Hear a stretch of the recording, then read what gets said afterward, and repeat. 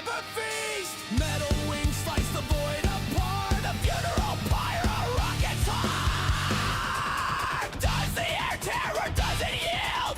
What's the cost of the battlefield?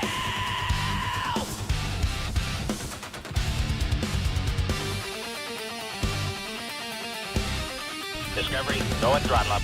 Volcasonic retro propulsion. Firefights fire in the sky's combustion. The plasma storms and blackout seas. Gravity chains snap with.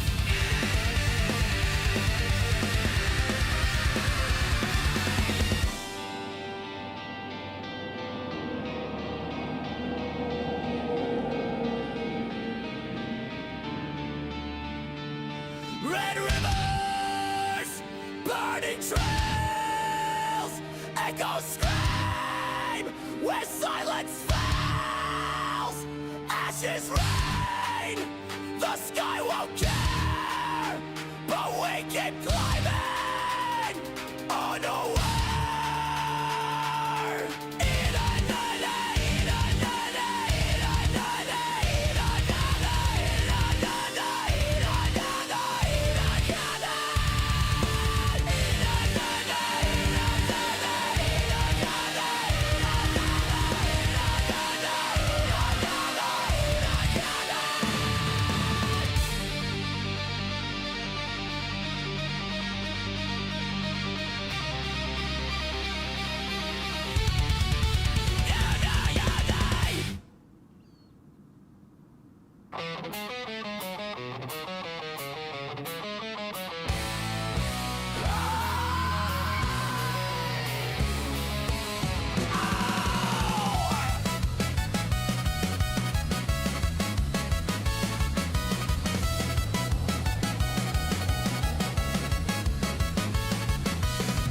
EJ in his rocket chair, blasting curveballs through the air. Space tape, duct tape, pull it tight, orbital mechanics.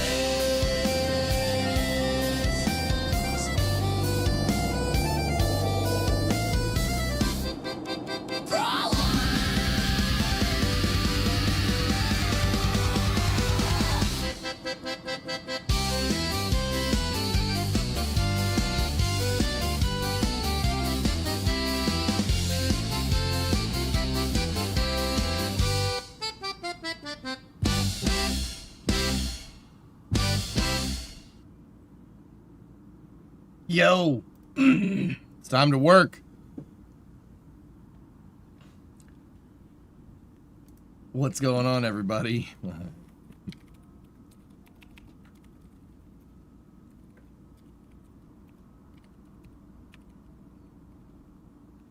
Give me one sec. It's actually warmer today, so today's the day to do some work. I am not looking forward to this. I am going to cut the quarter panel, the right rear quarter panel, out of the car. This is a big step. The trunk pan and the frame rails and everything are done. We have to see where that blue tape is. We got to cut on that, and we got to cut basically all the blue tape. I am very much not looking forward to this. I really don't like cutting into decent metal, but if we're gonna do this right, everywhere from the tape down has to go. The reason why is the wheel well in there is all completely rusted out. Yeah, that's gonna be fun. Not. So that's what we got to do. It's just metal. Yeah. I can always stitch it back together, which is good. But man, yeah, I started early streaming because today's gonna get a little bit involved.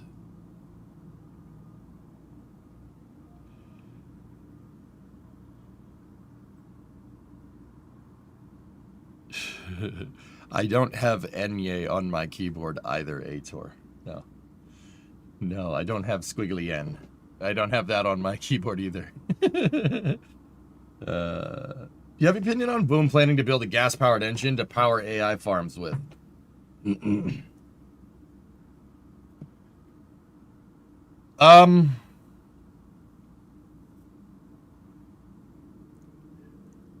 I would kind of prefer if they were further along in their engine development than at least has been shown. Like,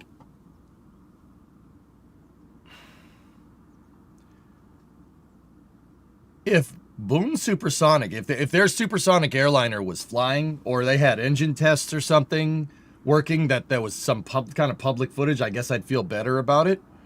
But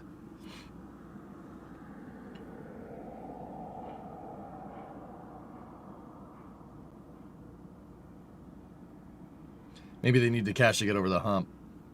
Possible. But they're using they're going to use this power plant engine to fund building the airplane. That tells me that they don't have money. It tells me that they need more money to build Overture. So, I mean,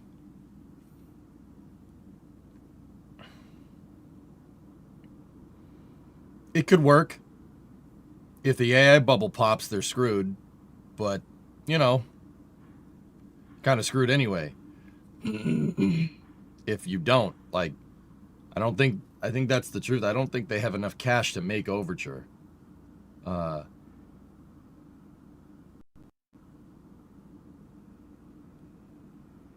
think they have enough cash to make the engines, though, because they in-housed the engine. So they're going to try to diversify that, and they're going to try to diversify that technology. And powering AI is fine. I mean, gas turbines.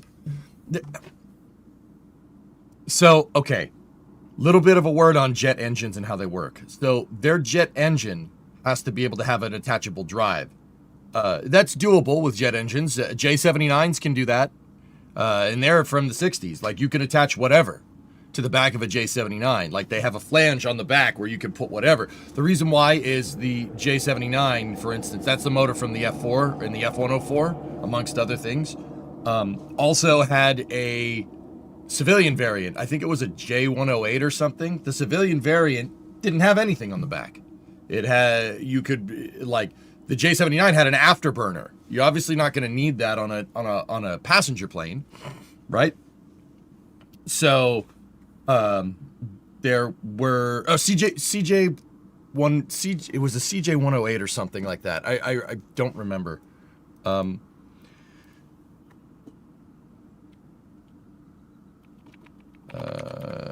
have to look. So like here, check this out. So this is a J79. That's the motor from an F4 Phantom. If you notice, like right here, there's a flange where you can put the afterburner on. See all this hardware right here is all the reheat for the afterburner, right? And then obviously you have your variable geometry nozzle, your aperture that you can open and close to generate more thrust, less thrust. You can just make the jet go faster out of the back of the motor with the afterburner, right? So that's a J79. The J79 can also be adapted. CJ805, that's the name of the engine. There's a CJ805. It's the same motor, but it doesn't have an afterburner attached to the back. Like you can, they modular jet engines like this have been made in the past. This is a cutaway. You can see the oil pump and everything down there, which is cool. So there's the CJ805-23. The interesting thing about the CJ805 is there were like the CJ805-1 or -3 that just had the nozzle on the back, the fixed geometry nozzle with a boat tail on it. See that? These aren't the right words. Sorry. It just had this fixed thing, which is kind of cool looking. So you could put this on the back, you could put the nozzle on the back, and then there was an 805-23. The 805-23 is a high bypass turbofan with the bypass fan on the back of the jet engine. That's what that is. So this is not unfounded. You could do this. You can do it. That's not a bad way to build engines.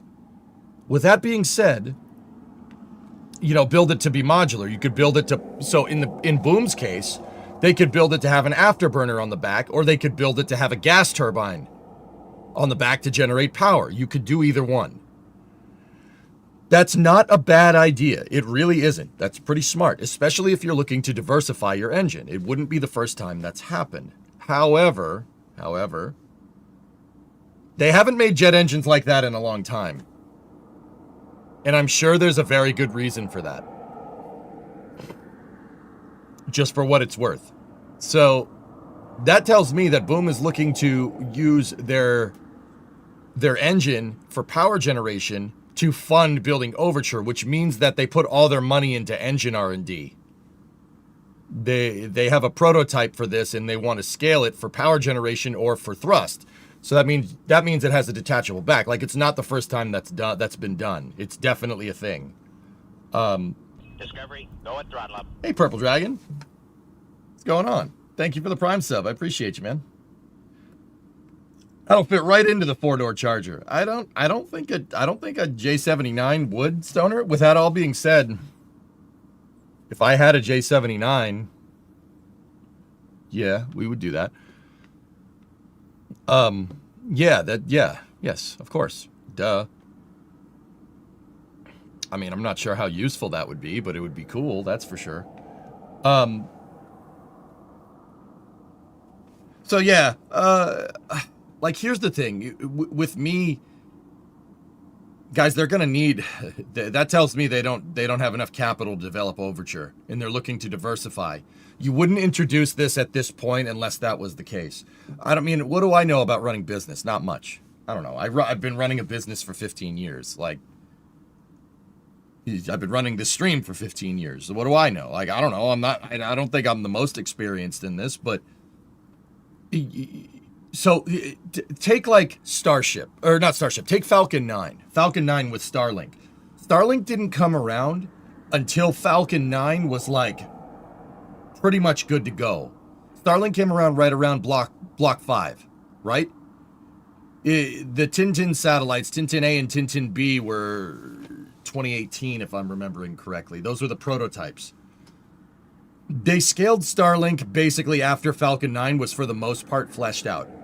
If Overture was for the most part fleshed out at this point, and we saw like a functional prototype or like some flight tests or whatever, and then they said, oh yeah, we're also going to use this to make AI, then I'd be like, okay, you have a good developed prototype and you're looking to scale. and diversify it. But I have not seen any prototypes from Boom, save for the XB1, which is still awesome. The XB1 is really cool. Yeah, that's diversifying your revenue streams that when you don't even have like a functioning prototype seems like a not wise thing to do. That's very much a gamble. So why would somebody gamble? Why would you gamble like that? You gamble because you don't have money. Like, and once again, I'm not I'm not a business guy. Like, Blake Scholl, the CEO of Boom, seems very, very confident that this is not that. So, dude, you know your company better than we do. You know, if you say that this isn't bullcrap, I believe you. Like, you can say whatever you want about Boom and how they do things, but they do have a functioning prototype to an extent, the XB1. But the thing about that is the XB1 is not Overture. Those are two different things. You're comparing, like, that the XB1 to Overture would be like comparing Falcon 9 1.0 to, or even a Falcon 1 to Falcon 9 Block 5. It's just not the same. It's not like a CEO is going to come out and say they're running out of money. Yeah, exactly. I just, and that's not to say that Boom is bad at doing business either. Spoiled. With Boom, dude, they had power plants. They had, I believe, General Electric. I could be wrong, forgive me. They had a supplier lined up for motors, and they were going to retrofit the motors, right, to use turbines and whatnot. And GE pulled out of the project. So they had the rug pulled out from under them. So it's not like Blake Scholl doesn't know what he's doing. Like to be 100% honest with you, they got screwed. Boom got screwed. You know, they were entirely planning to scale like fuselage production, and GE would be supplying the engines, and then GE said, nah, we don't want to. You know, so that is a huge problem in your business strategy. Procuring going from an off-the-shelf component for your propulsion to bringing your propulsion in-house is, yeah, they're probably cooking through investment money pretty badly. Once again, that's the way she goes, man. That's business. Sometimes this stuff happens, which really sucks. Yeah, sometimes sometimes stuff goes that way, dude. The other thing is I'd be interested into why GE pulled out of this program. I think therein probably lies your answer why Boom is doing this. But, I don't know. That's just, could be wrong. Hey, Breezy, what's going on? All right, guys, so today, speaking of running out of money on projects, here's a crew cab Charger. Today we're gonna get out into the shop. We're gonna start cutting stuff.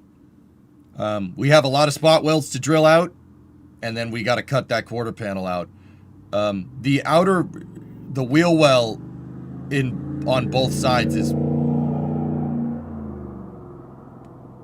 Camaro. Starbase Live. The wheel well on both sides is toast.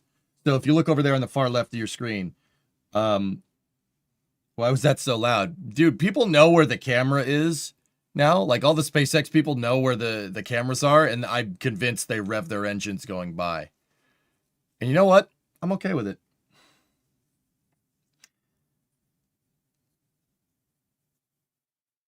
G still suffering from the legacy of Jack Welch. Yeah. Yep.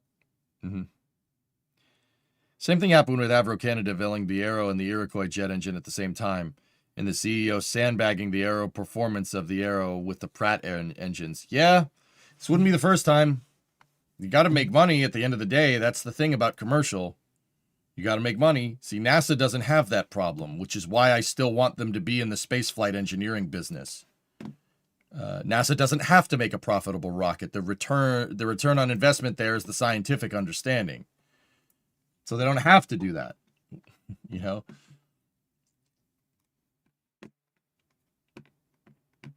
Sound atmosphere is one of the reasons SPL's on throughout the house. I like the background construction noises, dude. I'm not gonna lie to you. Dude, I remember one time I was out in the dunes working on cameras, and it was just after Flight 8, I believe. And all you could hear, like, and we were like, I don't know, we were working at South, so that was a good way, maybe not South, what was it? I think it was Dune. We were working on Dune and Danger Dune. And all you could hear was the stick welders going at it, fixing the OLM for Flight 9, which is, oh man, was that, dude, that noise, I'll never forget that noise. The sound of an excavator. If you've ever operated an excavator or you've worked at a construction site, you know the noise, the clunking sound that an excavator makes when it digs stuff up, the clunk, clunk, clunk, clunk, and stick welders. That's all you could hear. You could hear and then clunk, clunk, clunk, and then you hear boop, boop, boop. I love that noise, dude. Construction site noises, man. I love them. I love that, dude. It's it like it does something to my brain. I'm just like, you know.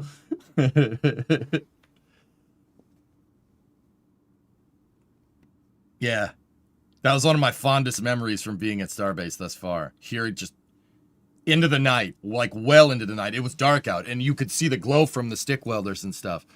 That's one of my fondest like memories, being out there in the dunes. It was like me, Jack, and a couple of other people, and you just hear that clunk, clunk, clunk, boop, boop, boop. We just sit there and just watch it. It's just, dude, it's wild, man. I love construction sites, dude. It's not just rocket launch construction sites are like double bonus, but anyway. I'm wasting time. We got to go. So let's get out into the shop. Stand by for loss of signal up in the office as expected. I got to turn on the playlist. Let's get the upbeat playlist today. Back when I was a mechanic, I missed the sound of impact guns dropping wrenches and expletives all day long. Yep. I pride myself on not swearing as much in the shop.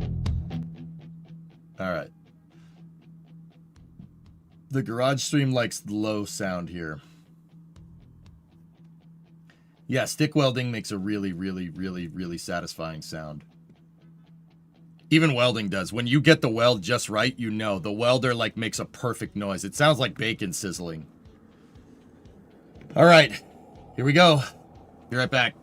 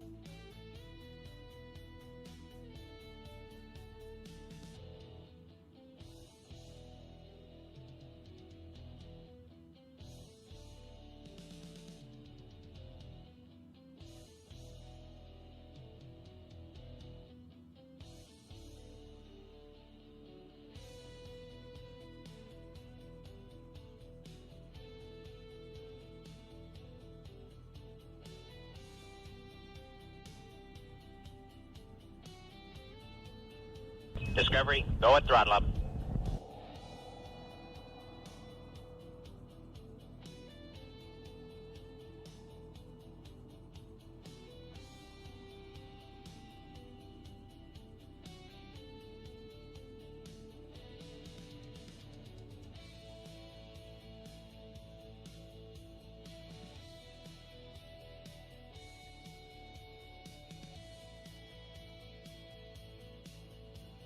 Oh, that's good. The high cam isn't working. Oh, that's great. Is that working? Now, why isn't that camera working? All I did was restart OBS. It was just working a second ago. How's the sync? Good?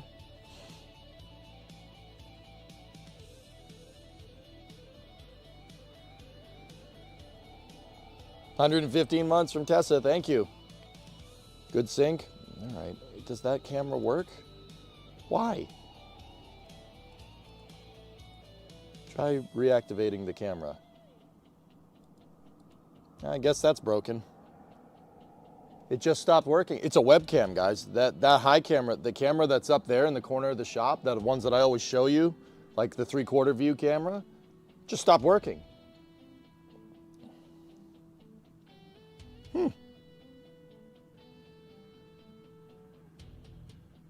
That's really weird.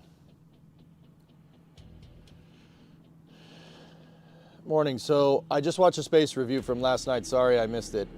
I saw a note about working on new media in videography and pics. Why wasn't NSF chosen? Nobody's been chosen yet, Outdoorsman. Don't worry about that. It's just it was a hypothetical. I could try unplugging it and plugging it back in. Let's see what that does. That usually is the winning strategy. That's weird that just restarting OBS is what did it. Made it not work. Okay. Unplugged and plugged back in. Other than that, everything good, audio good, are we balanced to the music good and everything? Let's try it, ready? Boom. Deactivate, activate. Hey, there it goes, you little meat.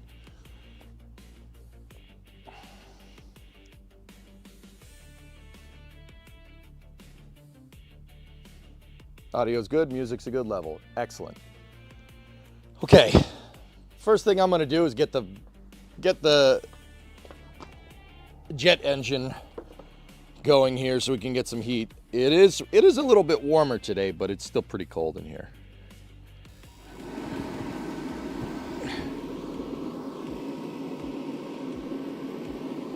Okay, stand by for ignition.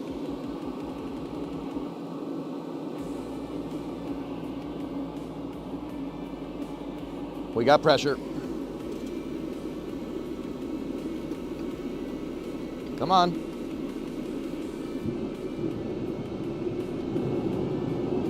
There it is. Good ignition. All right.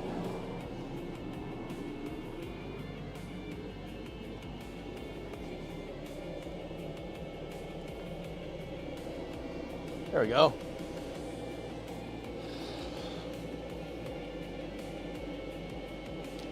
Pattern, you're in your shop right now. Got it at 65 degrees. Doing some work on a Cummins. All right. All right. I am also working on Chrysler products. No Cummins here though. That'd be cool, but no. This is giving us some problems here. I know it looks pretty dang straight, but the problem here is that the quarter panel should go down to about here. And more keen-eyed of you will notice that it doesn't, because somebody cut it out because it was rotted. Yeah, not great. Here, let me get the piece that was patched. I'll show you.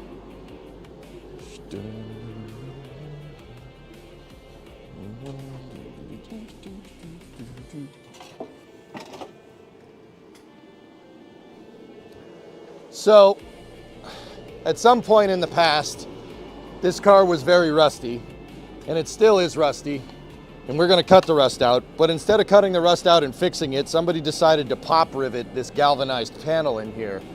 And that is where the quarter panel should be. We're missing about that much of the panel. So there's nothing to remake here. You basically gotta cut it out. The other thing is that the wheel well, or the wheelhouse, we can put that over there. The wheelhouse in here is shot. It's rusty to hell. It's not even connected to this quarter panel, look. See that? Not even connected. So, I have a new wheelhouse. Now, just in case anybody's wondering, I'll say wheelhouse and wheel well, pretty much interchangeable. The technical way of what you should call this is a wheelhouse. That's what Mopar called it. That's what Dodge called it. But if you say wheel well, it's the same thing. This isn't powder coated. This is a EDP primer. It's electro coated primer. That's just so the part doesn't rust in shipping.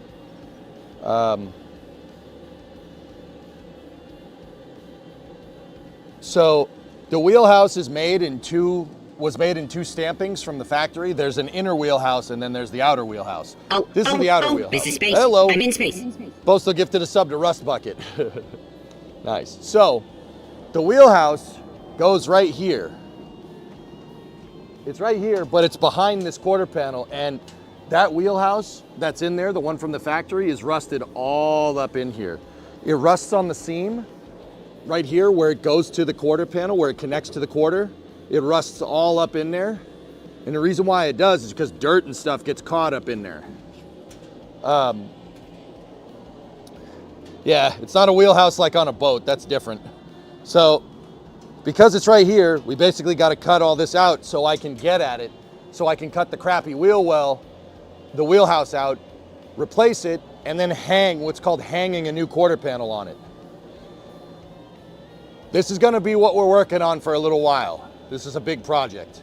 It also is like the trunk. It's a big one.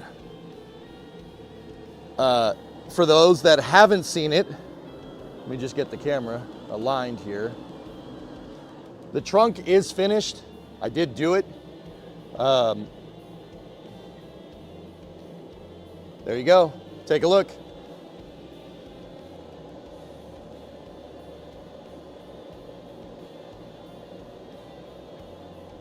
The sub thing is displaying twice, okay?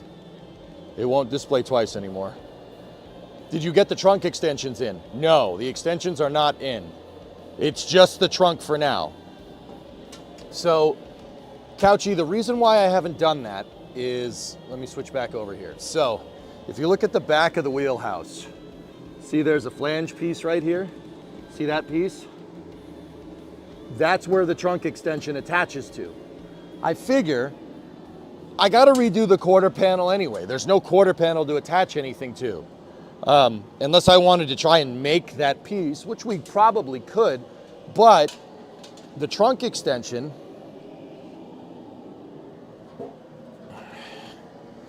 goes like this. It attaches right there. See that? See the flat piece on the trunk extension and the flat piece here? They go together like that. I didn't burn the trunk extension in because part of getting the trunk extension in correctly is burning it to the wheelhouse, which is, well, let's be real, right there, that piece, that's gone. That's not there. It's not there anymore. It doesn't exist. It's rusted. It's somewhere in my vacuum cleaner.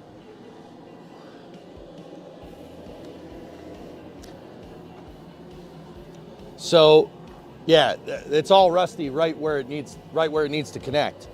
So, that's my impetus for redoing it. You don't like the line with the missing quarter? Huh? No, it's fine. So, I don't like anywhere where there's rust on this car, man, to be honest. Just moving the wheel out of the way.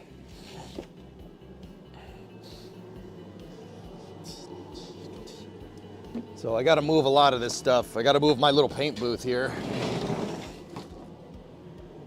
And then should probably move this cast iron intake. Oh my God, that's heavy.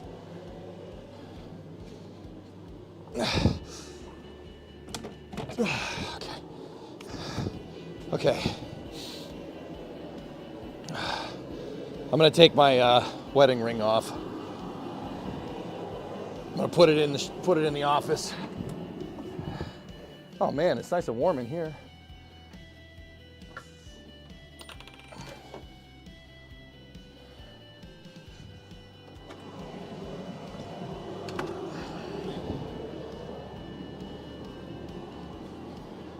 Okay. Ring is in the SCE box. You heard it. So, what is the order of operations?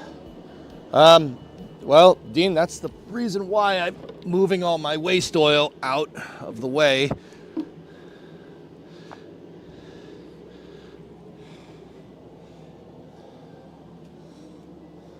It's the reason why I moved all my waste oil out of the way, because, so how I'm gonna attack this is like so.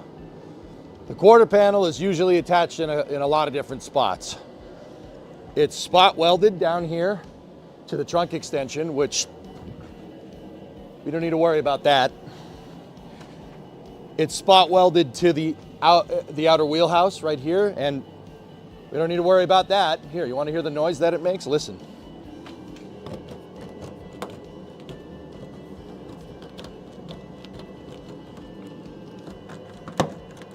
Yeah, great noise. So that's not connected. We're gonna cut it right here, so it won't be connected up here.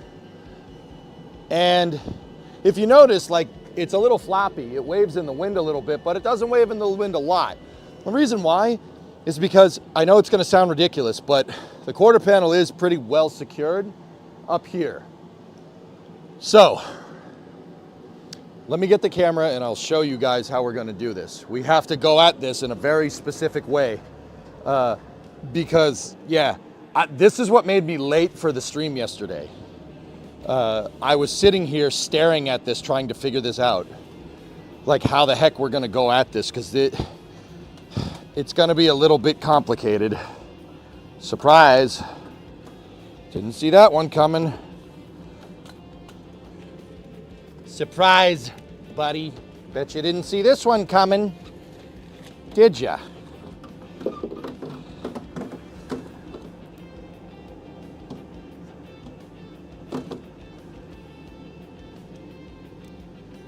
All right, let me roll down the window. There we go.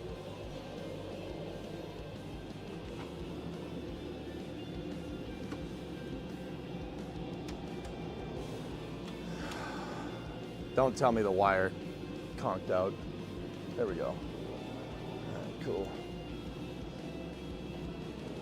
So, whoop. Here's what you're looking at. Is the wheelhouse not attached to the back firewall as well? Back firewall. I don't know what that means.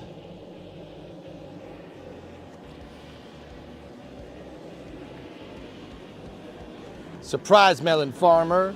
Yep. Yeah. All right, cool. So, is the plan to re-weld this back in or completely replace it? I haven't decided. So if you notice, I don't know if you guys can see the text. I left some notes to myself. Oh yeah. Cool. The back of the tub there on the inside. No. I would show you, but I just got that damn camera set up. Here, get Vivitard. Look. So Shai, the trunk extension should be right here. But if you look, there's a seam on the wheelhouse. Right here. I don't know if you guys can see it. The trunk extension seam aligns with the outer wheelhouse. Okay? You can't see it because the wrenches are in, or the clamps are in the way.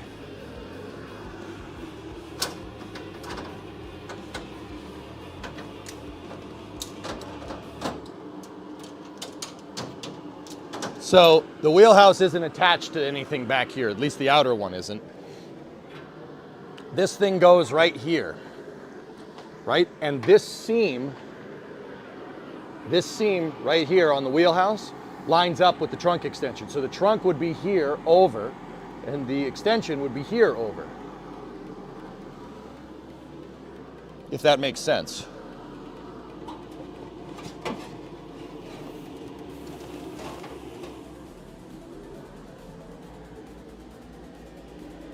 So, here's how we got to do this. Right here is something called a door jamb, okay? No, it's not jam like the thing you eat. It's called the door jamb. The door jamb is spot welded. It's spot welded to the fender, the quarter panel right here, okay? What I have to do is clean off surfaces here, cut right here down the bottom, and then I have to clean these surfaces off to drill out some spot welds, but that's for later. That's not for the quarter panel, that's for the wheelhouse. The wheelhouse flanges on this pinch weld right here. I'll actually get the wheelhouse and show you. So, the front of the wheelhouse has a gigantic flange right here, big flat plate. That flat plate picks up on the inside of the door jamb. So this flat piece is on the back side of this right here. So when we go to replace the wheelhouse, I got to drill this out. We have to drill the spot welds, right? And yeah, we gotta, we're gonna have to figure out a way to weasel that wheelhouse in there behind this piece. Cut my car into pieces. This is my last cut off wheel. All right, so here's the other thing. Drilling spot welds here, not gonna be too difficult. That's not that big of a deal. We got to be careful we don't drill through the jamb. Yeah, we got to be careful we don't drill through it. But if we can clean this surface off with the grinding wheel, right? Find where all the spot welds are. Down here, it's not going to be too much of a problem because there's nothing for the spot weld to attach to. It's just this row, basically between where I want to cut and down here. The thing isn't connected anywhere else. It's not connected to the wheelhouse here, as you can see if I can put my fingers through. This is the wheelhouse right there.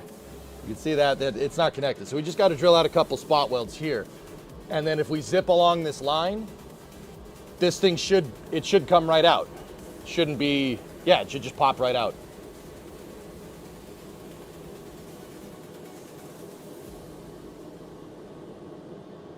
Should. Now, I also have my bracing on the back of the car over here. See the bracing that I've been using to hold this in place? We're gonna have to redo the bracing so it's holding up part of the quarter panel that is not going to be cut off. Fortunately, I did take measurements for that, so should be good in that regard. Now, here's where this gets to be a pain in the butt.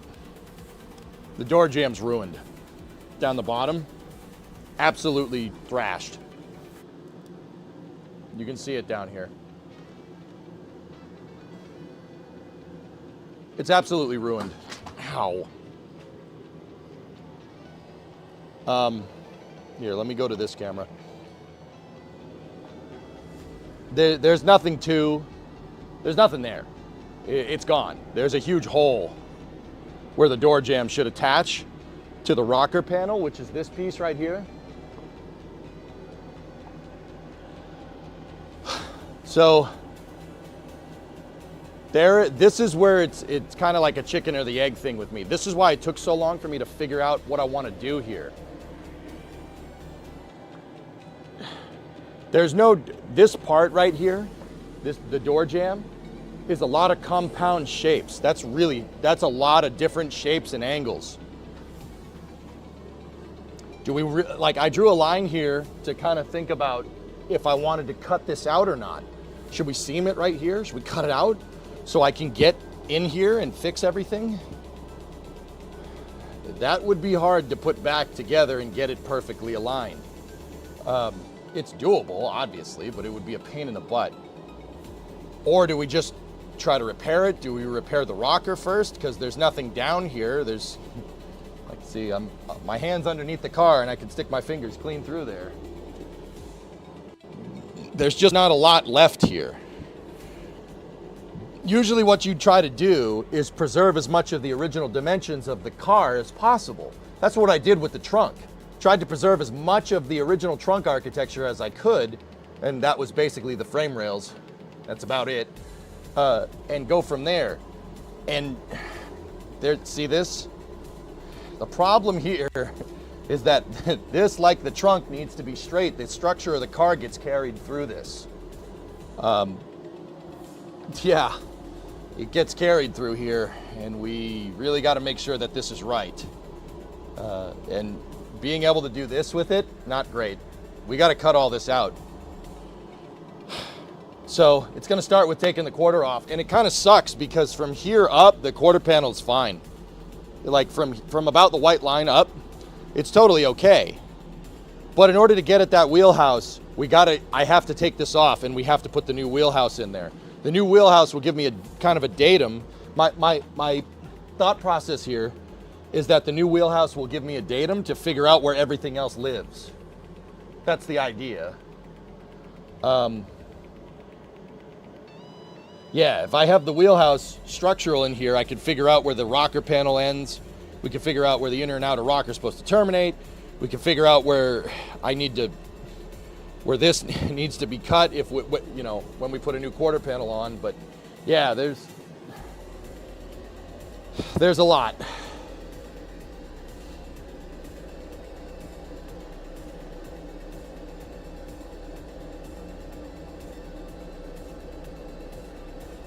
Yeah, I got to redo the bracing for sure. You need a laser pointer to point at things when you're explaining stuff? Oh.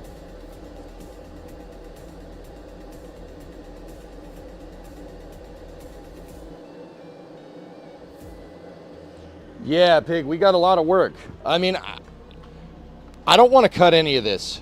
It sucks because the wheelhouse is like right behind this on the sedans.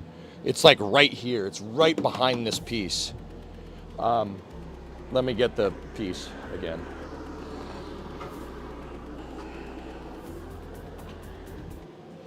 This piece is like directly behind this. Actually, this part is right there. This is kind of the piece that holds all this together. So I figure redoing this piece first, cutting everything out and basically emulating what they did on the assembly line. None of this stuff would be here, right? And that was my impetus for trying to cut this, but I don't want to cut it. This piece is good basically till about here. We need to rebuild down there. But that should give me enough room, and it should. It's a lot of work, but yeah, I sat here thinking about it with a cup of coffee yesterday for like 3 hours. Just trying to think about how we're going to do this. Like, I'm trying to preserve the most amount of metal while still getting rid of all the rust. The problem is there's rust on top of rust. Like, there's rusty parts on top of rusty parts. And that's something we really got to fix. So I think what I need to do is clean off these edges first, clean up all in here, and kind of go. Like, this part is complicated shapes, but down here where it connects, it's not that bad. We should be able to make patches for it. The hardest one is going to be this one right here. The bottom of the wheel, the bottom of the door jamb where it connects to the rocker, that's going to be difficult to emulate, but it's okay. Like, yeah, we're going to have to do that.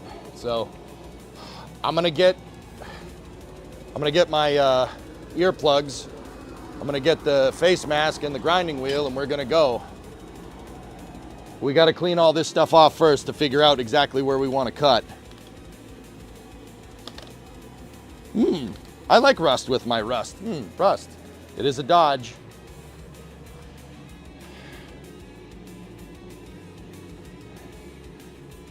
I also really need to clean up all in here. There's all dust in here from working on the trunk, all the parts, all the crap that I shaved off of this thing.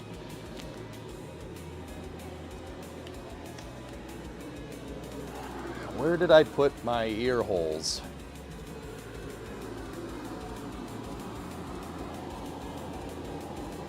Hey, get away with those ear holes.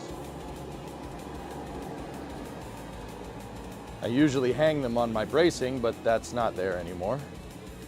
So, you know, they're just in the abyss. That's good. Hearing protection is kind of important. How do you feel about the door being open? Do we need to brace it? No. So my idea here, Shy, my idea here was, well, the piece that the door is structurally on is fine. The door post is perfect. I mean, listen to this noise, dude. Ready? Oh, this is all straight. The door is actually remarkably intact.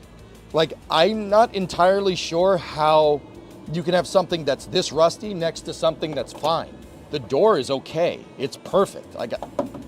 It's all real metal. Like, this is not rusty. This is not patched. This is not even bondoed, which is weird. And in order to keep the door shutting like this, right? Dude, listen to that. There's no play in this door at all. Like, dude, this noise, you just don't get this from new cars. Ready? Oh. Oh. Dude, come on now. This door is good. I don't want to brace the door. All right? As long as the door, the jamb, and this piece, the striker latch, does not move, we'll be good. And this is strong enough, even if I drill out these spot welds, I'm pretty dang sure that this is strong enough to not move, okay? And then what I can do is, you know, when we go to hang a new quarter panel and whatnot, I have the door placed perfectly. Like, what's crazy to me is that this car is absurdly straight. I know that sounds ridiculous because it's so freaking rusty, right? Like, if you bang part of it, you know, right, parts fall off. My goal is to get it to the point where if you do that, nothing falls off. It's a long road, I get it. But this is a long car, so it's fine. If I maintain the door and its striker position and everything in situ like this, I will have a datum for where I need to repair.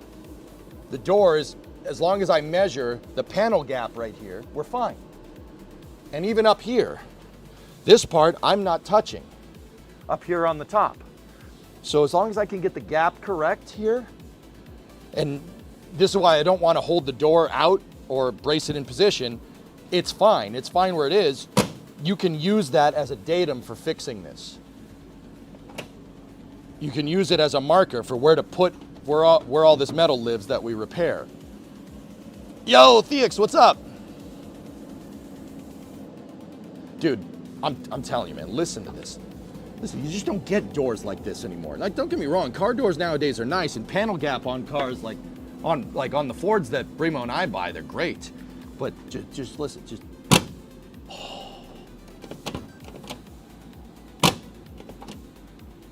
You just don't get, dude. I could sit here doing that all day. It's perfect. Like, what I mean by the car being straight is that this car is like, dude, look at the gaps. Look at the gap. So what do I mean by gap? This is a little thing on car metalwork here. You see how the gap is a certain distance apart right here? It's, I don't know, maybe 1/4 of an inch. It's the same all the way down. Even despite this car being a rusty pile of crap, it's still perfect. Whoever put this door in really knew what they were doing on the line in Hamtramck. Whoever did this in Michigan really knew what was up. Look at that door. Look at the gap over here. It is perfect. It's perfect all the way down. Perfect. See what I mean? That's part of what makes this car look so nice. It's one of those uncanny valley things, guys. If you have a car that has bad panel gap, it looks ridiculous. It looks ridiculous. It looks like a jalopy. It looks like a pile of junk. But cars with perfect panel gap like that, like, dude, look, even with the rust, it's perfect. That's good craftsmanship right there, man. I'm gonna use the door as my guide when we go to rebuild this. I'm gonna use it as my guide to figure out where everything lives because the door is almost perfect. There's just a little bit of a dent in it right there, but that's okay. It's a better noise than the noise the wheelhouse made. That's right. Dude,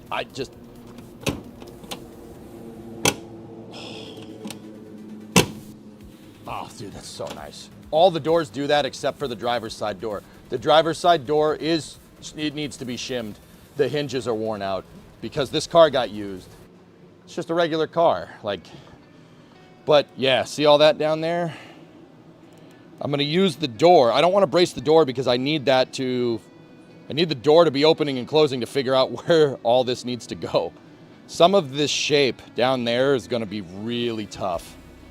But whatever, I'm up to the challenge. I have the metal bend, we have the metal brake, I have the wheel. I should be able to do it. I'm not too worried about it. If I can redo the frame rails the way I did the frame rails, we should be fine. Now, is it gonna look the best? Grinder and paint, you know? But yeah, see, we're missing a piece, like all up in here.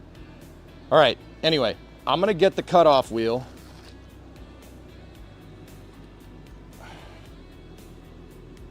Come on, you. Untangle yourself. Thank you. I'm gonna get the cutoff wheel, and the first thing that we gotta do is find the spot welds here so we can undo them.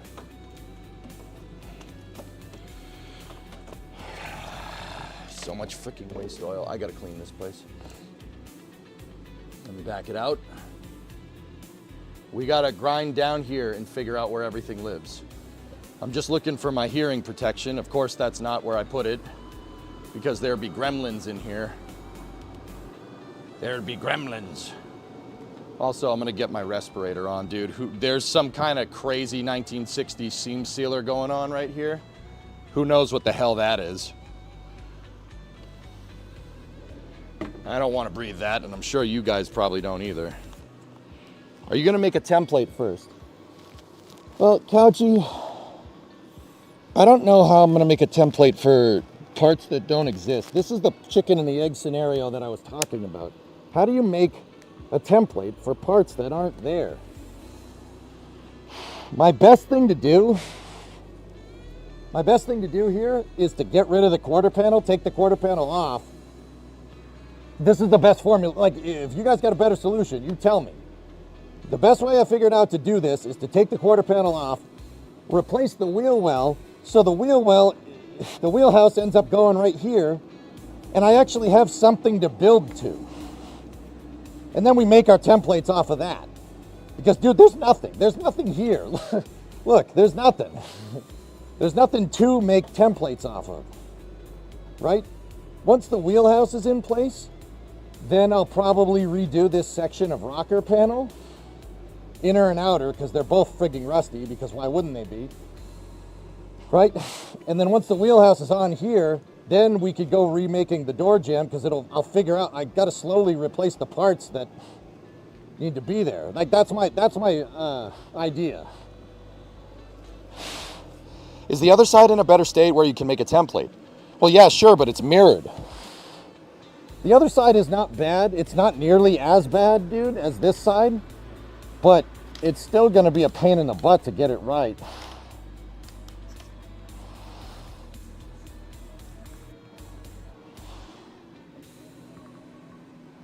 My alarm is going off.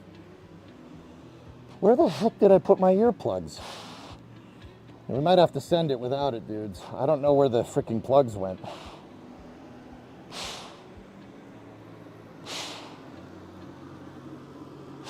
Maybe I put them in the office. I don't know. No, senor.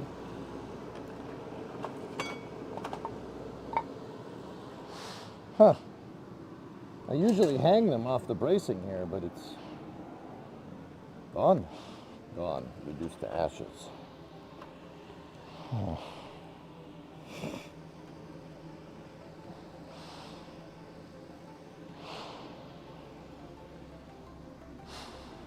Huh. Where the hell did I put them? You know, knowing me, becoming an old man, I may have worn them inside and took them off inside when I was working on this thing last. You know, that would be something I do. Oh yeah, no, they're in a really great spot inside the house, which is not the shop, which is where I need them. You know, logic.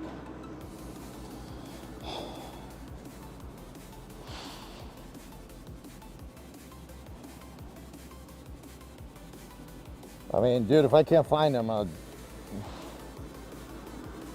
might just have to go. Maybe I put them in the drawer? That would make too much sense.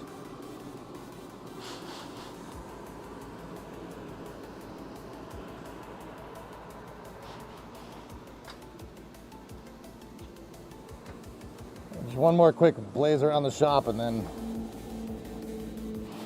we're gonna have to go.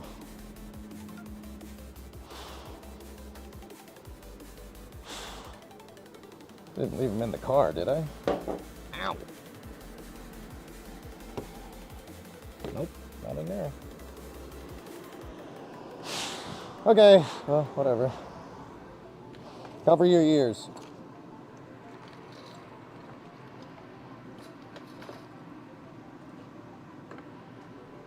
One day without hearing protection isn't gonna kill me.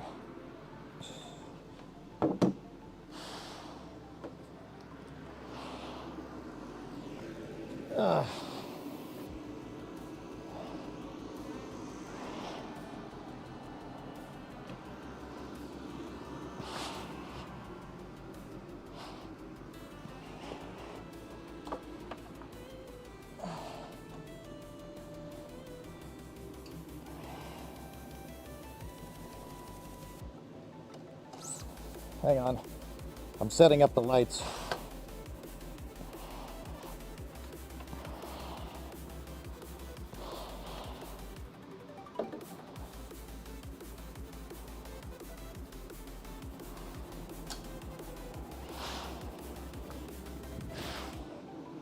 I got my old studio lights that I was using in the past.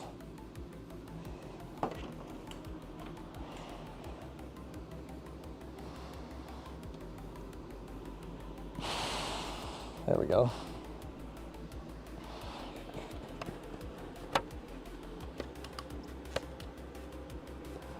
Wore them inside because you didn't want to listen to your wife? You know, no comment. I don't know what you're talking about. I do not recall these events at this time.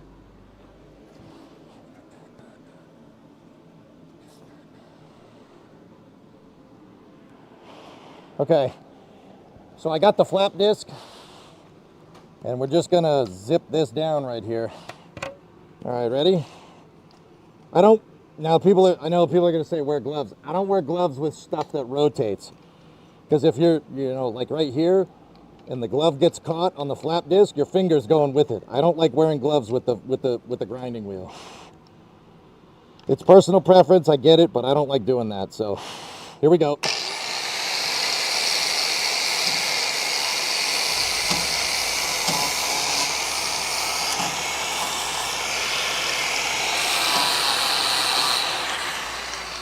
Hang on, I need another light.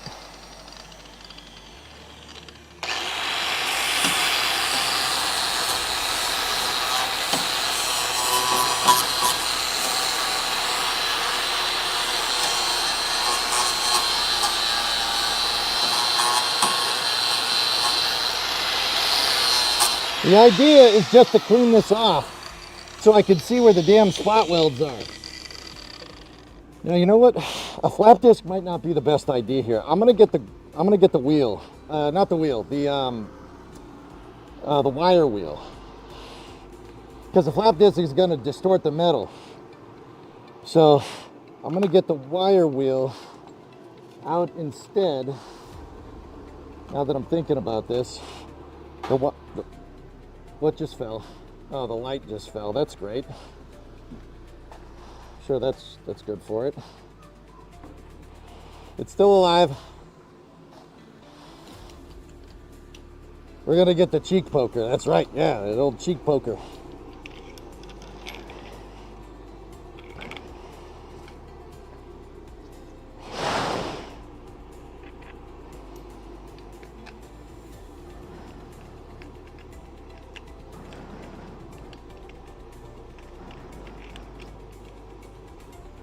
Here we go.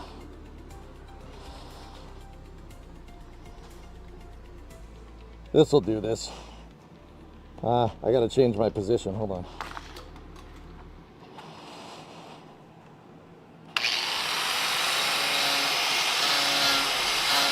See, this thing is just going to take paint off. It's not going to get at the metal.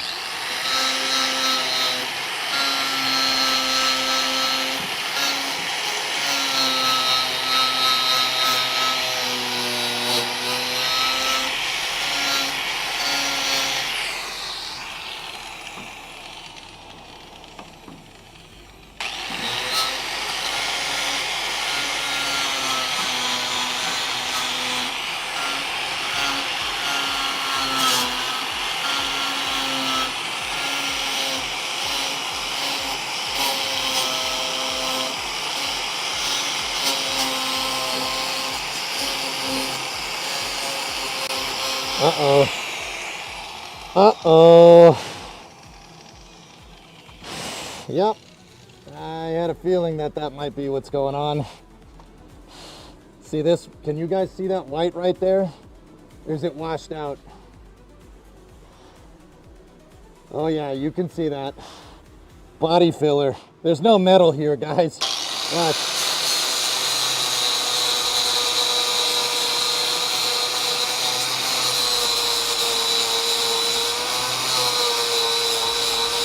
Look, this is all body filler. It's Bondo or Bog or whatever you want to call it. Dude, there's like 1/8 of an inch of it. Oh, that's caca. There might not even be any metal behind this, dude. But as long as the door jamb is okay, I don't really care.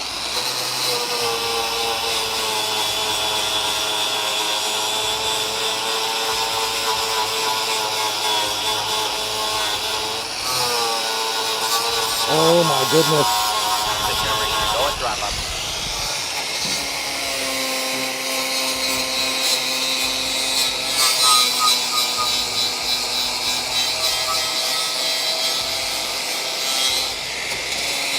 Dude, who would do this to a car? Oh my goodness.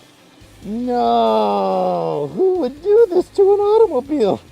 You don't do this to a car that you like.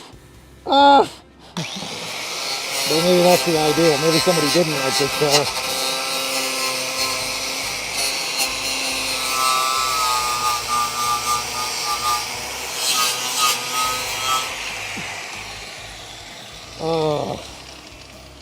Oh, dude, that is a lot of Bondo. Holy crap.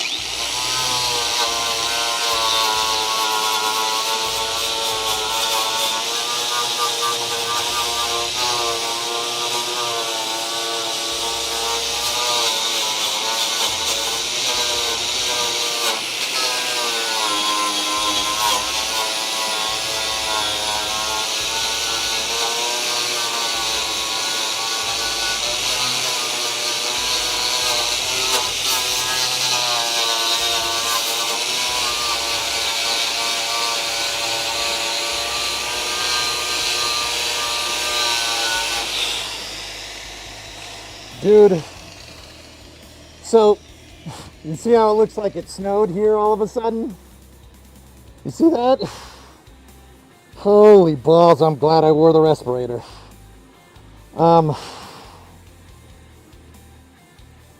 So here's the thing. Can you use body filler like this to make it look nice? Yeah. Should you use it to cover up rust? No. No, you really shouldn't. Did they use it to cover up rust here? Yep.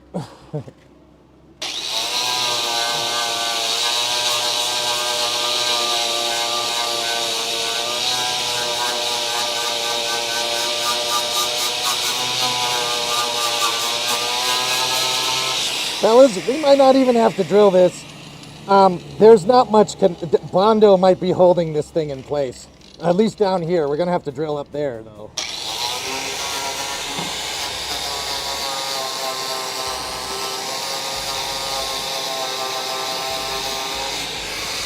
So what is body filler for the people that don't know? So your metal is not on the car, you know, it's not gonna be perfectly straight. Sometimes metal has waves in it, sometimes it has dents in it. You know, if you're repainting a car, you don't want to paint it with all the dents because it'll show.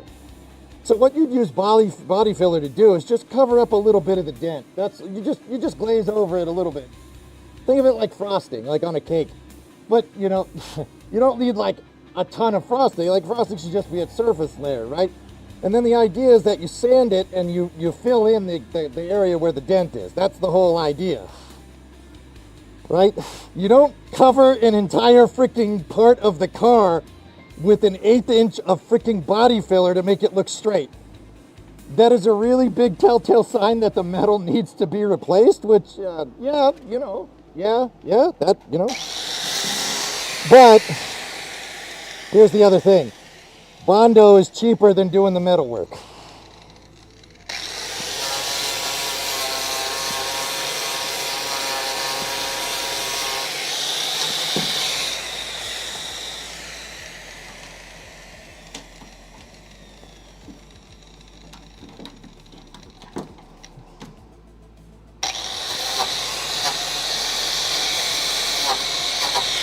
Let's see.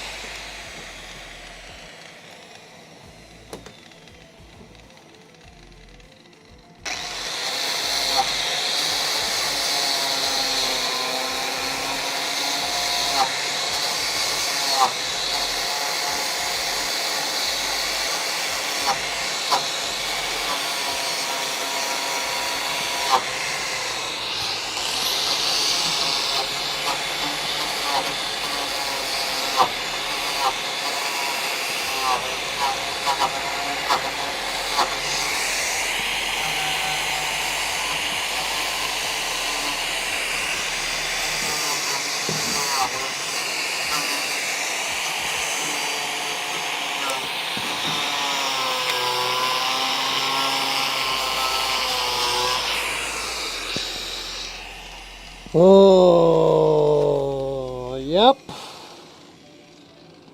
Can you guys see the shiny? You see the shininess right there? Who knows what that is?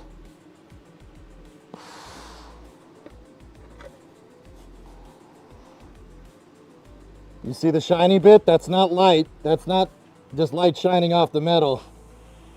That's lead. Lead body filler. That's from the factory. This would have been like this from the factory. I mean, unless, I don't understand why somebody would use body filler and then lead. Lead is the old school version of Bondo. See it right here?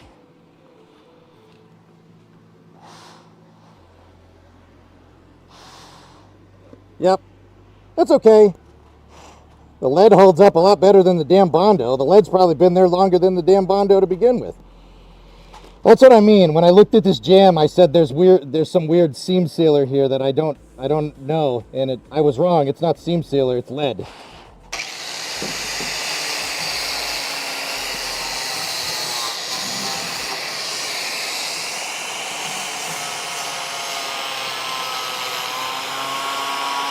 Now we can drill through that.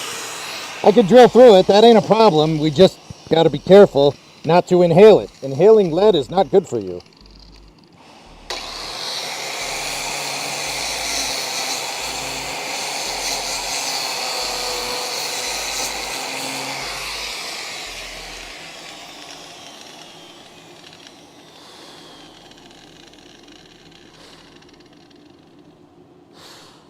Yeah.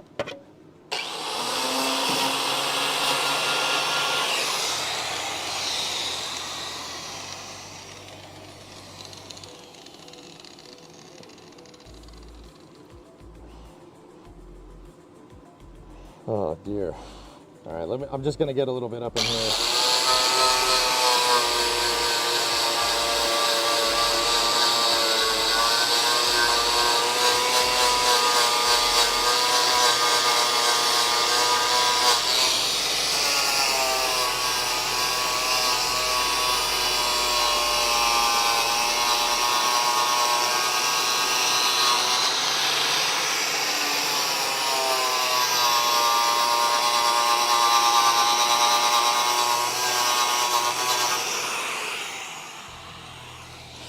You know what kind of sucks? This is all nice. This is all really nice metal.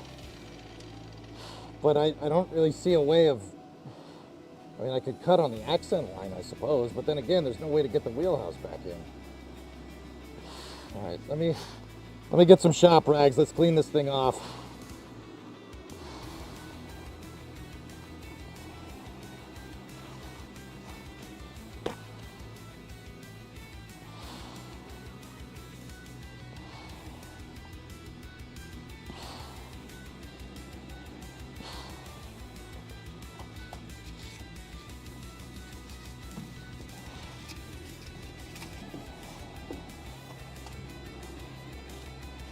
You know what? I'll get some acetone. We'll put some acetone on this thing.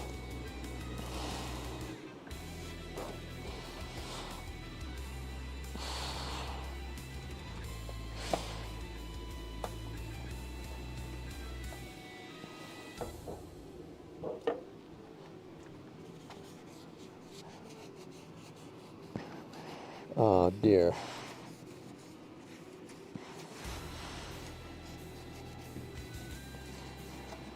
Yeah, you don't really use Bondo to cover up stuff like this. Like, that's not...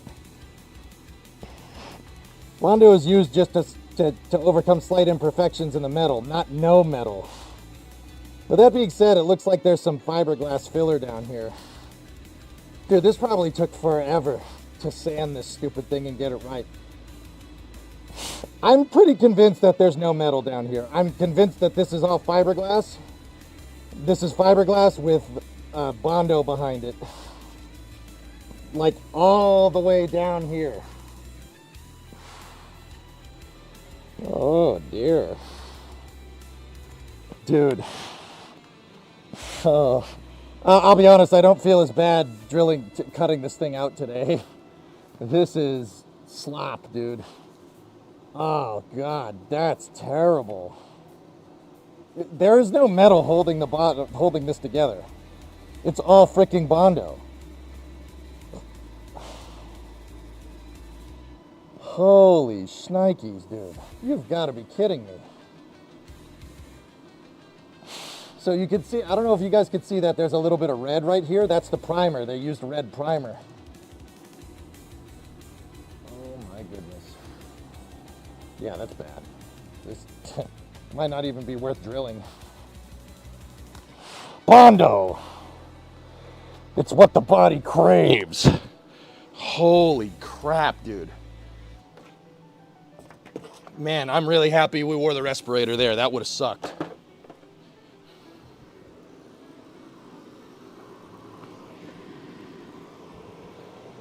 I'm gonna put my phone in the office so it doesn't get wrecked.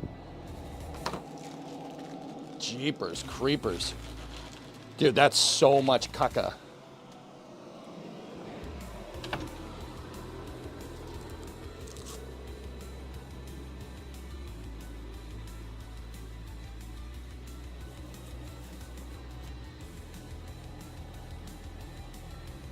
I hope you realize how big of a hazmat situation you're in. Would I not understand that if I didn't point out that there was lead and Bondo and fiberglass everywhere? Like,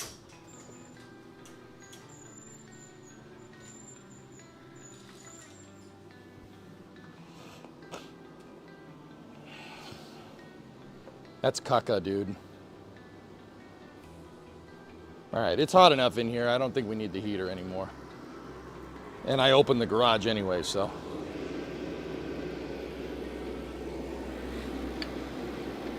And shut down.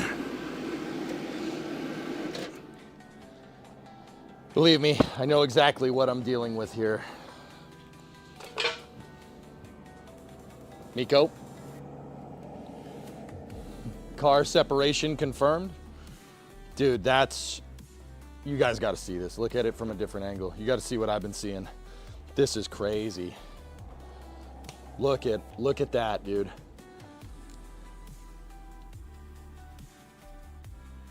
Look at how much, dude, there, like I said, about an 1/8 inch of Bondo. See right there? That's the original car. Black screen. Oh, okay. All right, hold up. It's the wire. The wire's starting to get frayed. Look at this. Look at how much Bondo is there. See, that's the original car. See where the line is? You couldn't see it from your angle. Oh my goodness. Dude, so fellas, like, there's no wrong way. I mean, I suppose with this, it doesn't really matter, I guess. Like, this was a quickie. Whoever did this just did it fast and just did it to make it look nice and just drive the car into the ground. This is never. I'm not the biggest body guy around. If you see this on a car, don't touch it. Get rid of it. You can, so for the people that don't know, if you want to learn about buying cars and stuff, you can figure out if a car has Bondo by how you knock on the metal. You are the one who knocks. Remember this. Ready? Hear that noise? Hear how it resonates? That dunk, dunk, dunk, dunk, dunk. Now listen to this. Hear the difference?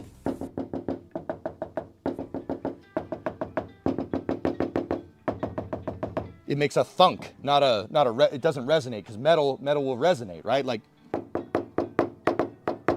hear this. It won't make a thunk, it'll make a thunk. That's the difference. It'll be like dampened out. The noise will be all dampened. Now, with that being said, I knew there was Bondo here. I didn't think there was that much freaking Bondo. You'd never use Bondo to do this. You'd only do this if you're trying to save money, but yeah. This is... So, another interesting thing here, fellas, that I'm noticing, and you guys... Is that primer in front of the Bondo? It is. No, chat, you guys tell me if I'm looking at this correctly. So see, right here, metal, Bondo, paint. What's that? Primer. See that? See this red stripe right there? That's all primer. Oh. Oh, no. Why would someone do this? Someone primed the Bondo. Yeah, I mean, so here's what's getting me, Hellfish. Oh, look. So up here, obviously there's no Bondo, there's just metal. So look, see this, see right here, see the blue, this is the paint. Then there's the primer that matches down there, and then you can see there's blue underneath it. So if this is like archaeology, right? This is the lowest layer. The lowest layer is the metal here. The highest layer is the paint. So metal, paint, primer, paint. This is what I'm saying, Hellfish. They didn't just scuff the Bondo and spray it. They painted all of this, which, yeah, I suppose that's right, but look at it from this angle. Look at, dude, that's 1/8 of an inch thick. It's like 4 millimeters of Bondo. Yeah, car was repainted at some point. See the layers? See the layers? See what I'm talking about? So metal, you could see the white primer that Chrysler used, and then the blue underneath that, and then the red primer that they used, and then the blue on top of that. See how there's kind of like a white stripe on the edge of that? Yeah, the Mopar primed this thing white. They primed it white, and then there's the blue. That's the original paint right there, and then there's red, and then there's blue underneath it. Yeah, so this whole area was scuffed and shot after putting down that much Bondo, which is... So, like, here's my thing. That's pretty normal bodywork stuff. But it is, but it isn't. This is cheap. This is cheap work. This is not something that would have been from the factory. But see how the Bondo starts right here? See how it starts right there? Dude, this whole area is Bondo. There's no metal here. I'll bet you if we ground it down, it looks like that. I kind of want to, just to see. That is a cheap job. My thing about this is, look, if you're smart enough to make Bondo do this, you're probably smart enough to make the metal work, to do the metal work, and the metal work wouldn't take as much time. There's no way that this happened recently. This is not recent stuff, because the paint job on the outside of the car, like this paint job right here, this paint job is old. This paint has been on here for a while. I'd say at least the paint that's on the car right now, I'd say that paint has been here for at least, I don't know, 40 years at the very least. This is a single stage paint job. It's been there for a while. This down here, and in fact, you can see where they scuffed it.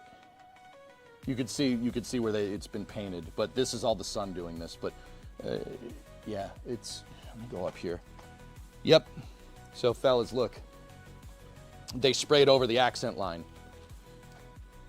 So this is the top of the quarter panel right here. You guys can't see that. This is the top of the quarter panel. See how the red primer is the patch job. See that? There's the original paint. There's the other paint on top of it. See that blue? That's the original. This is a primer job. That's so weird. Why would you just prime this and then paint over the whole thing? Why wouldn't you mask it off? See, it looks like someone painted this with a frigging paintbrush. There's no way a spray gun did this. This was cheap. That was a cheap job. That's not anything we didn't know, right? But here's the thing. If you're skilled enough to make that work with Bondo, you should just replace the metal. And like I said, this paint is old. There's no way that there wouldn't have been parts for this like now. Like, it's 2025. This is a car from 1969. For example, if this was done in the 70s, just hang a new quarter panel. The Bondo is... Somebody knew what they were doing, because this is all scuffed and sprayed correctly. Like, but you don't spray an 1/8 inch of Bondo like that. Just replace the metal. Like, the amount of time and money that it took to do that, you could have just replaced the metal and made it look 1,000 times better. But then again, like I said, dude, this might be backyard work. It's possible that somebody just did this in their driveway. If you did it in a driveway, you didn't have a shop like what we have, like what we're blessed to have, you know, yeah, this is going to look like shoddy work. But way back when Bondo was cheap, way cheaper and easier to get. That's a good point. Yeah, that's a good point. Yeah, this is just, yeah. Yeah, maybe they didn't want to go to the dealership and get a new quarter. Maybe they didn't want to do that. And that's fine. That's okay. I get it. I don't want to go to the dealership to get parts, you know, like they overcharge. So, but yeah, see what I'm wondering is how much does that go? How much, see those holes? How far does that go up the quarter? I mean, the Bondo stops right here. So that tells me that from here down is pretty damn rusty. Yeah, the other thing here, fellas, is that this is all structure. The wheelhouse is structure. The rocker panel, structure. This has to, like, this is integral to the car. This is a unibody design. So with unibodies, the rust like this is going to compromise the structural integrity of the car. And it'll handle like crap going down the road, and this is really unsafe. Like, I wouldn't drive this around. Even with the Bondo over that, I wouldn't feel good about it. But once again, back in the day, they just did what they needed to do. That's my guess here. Just make it look good enough, make it look presentable, drive it till it doesn't work no more. And that seems to be what happened, interestingly enough, or the guy croaked. Oh. All right, well, we're gonna have to get back at it.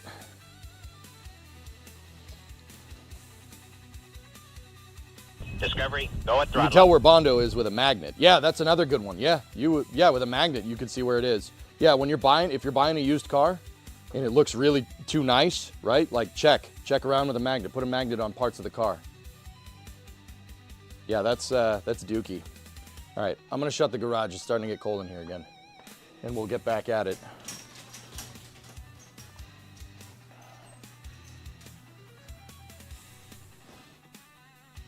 It's obvious I've painted this car before, yeah, right? Magnets, how do they work? Woof. Woof, woof, woof. That is caca. All right, so. Hey, Wally. Tier 2, 57 months. Did you see the alerter twice that time, Dean? Chisel the Bondo away? Yeah, I don't know. Kind of wondering what's behind that lead right there. And I also really, I hit this with a flap disc and I can't really see where the spot welds are.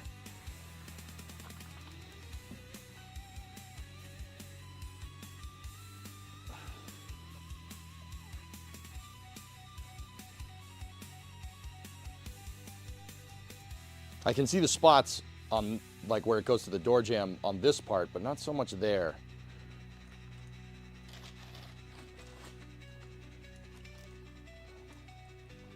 There's also lead sealer, like there's also the lead right here. I can see a spot weld there, spot weld there. There's one there. I really don't want to grind down that lead. What's it like under the arch? Terrible. I have no reason to not believe that the Bondo doesn't go all the way over here. Yep, it does.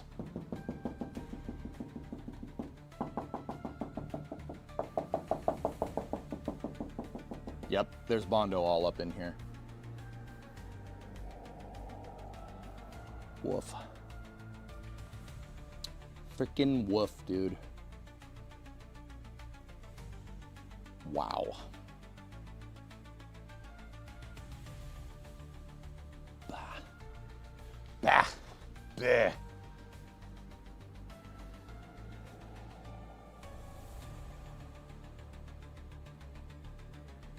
I mean, I could get one of my magnets out, sure. Here. Here we go. This is a welding magnet. This will work. All right, so, okay.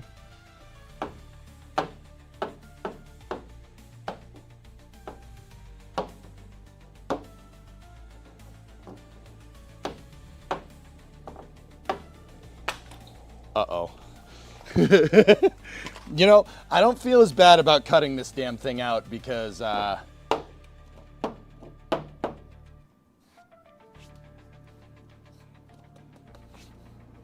there's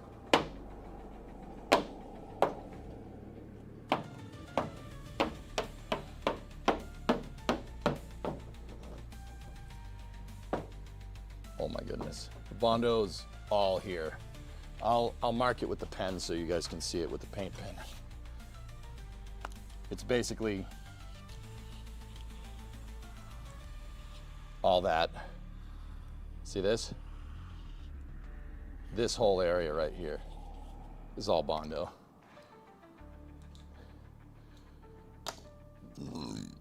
Oh dear. Yeah, now I don't feel as bad about cutting this. That's pretty, so that's good. Wow.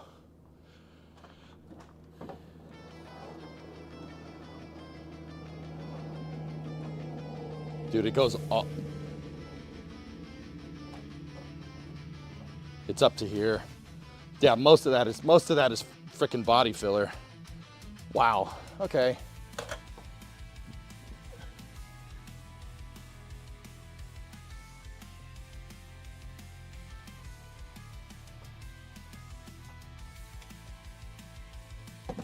Yeah, I don't feel bad. All right, well.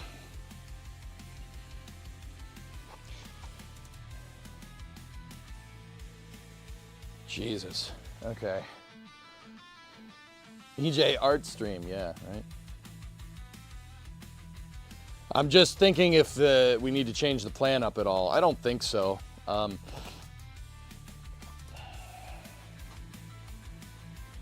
My big thing is to preserve what's left of the door jamb here. So the quarter panel wraps around the jam. So the jam is like this, right? And the quarter panel wraps around it. There's a flange right here that we cleared off.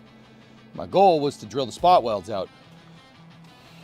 If I want to protect as much of the door jam as I can, but I want to get the quarter panel off, but they're really tightly wound up against each other. I mean, not down here, there's nothing left. So I don't need to worry about that too much. The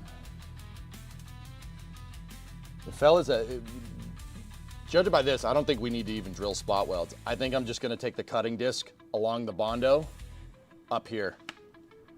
I'll just take the cutoff wheel, zap a cut with the Bondo. I'll leave the flange there, and we could clean this up later. It'll be easier to clean up when I can see where the spot welds are on the back of the jam, because the spot weld pinches, right? It goes zzz, zzz, zzz, zzz, zzz, zzz.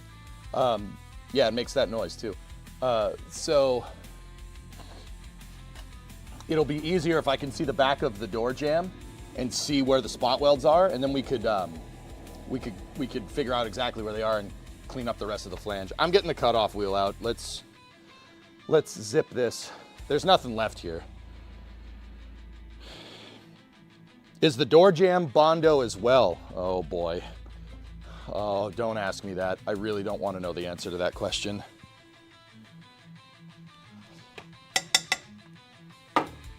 Yes.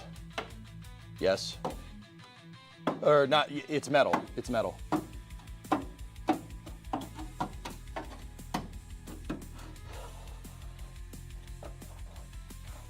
Yep, it is metal. Thank God. That would have sucked.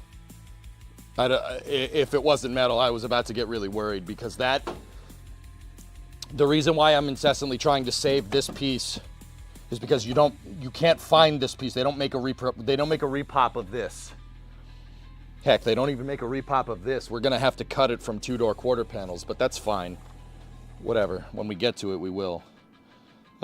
This piece is not made. Mopar, no one makes this because no one wants to restore sedans, because nobody's as dumb as me.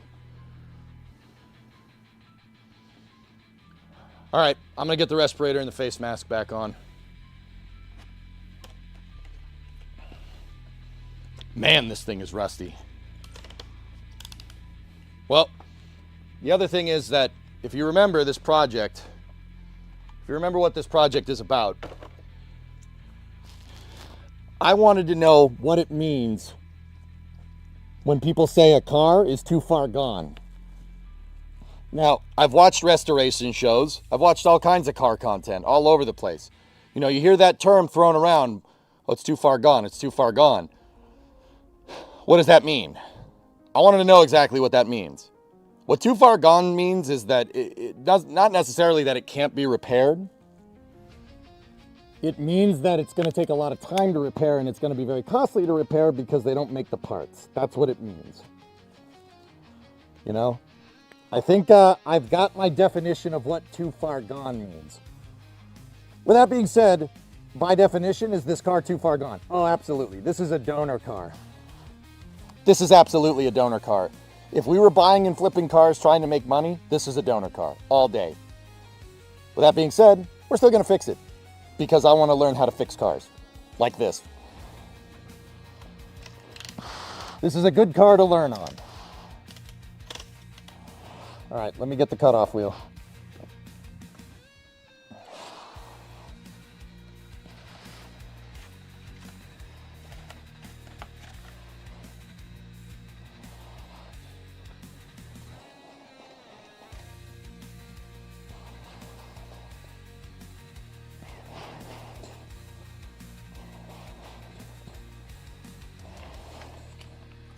So I have the cutoff disc undone here. I have it unplugged, and we're gonna put that down, and we're gonna get ourselves a brand new cutoff wheel. Brand new. Let me put the piece in there.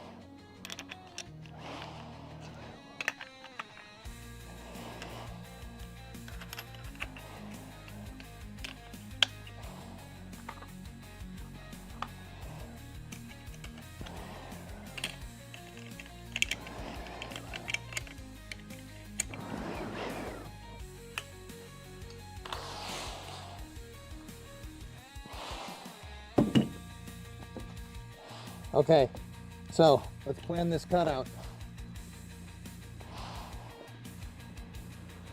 You have to do Bane now. You were merely adopted into the Bondo and Rust. I was born into it, molded by it. I tried to invent an anal bum cover for several years. Failing to do so was my greatest regret. Ask Derek, nothing is too far gone. I'll be dipped. Freaking love ViceScript, dude. Actually, to be honest with you, he taught me a lot about old cars, dude. Like, I liked old cars before ViceScript, but ViceScript to old cars, dudes, is what I am to space. He's very good at explaining it, and I learned a ton from him. With that being said, this is not usually what Derek deals with. He does scratch and scuffs, but I'm pretty sure if Derek saw this, he'd be like, yep, nope. You can, somebody else can do this work. I'll send it down the road, bye.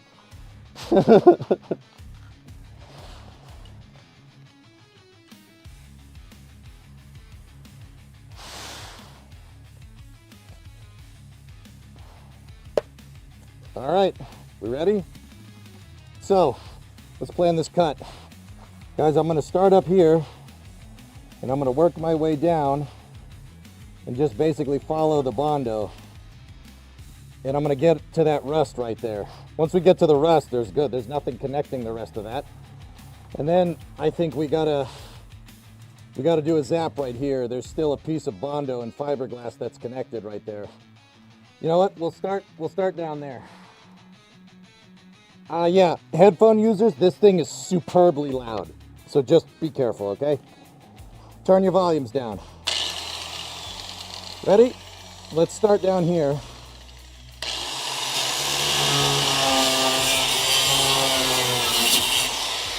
Okay, so fun fact, did you see me cut through that? Did you see how many sparks got shot? There was a little bit of sparks, but it mostly was just dust. That's how much metal was holding that together, i.e. none. There was nothing. There was nothing holding that together. So, all right, you guys are gonna go on this side.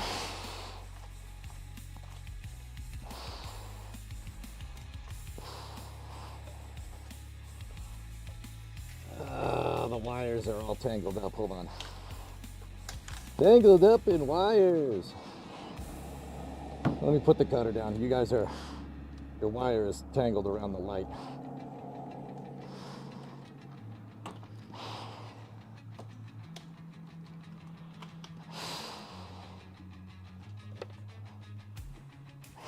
Okay. Yeah, so once again, remember, if this thing shoots sparks, that means there's metal.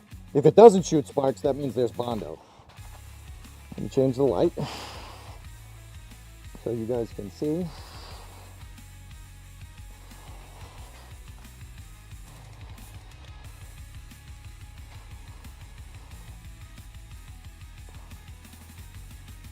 All right, let's do this.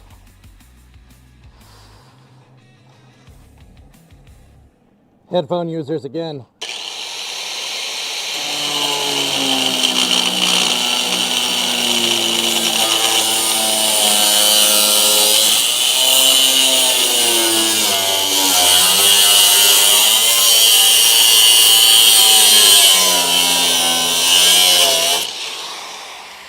So see that? Mostly metal. Nice.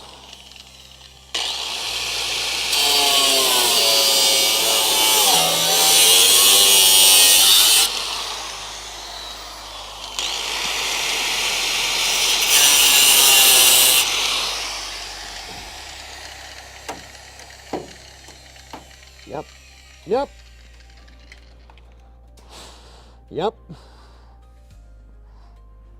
Yep, we're committed now. There's no going back.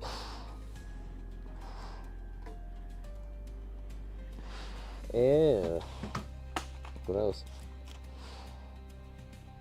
Yeah, there's not much metal there at all, ever. Period. Okay, so Let me move the light and let me move the camera. And see this tape line? She's going.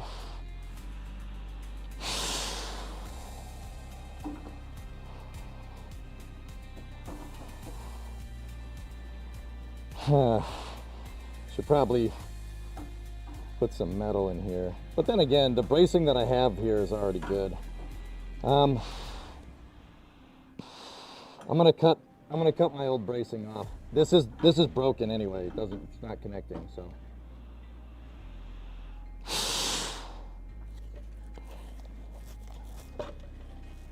The other thing that I'm gonna do is get a piece of metal. I don't know, should I?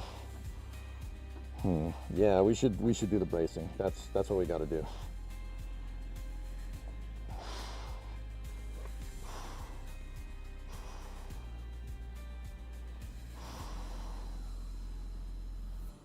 Yeah, it's a big car, Flykin. Big car. I don't know. I have the measurements, the original measurements that I took from the car with where this thing needs to be. The thing is that once we cut all this out of it, this thing is going to be flapping in the wind. But it should be fine. Like, I have the measurements in case we need to reset its position. I took a ton of measurements back here, so I'm not too incredibly worried about it. So what I'm going to do is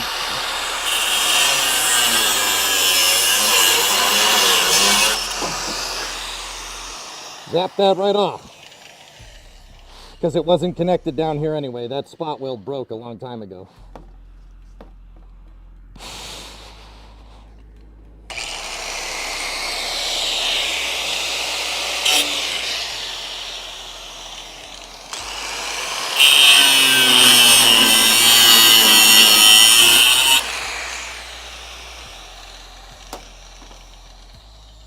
We can use this for bracing somewhere else. Always reuse the bracing pieces. All right, guys. You ready?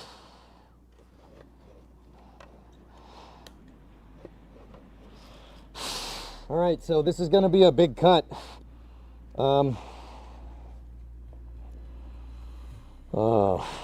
Oh God, I'm getting butterflies. So just go. Just fucking do it. Come on.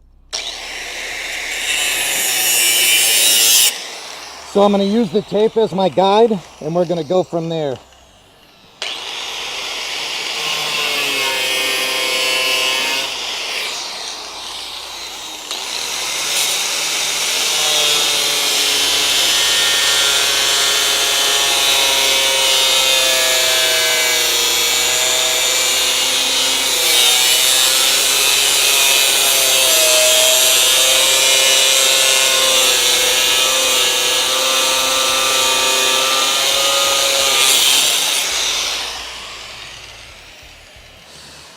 Okay.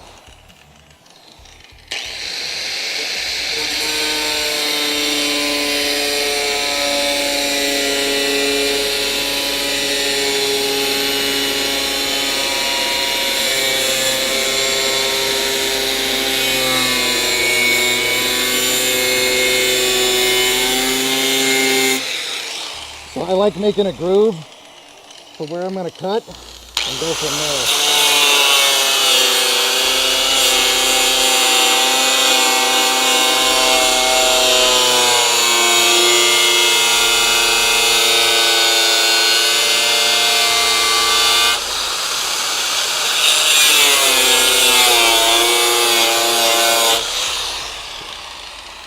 Too far. I was afraid of that.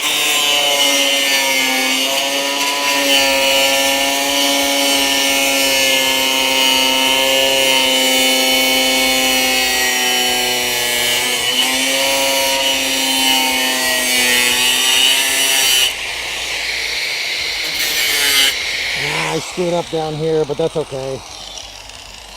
I cut into a bit of metal I didn't want to.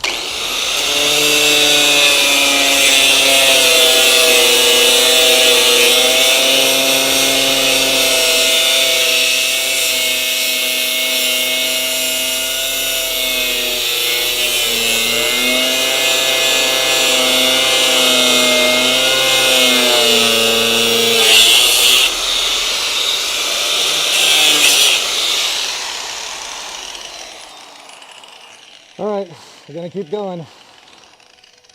You know what? Another thing is I'll move the acetone a little bit away. There we go.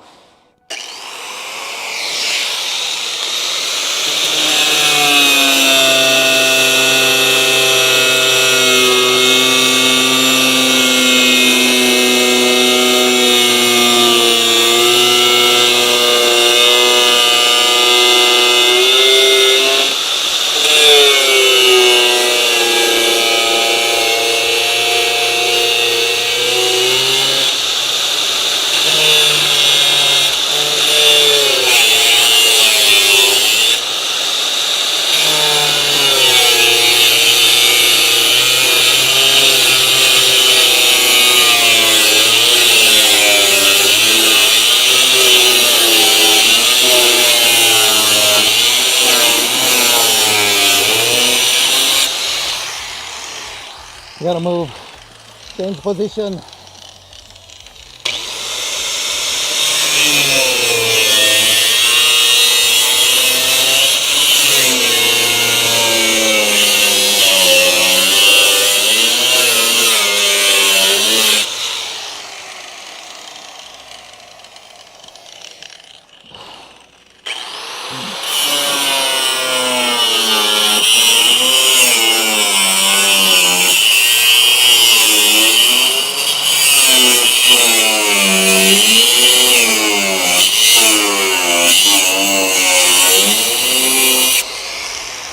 Almost there, dude. Almost there.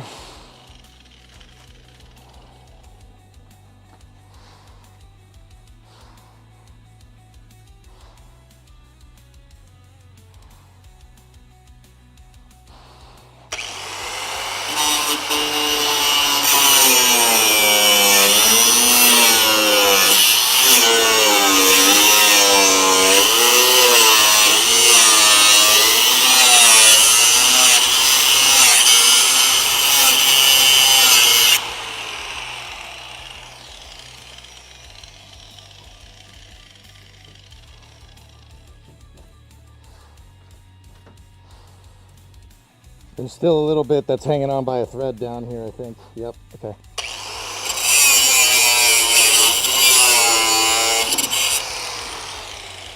Oh man, here we go. Now, this cut didn't need to be like purposely precise. I'm a little bit off, but that's okay.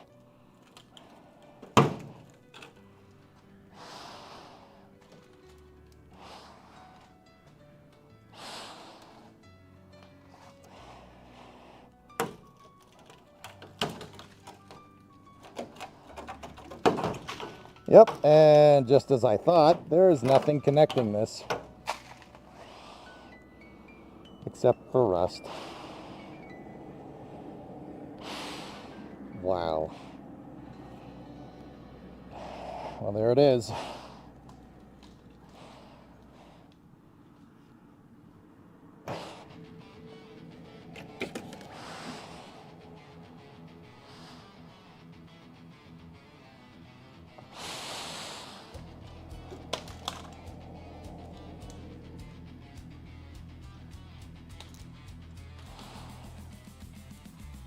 Oh my gosh.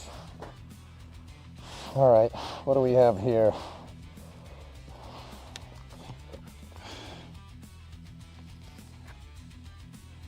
I'm gonna open up the garage again, just in case.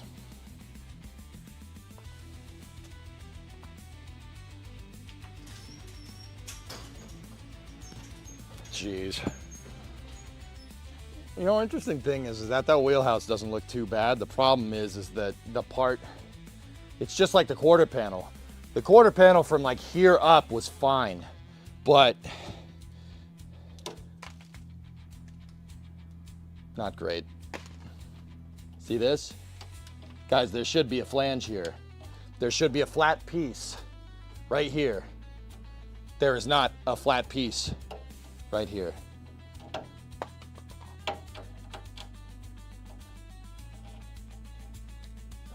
Oof. Yeah, this is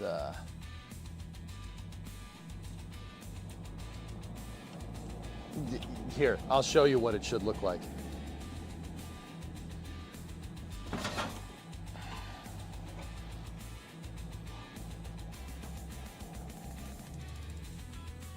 So you see that? It's just flat. There's nothing here. This is what it should look like. See how it goes around and then under? That, when I took that off, it went with the quarter panel.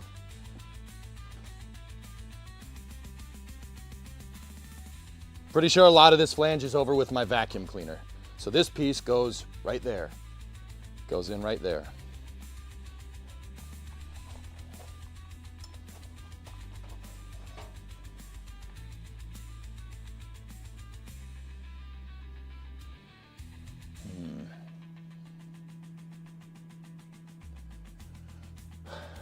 Wow. Okay. Yeah, there's the flange right there. That's the flange for the roof bar. And there's a mouse nest in it. Oh, that's good. That's great. There's a mouse nest in it. I'm sure that's fine. Sure, that's okay.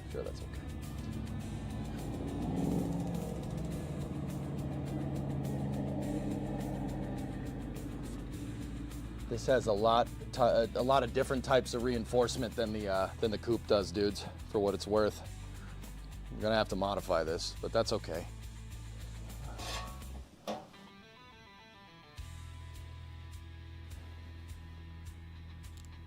In that piece right there, you could just see it. There's a little bit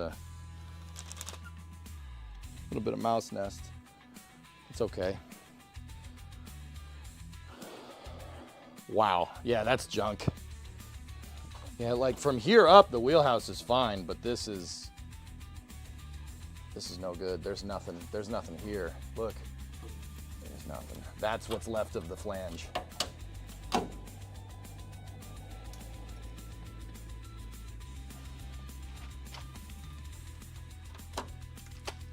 That's the undercoating. That's not even metal that I'm pulling off. It's part of the undercoating.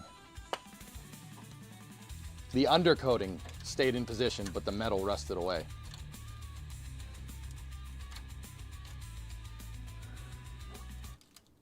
Wow.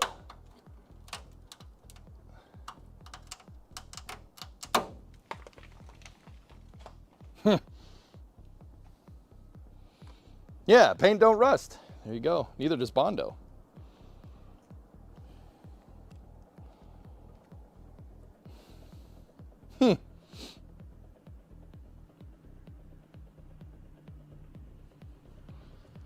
So, here, let me get you guys in here. Let's see what you can see. Yeah, I'm happy I did it, like, because if I just glazed over it, you guys still have a picture? Yeah, you do. So, there's a mouse nest up there. Couldn't get at it, but we'll get at it now. Damn. See all that? Look at, this should be right here. Should be right there and going down. There's nothing there. There's nothing left. What I was worried about is the jam. See the jam, especially, see how the wheelhouse is like right up against it? These are two different pieces of metal. But I'm noticing some things with the quarter panel wheelhouses. See this bulgy piece right here? See how it's zapped to the door jamb to hold it in place? That's not on my reproduction quarter panel. So, yeah, that's not ideal. But yeah, there you go. There's a wheelhouse from a '69 Coronet sedan. It looks like, once again, it's a little bit different than the rest of the car, than the two-door cars. Please stop poking at that sharp steel with your bare hands. I have calluses on my hands, dude. Don't worry about it. Yeah, this hasn't been straight for a long time. This should be out here somewhere. Look at it. It's all bent in. Damn, dude. Yeah, calluses on my hands are doing nothing. Like, there's nothing here, Gene. Like, that and working in a pizza store, I burned my hands so much, I don't feel much on my fingertips no more. No more.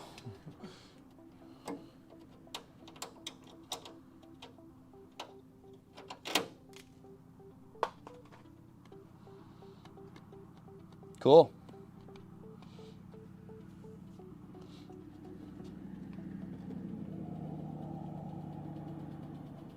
Now we can actually see the rockers too. See how much damage is in there. We got to repair all that too.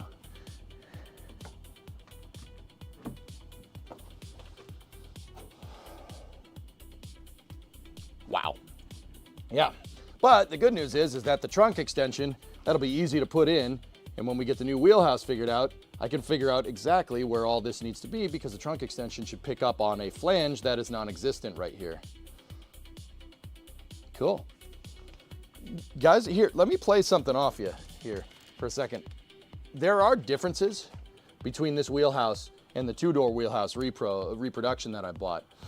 I'm almost thinking just zap this off and then cut the other one in the same spot and just replace the bottom of the wheelhouse because, once again, there's pieces that we gotta be careful with.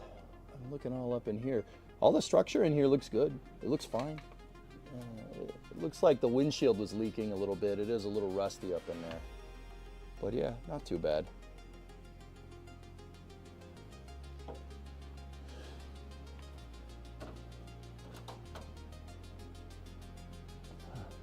Yeah, it's not bad. This is all okay. Here, take a look. I mean, it's don't get me wrong, it's rusty, but because it's old, but it's not rotted either.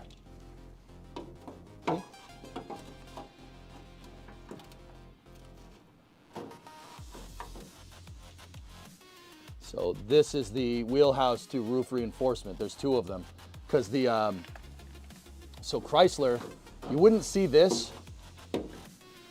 You wouldn't see these two pieces on a on the two doors. The two-door cars didn't have this. The two-door cars have one post that goes up that way. They don't have this partial shelf reinforcement to my knowledge. But they added more reinforcement in on the sedans because more doors is less structural. That was mouse poop. I'm gonna wash my hands after this. Yeah, cool. Cool. Nice.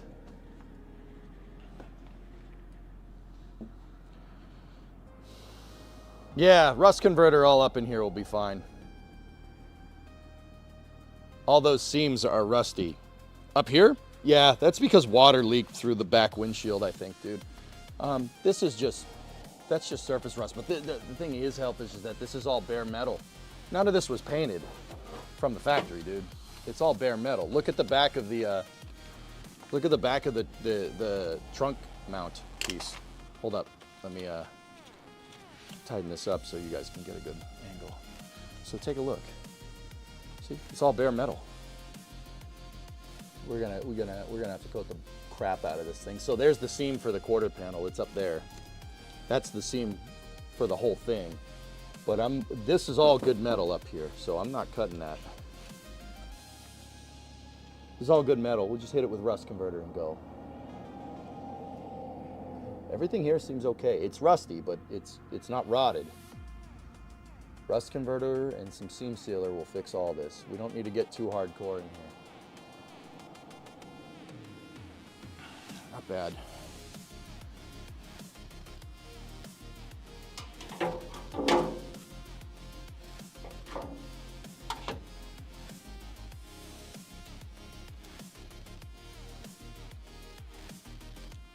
Yeah, see, it's bare metal. That's how it came from the factory, dude. That shelf is starting to rot. No, this you're talking about that right there. That's a drain hole. It's a screw that's coming through the parcel shelf to mount the parcel shelf liner. That's not a rot hole. Up here, yeah, we probably should get on that. It's good that we got it. And this is part of what I was talking about, dude. You know, like I said, if we left this out one more summer or one more winter, there's not gonna be much car left. And yeah, there you go. I mean, not that there was a lot of car left to start, but get the idea. So that looks like rod. It's not rod, it's a screw. It's a screw for the parcel shelf. Repost, can you pull that nest out? It's got me like watching some Bat in the Cave. I agree, replace the whole thing. Don't do a rust converter, replace the whole thing. Oh, yeah. On the wheelhouse, yes, absolutely, dudes.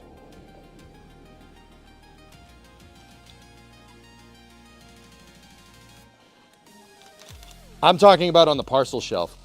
All those bracing parts that you guys saw up in there are not, they don't make those. So just keep that in mind. There's certain parts we have to rust convert and there's certain parts we can replace. So here, let me flip to this view. Look at that, dude. Oh, man. Whoa. Dude, what did we just do? What did we just do? Oh, what did we just do? We just cut the car off.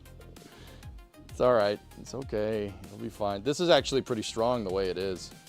It's probably because it's bent down. I left a lot of meat on the side here where there was good metal. Yeah, holy crap, dude. Tub it? We could. I'm gonna shut the garage. Try not to let all the heat out.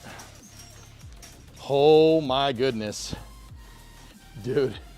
So, while I'm here, I'll show you how this all goes together. So the trunk extension goes right here. And you can see the flange on the wheelhouse where it should hook up is not there, it's gone. But yeah, this will be much easier to do the extensions with the quarter panels off because that's how they would have done it from the factory. It looks like a hatchback with one of those flip down trunks. Yeah. Yeah, we made a, no, it's like the, that BMW, the 325 with the lift door. Like where the car ends, it looks like a sedan, but they cut the back of the car off. Dude. Whoa. That's nuts, man. But yeah, that's all caca. My suspicions were right. That needs to be replaced. Flykin, you want the mouse nest out of there. Let me get the trash and some gloves. Hold on.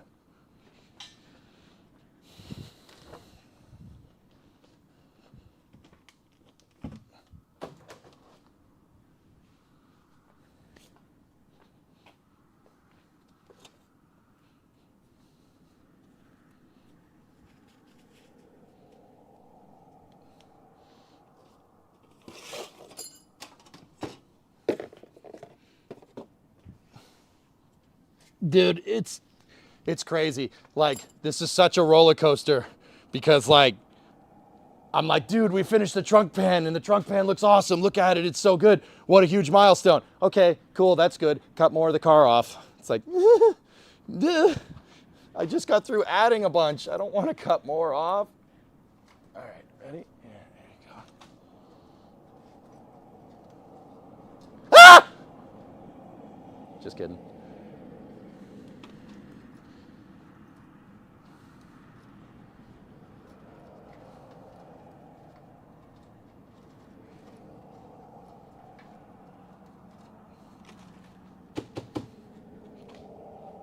Oh, these gloves have a hole in them, so they're basically functionally useless. That's good. Can I get at this from this side? Yeah. Yeah, we can. We can get at a good deal of it from this side.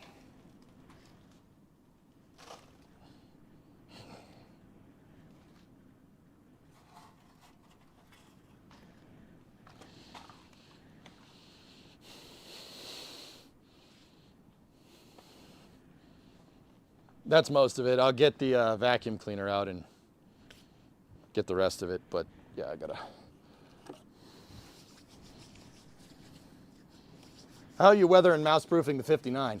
The 59 is outside, inside of a covered garage. I have a little portable garage that I bought. It's just a little Harbor Freight portable garage special.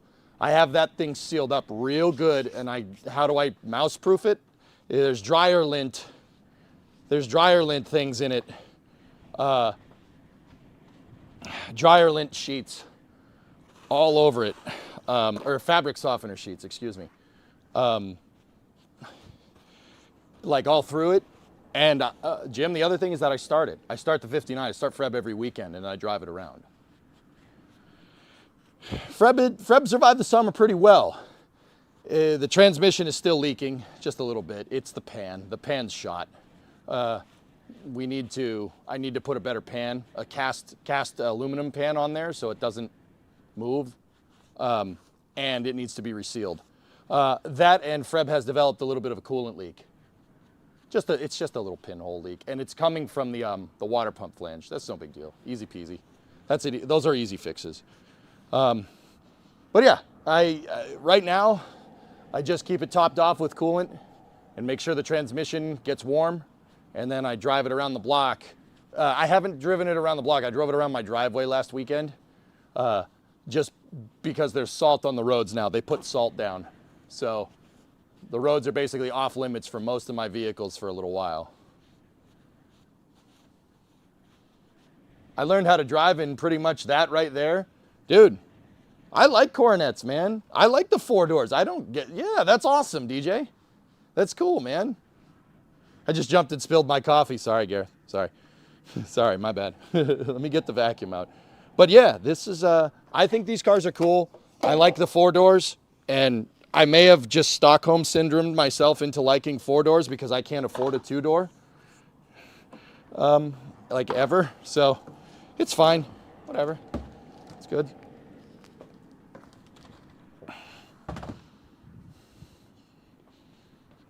All right.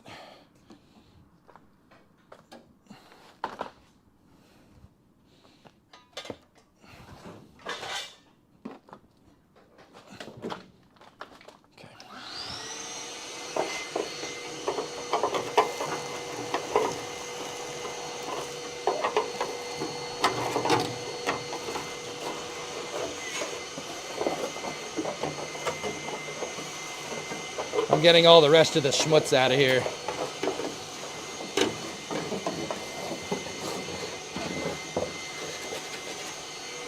There's a lot of metal shavings and pieces of trunk.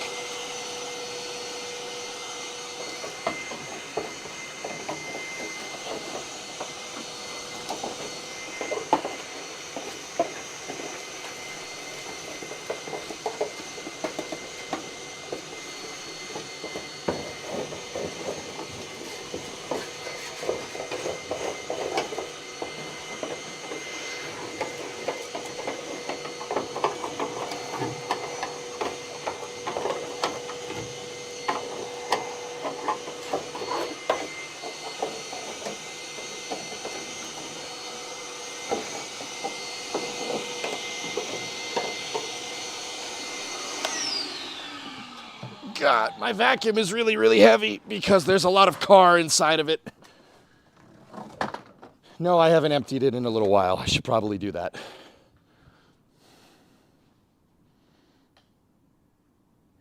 How's the new car cover holding up for the Camaro? It's good. Yeah, it's fine. I used your old car cover and put it on the other Camaro, Ernock, and yeah, it didn't last very long.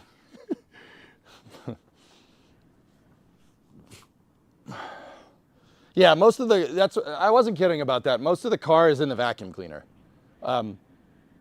Yeah, when I vacuumed this thing out and cleaned it originally to do the trunk, most of the car got sucked up, which should tell you how structural it was when I got it, or when I brought it in here for work.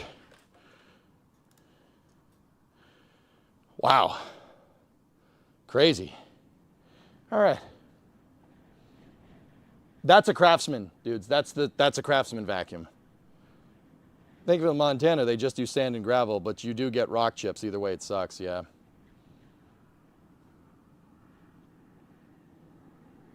So how much car did you just remove? It was mostly mouse nest, dude. But see, look.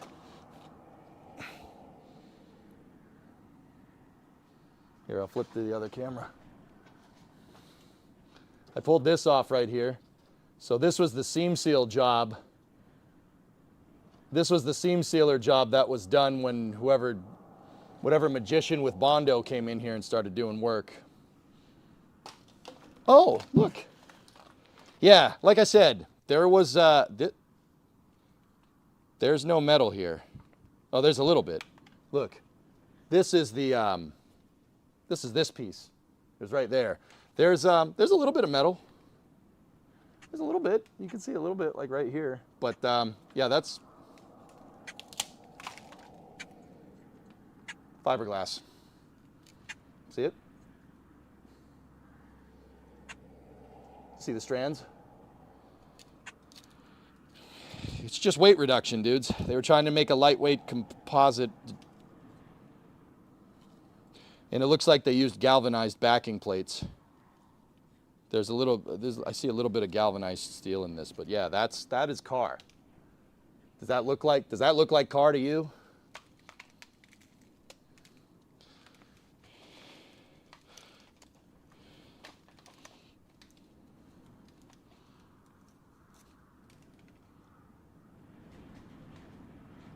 What is chirping? I don't know. Probably Starbase Live.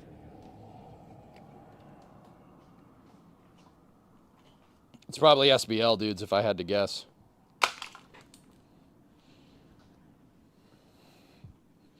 There are no burbs in here, not to my knowledge. Okay. Wow. All right, so if we're going to replace the whole wheelhouse, we got some work to do here. The work is primarily going to consist of cutting, so see that? That is part of the roof post. That's the structural piece that goes, it's like, consider it a frame rail for the roof. It goes up through the roof, up there, and then it goes that way. And that's what reinforces the entire roof. Now, from what I'm looking at here, it's just spot welded. It's just spotted here. So if we drill through, right? I don't know how I'm going to get a drill in there. Yeah. We could drill through from the quarter. We could drill through backwards if we clean the quarter panel off. Here, let me get you guys closer so you can see it. So the wheelhouse flange is right here. That's where the outer wheelhouse starts at this flange. So all this, we're going to have to drill that all out. But if I drill it and I don't screw up the flanges too much, it should help me locate the new wheel well. But the thing is that getting this wheelhouse out is going to suck. That's going to suck a lot. Yeah, there's a lot that this ties into, especially over here. There's a lot that it ties into, and it looks like it ties into the door jamb as well. My reproduction ones don't have this piece, this like bowed out piece. They don't have that. So we might have to cut that out. What I could do, actually now that I'm thinking about it, what we could do is slice this, and when we put the new wheelhouse in, we could just zip it right back in. We could cut it right here, right? And then when we put the new one in that doesn't have this piece, we just have it resting on there and go. Get a 90-degree drill? Yeah, probably. Damn, dude. But the good news is that I can see where the spot welds are for the what's left of the fender here. We can see where they are. I'm not sure. Is that lead? Oh, jeez. Oh, why would you do that? Why would they fill it with lead? I don't get that. That doesn't make any sense. But I'm sure they had a good reason. Okay.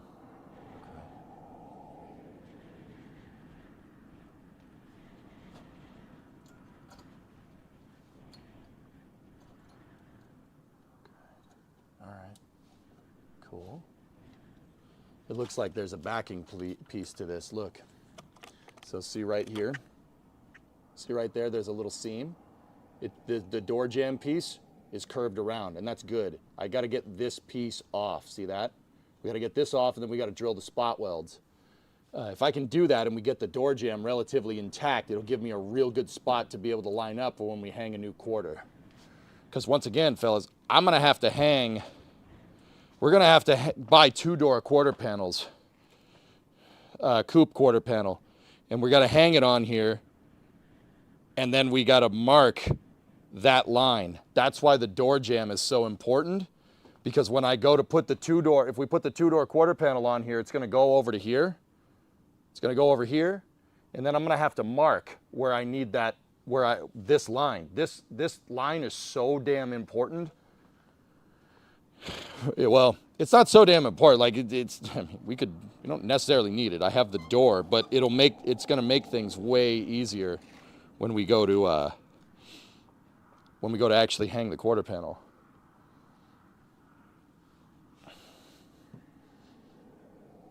We could just use auto struts. Yeah.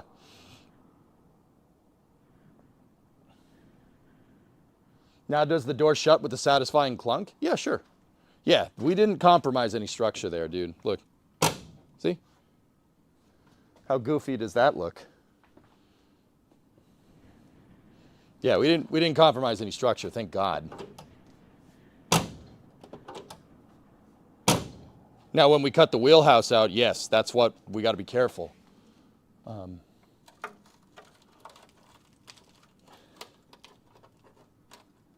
Believe it or not, I bet you the car would drive around just fine right now. It's just, the body roll would be so ridiculous that you'd probably break something. It would end up putting way too much force through some of this stuff.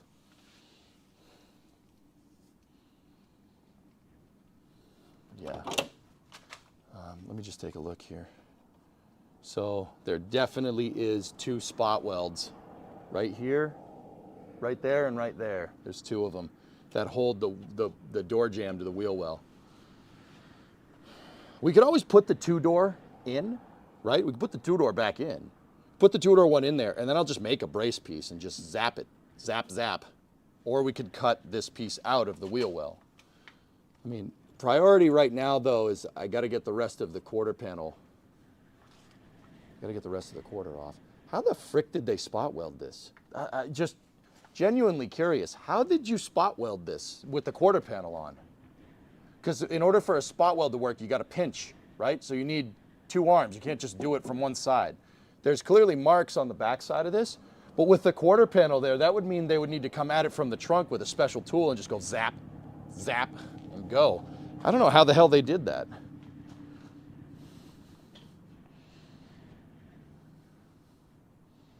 If it's lead, you can use a chisel to snap it off. Yeah, we got to heat it.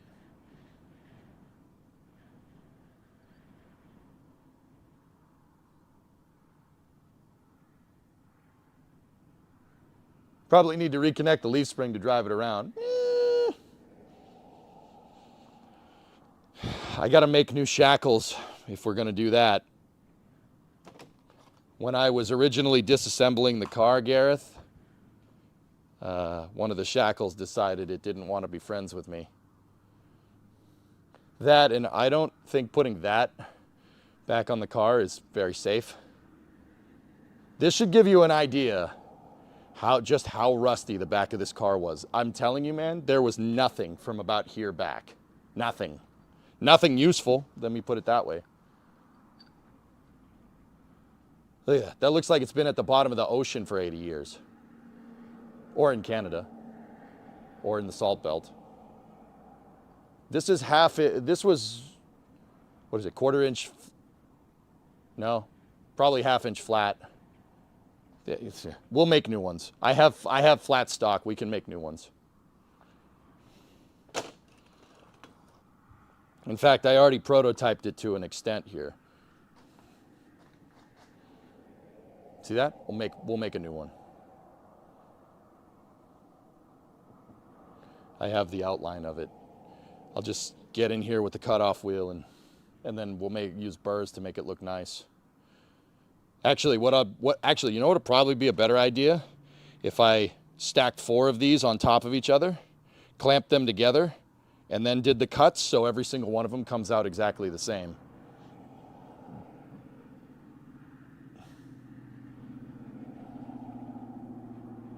You should be able to get shackles at your local parts store. If you guys can figure out where to get shackles for a 69 B-body Chrysler, I would be very, very, very, very, very, very, very, very, very happy. I can't find them. Seriously, can't find them. I found the bushings. I had the bushings for them. Nothing else though.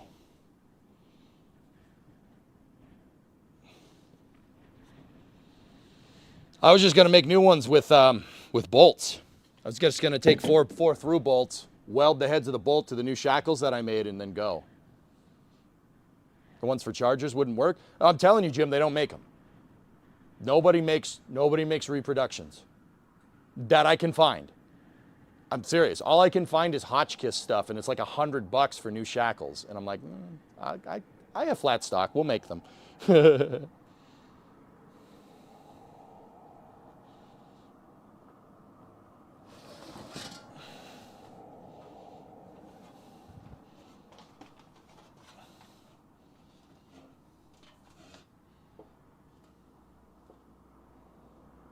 Yeah, dude, look. Look at this. This should be right there. There's nothing. That's crazy, dude. I knew this car was rusty, but not that freaking rusty. Holy crap. Wow. Impressive. Impressive. I'm impressive this car drove down the road. I did drive it. Now, was it this rusty when I drove it in 2017? Probably not.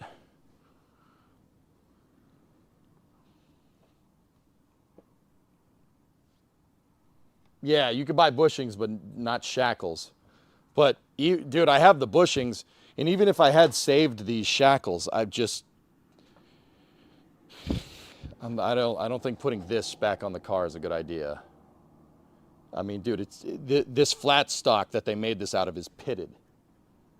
Like, there's still structure here. I bet you if we sandblasted it and painted it, it would probably be okay. But so I have one good shackle, not another one. We'd need another one.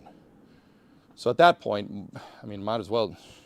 I mean, like I said, I could probably reuse the other one if we really, really, really wanted to. I managed to get one of these off intact. How do you remove the house without the quarter and the rest sagging? Is it supported by something? I haven't gotten that far into my thoughts, Baz, to be honest with you. I knew what I needed to do to get to this point, and now that's why I'm kind of sitting here just looking at it, because I'm not 100% sure how to proceed. I'm not that I can't figure it out. Yeah. See, I have one good shackle. This needs to be cleaned, but it's still Titanic pretty bad.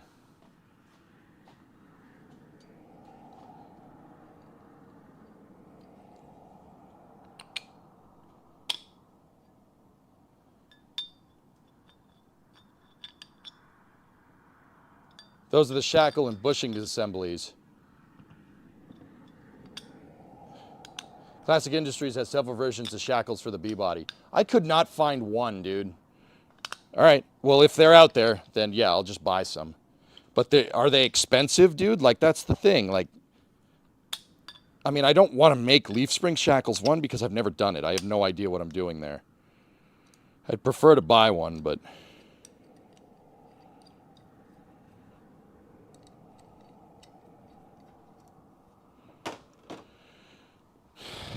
yeah, whatever. It's not a big deal. So, yeah, we gotta kind of sit here and theory craft how we're gonna go about doing this. Now, I know how to do it to an extent, Baz, because I've watched. There's a YouTuber that I watch named Chris Birdsong, and he I don't know him, but he does a lot of B-body resto on his channel, and. He's never done this exact thing, but his YouTube channel is Junker Up, in case anybody wants to go check that out. He does a lot of this stuff, and I kind of learned a good way to do it from him. What we're gonna do is, there's like 1,000 spot welds holding this thing together, holding the two wheelhouses together. So, what we're gonna do is not drill out the 1,000 spot welds that go around the flange here. Like here, let me bring you guys over, I'll show you.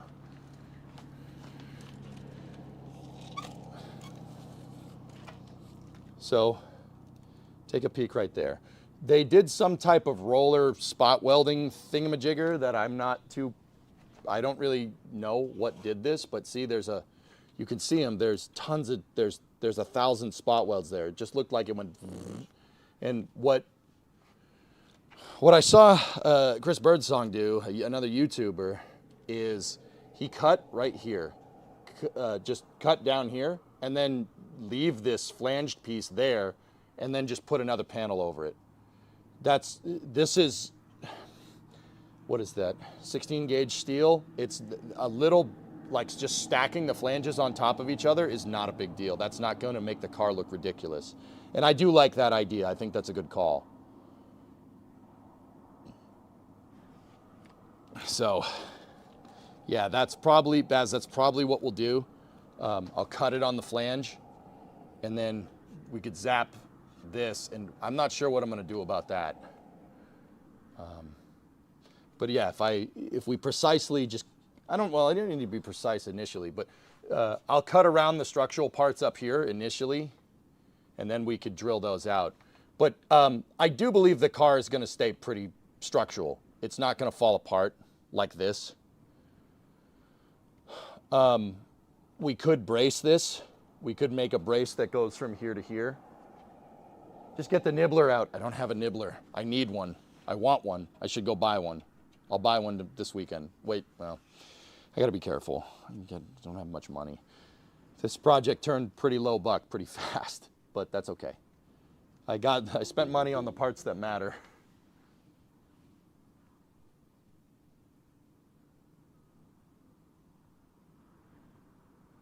$42.99 per assembly from Cantor, $49.99 from General Spring. Oh, you need a nibbler. Don't get any funny ideas, pal.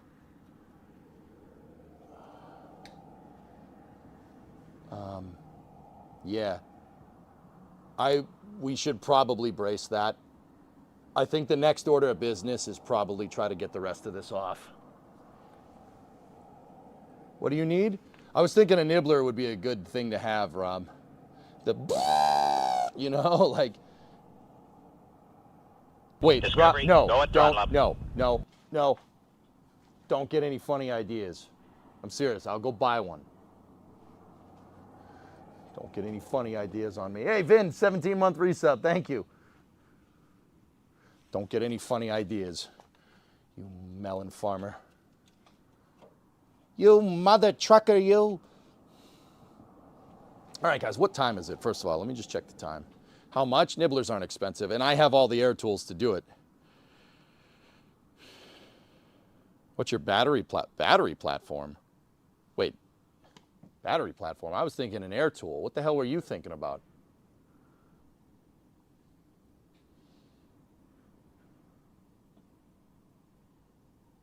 Things need to be jacked up some more? Well, the car is on jack stands, and it's perfectly level. I know the thing's level. I don't know, man. Wheelhouse might need some bracing. But then again, the inner wheelhouse is there. The inner wheelhouse is holding everything together.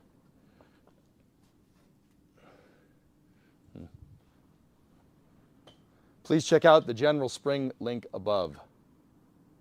General Spring. Okay, hold on.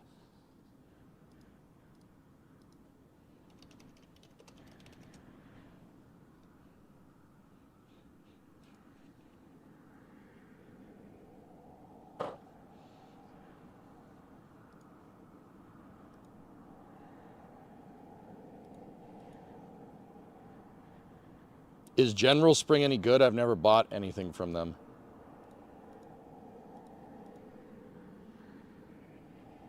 The SKU for the spring is CD400. Okay.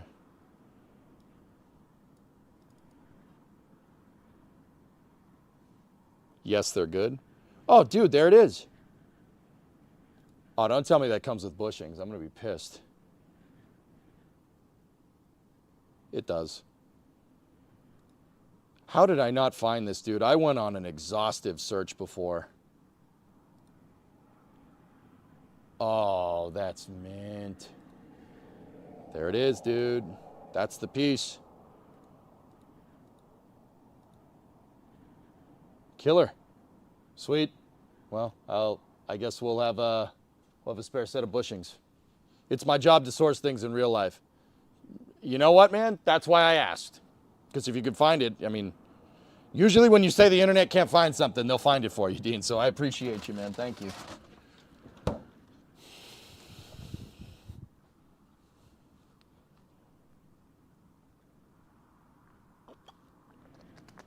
Dude, that's exactly what I need. Perfect. Now, the real thing is getting the old bushings out of the leaf spring eyelet. That's gonna suck. What? 1 or 2? I need 2. No. What did I just say? If I remember, what's all that shiny stuff on the replacement shackle? I don't know. Pre-rust. Oh.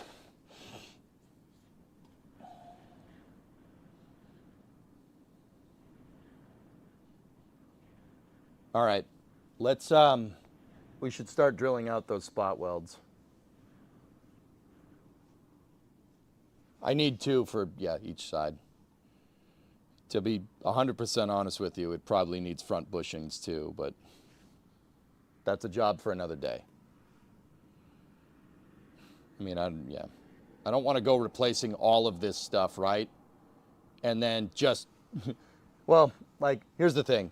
I got an 8 1/4 rear end in this thing, which is weird because, to my knowledge, 8 1/4 rear ends did not come in Chryslers until 1971. So it's very weird that this would have a rear end from 3 years after it was made. But whatever. There's an 8 1/4. The leaf springs are okay. They're not bad. It needs bushings. The front bushings are shot.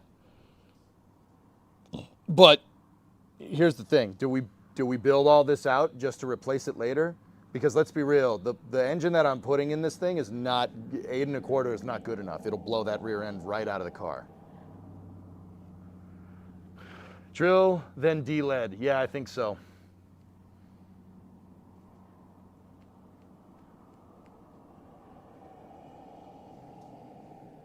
It does look cool, man. You know, like, I've been watching a lot of resto videos about this stuff to get reference. This looks right. It looks right to me. It looks like a car that's being restored, which is pretty cool. Yeah, okay, so let me flip out over to this camera and let's think about what we need to do to drill and brace this thing. So there's still, yeah, that's where I store my parts, by the way, in case anybody's wondering what that tote is for. So there's still a little bit of fender, what's left of it, attached to the jam right here. So we're going to have, we might have to blast. So this is the parts car. Well, I'm taking parts off of this car and putting better parts on, so yeah, technically. So see this? This is the wheelhouse, dudes. That's it. See this down here? That's what's left of it. There's no wheelhouse from here down. Yeah. So there is some lead seam. It looks like lead to me. They brazed some lead in here for some reason, and I'm not sure why. Let's take a look and see if we can figure out why they were doing that. If I like doing this, I like trying to figure out how you put this car together. It'll help you put it back together. How they did it from the factory. It's part of the fun. You figure out how this was assembled together. Do a little bit of industrial engineering here, or reverse engineering, I should say. All right, so the lead is right here, but you can see that there's something that looks like the elephant's foot from Chernobyl here. So why would they spot weld all of this and then braze this with lead? So brazing with lead is filler. That's what they used to do in the 30s, 40s, 50s, and 60s until Bondo came around. You wouldn't see Bondo from the factory though. You would see lead seam sealer. This is to fill up a seam. Now, once again, they seamed this thing with lead and looks like some of it came through that hole right there, which means there was a hole that was drilled all the way through here from the factory. So, anybody think about why? Why would you do that? So, there was a hole here, they spot welded it, and then they filled it with lead. Why? Why would you do that?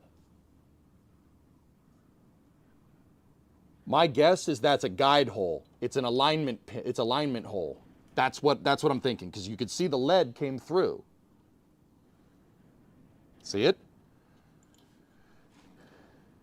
This was an alignment hole. They used that to put a rod or something on the assembly line through here, through that sucker, right there, the whole, it went through here to get everything nice and happy here.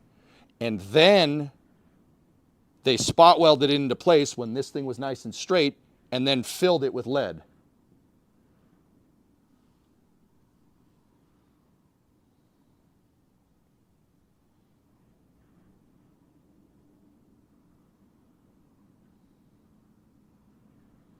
Does our new fender have a hole there? No.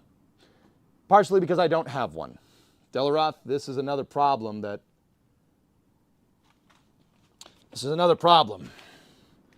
I don't have a replacement fender.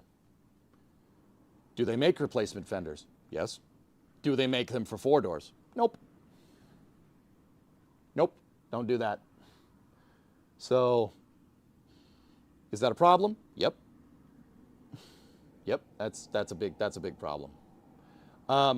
My plan was to take a 2-door, hang it. Ow, Dean, why you got to put the bad juju on me? Hang it, right? And while it's like self-tapper it in, hang it off the structure that's still here, right? Hang the thing, and then spray paint the back of the 2-door panel, right? Because it'll line up. The 4-door and the 2-door have the exact same accent lines. So a 2-door panel is the shape that we need. I just got to cut a door shape into it. So what I could do, now this is stamped. The original panel is stamped and the flange is there to line up, right? I'm gonna have to make one. So I spray paint the panel where it needs to be cut. I zap the panel off right here. Like we cut the front half of that off. And then I'm gonna have to go in here and bend that flange to make it myself. That was my thing. Unless somebody can find a 4-door panel out there. 4-door panel would be way easier. It'd be way easier to put this back together. Yeah, because then I would have the alignment pin and then, but I don't have that luxury. But once again, same accent line, should be about the same amount of work. Even if I got a new old stock replacement 4-door panel, I would still have to cut it. We still have to hang it and seam the damn thing. Which means that because the panel in real life goes all the way up to the roof. That's what the quarter panels look like for this car. They go all the way up. Finding an entire donor car would be easier. Yep. In this day and age, finding one is, at least locally to me, is a real pain in the butt, Rob. But yeah, I'll just hang the 2-door. Hanging the 2-door and then making the flange or just seaming it should be fine. I don't see why that should be an issue.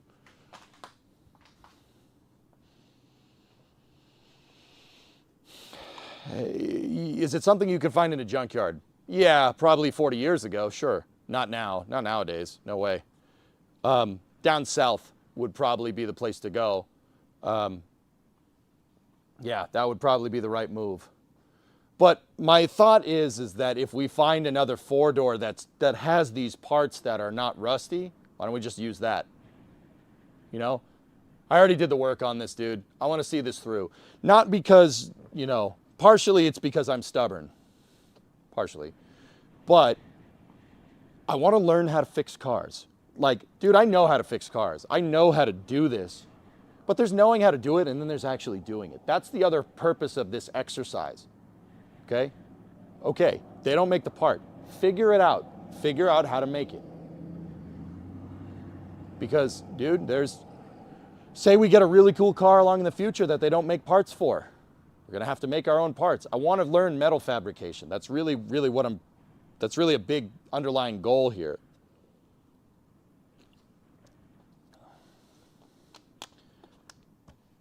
Yeah, when I say I want to learn how to fix cars, I want to learn how to fix everything. Everything on the car.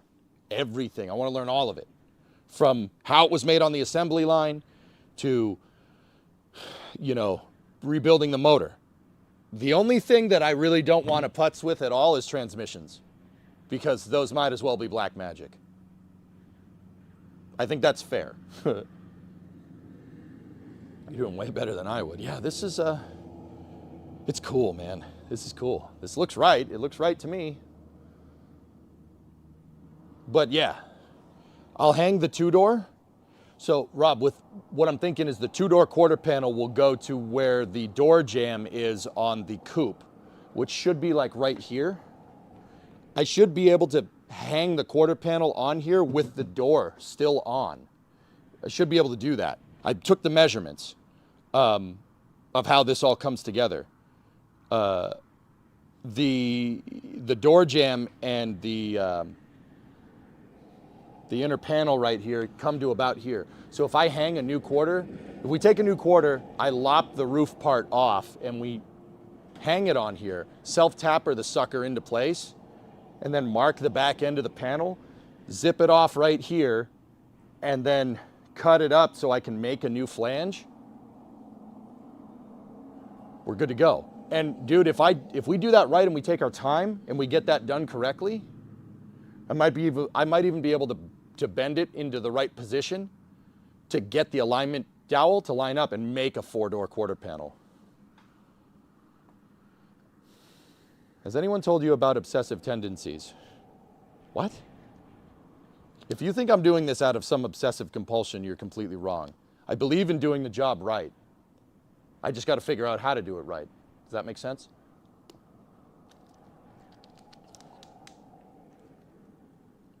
Is the two-door and the four-door the same wheelbase? Yep. Mopar designed one chassis and then squeezed as much engineering out of it as possible. It is a unibody chassis, and the underpinnings are all the exact same, with barring a couple of small details and differences, right? They're, for the most part, using the same tooling. That way you use one set of tooling to make as many cars as possible. Chrysler, how many cars are on the B-body, guys? So we start with Plymouth. So Plymouth Satellite, Plymouth Roadrunner, Plymouth GTX, all right? Those are the three trim levels for that chassis. Then you have the Dodge Coronet. There's 5 different trim levels for the Coronet, okay?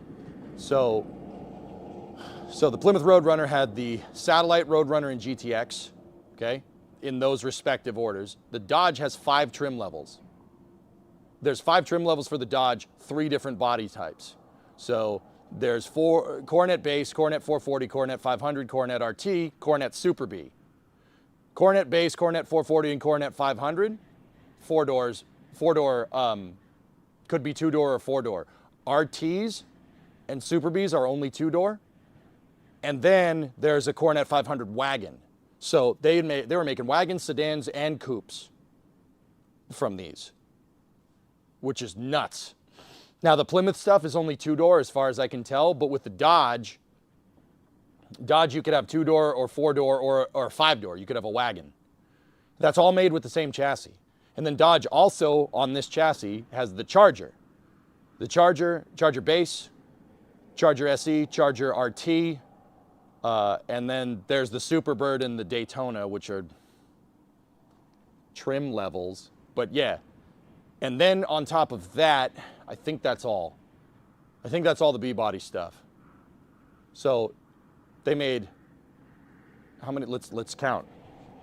Satellite, GTX, Roadrunner, Coronet Base Model 2-door, Coronet Base Model 4-door, Coronet 440 2-door, Coronet 440 4-door, Coronet 500 2-door, Coronet 500 4-door, all right?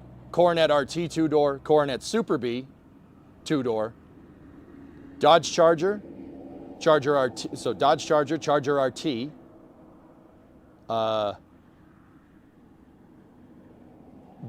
I forgot to count the Coronet 440 wagon, Coronet 500 wagon, Coronet Base Model wagon. Dude, they made 16 types of cars off one chassis. How's that for good engineering? That's pretty good, man. That's pretty freaking good, dude. That was just 1969. They changed it over time. So the Dart's an A-body, which is the fun fact about an A-body.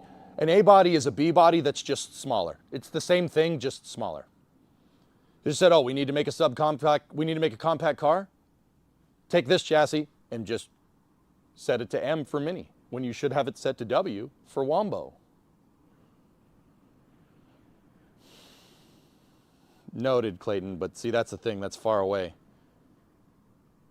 Mad for Motors does a close-up body work on the cars he restores. Maybe give him a peep to help. Yeah, I always ask around if I need it. But anyway, I'm talking too much. Let's get back to this.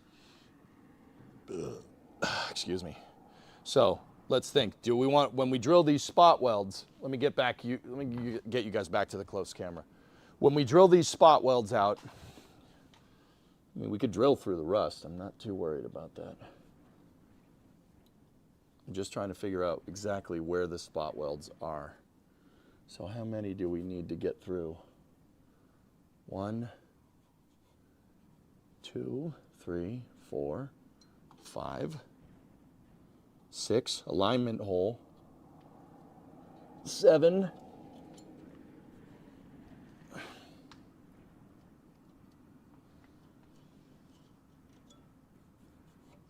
I can't tell if there's any on the corner. Most likely not. 8, 9, 10, and 11. All right. We can start down here. Let's get to it. I'm going to try with my marker pen to, as best as I can, to mark where these things are on the back side or on the front side. So that one is right there.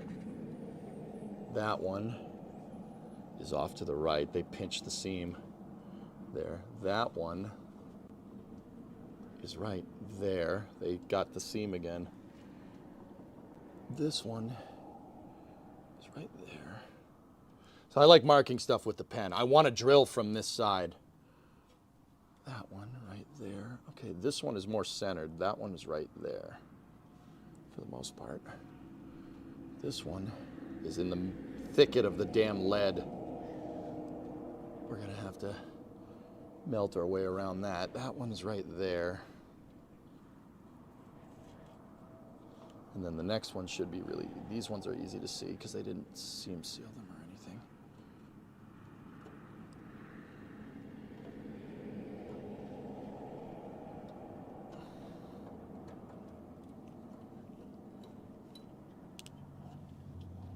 I think there's one right there. I think, but it's, as this gets more rusty down the bottom, it's harder to tell.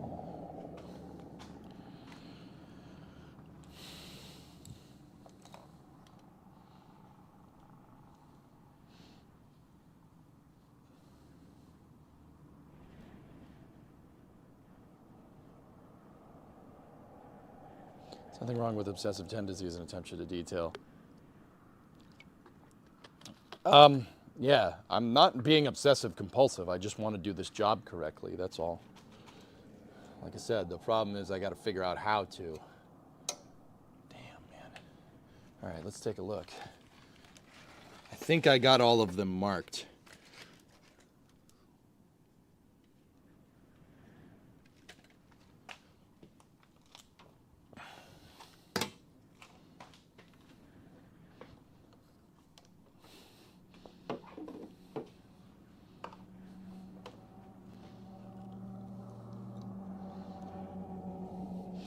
All right, lead, dudes. How are we gonna get through that?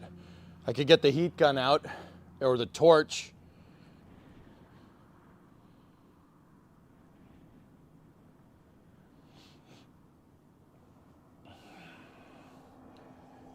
But we also could just drill what we have.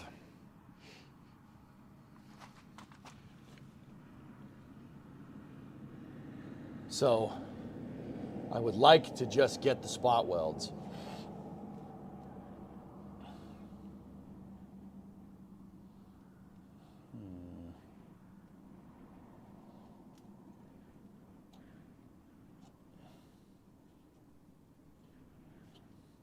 If I could keep this piece intact as much as we can while drilling through it, I mean, it's pretty rusty down here at the bottom.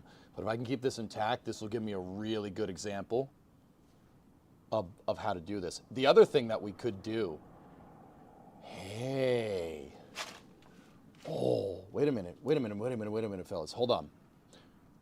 If I cut this close, right, I kept a little bit of meat here. Dude, we could just weld this. We could weld this intact piece to the new panel that we zip in here. I mean, the bottom part is pretty screwed. down here. This is rusty, so we're gonna have to replace that to an extent. But up here, why not?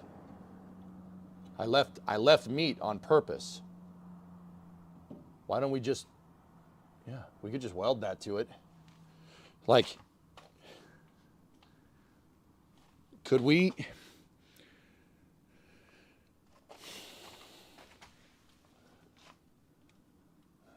Now I'm thinking about this. I wish I was a little more careful with the cuts here, if that was the case.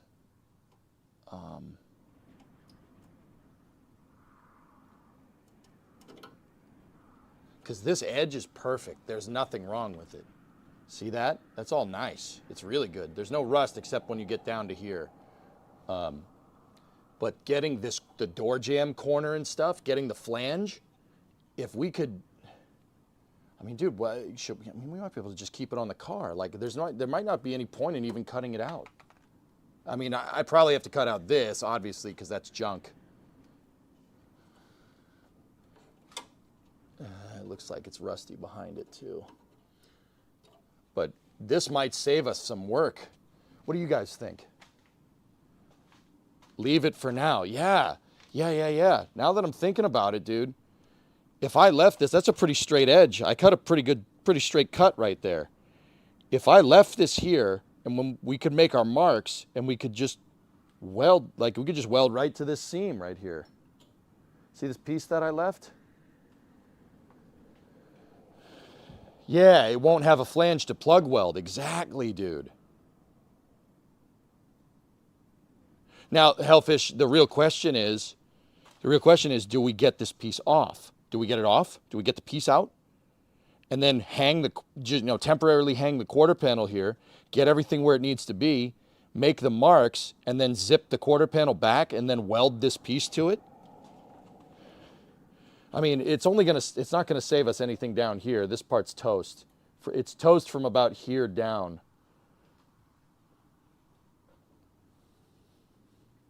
Did you cut this today? Well, you were in a meeting, Shaw. I was also in a meeting with the grinder.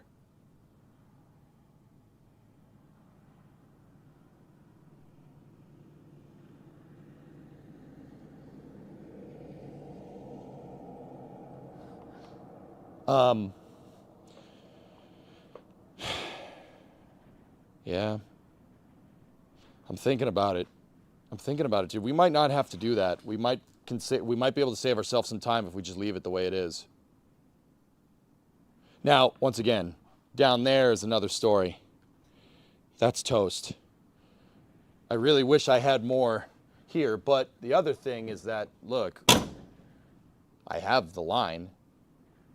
We should be able to figure out exactly where this piece keeps going from, to an extent. Oh man, that's gonna be a lot. That's gonna be involved. But like I said, I have the door. We have the door to figure out where this piece ends up, which is, yeah, that's not bad. Actually, you know what we could do? We could hang this piece on there with the door if I take the door handle and the trim off of the door. We should just be able to hang this thing right on it.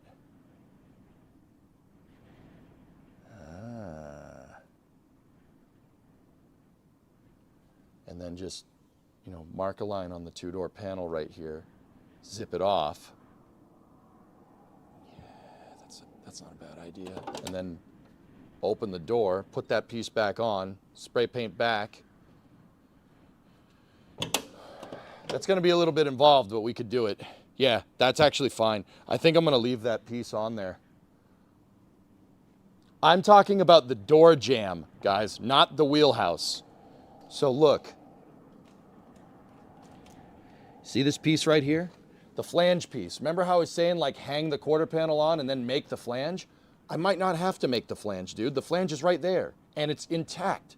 At least it's intact from about here up. That piece, I don't want to make that. That would suck. Why do I need to make it? It's right there. I could just weld when we hang a new quarter panel on this, I could just weld it to that. We could weld it to that seam right there. Why not? Now, once again, it's going to get complicated down here because there's no thing to weld to. But if we take the door and we close the door, I have a guideline right there. We have a guideline for it. We have a guideline to make that piece back. Oh, that's sick, man. See, this is what I couldn't visualize in my head yesterday. I sat here looking at this like, how the frick am I going to do it? How the frick are we going to do this? How are we going to do it? There you go. That's how you're going to do it. Cool. All right. There's no need to cut more of the door jamb than needed. Yeah, keeping the flange is fine. The bottom flange is less of a complex shape. Yeah, just getting this to curve around, that is the tough part right there. Dude, that's so nice that that metal is actually intact. Oh my goodness. That's mint. I'm really happy that I checked. Good. Cool. I mean, once again, we're going to have to zip it from about here. Let me get my paint pen again. We're going to have to zip this thing out from right here, from right here down. That needs to be replaced. I might be able to save it. It's just, it's pitted right there, and obviously there's nothing from here down, right? But yeah, that'll make it. The other thing is that'll make it so we don't have to go at the lead. I don't want to sit here grinding out lead. That would suck. Okay, that's a good plan of attack there for that. Now, let's get to the wheelhouse. How are we going to do this? I'm trying to think how we're going to get the wheelhouse out. Let me just back off for a second.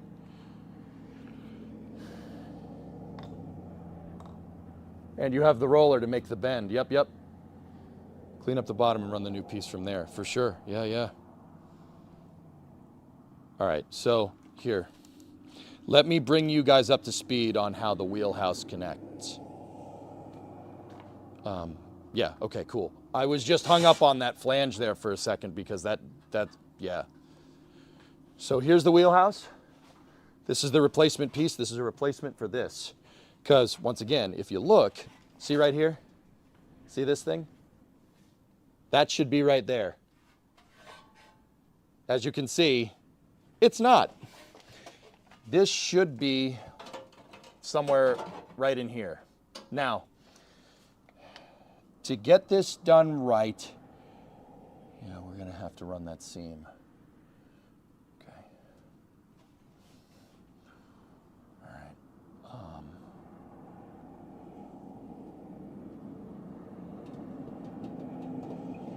Okay. So over here, not a big deal. We could just cut. We can cut on this seam right here, on the old panel, and then we could stack it. We could smush this thing up against it. Right? Do we have the guide hole piece on this panel? It should be right there. Yes, we do. Excellent. It has the loop on it. Perfect. And I already checked. So this thing has guide dowels. See it? There's holes on this to align it and make sure that it's right to the other wheel well. This is what they used on the factory. Right? See the loop? We have the loop. It's right there. So this will loop onto that, right like that. See that?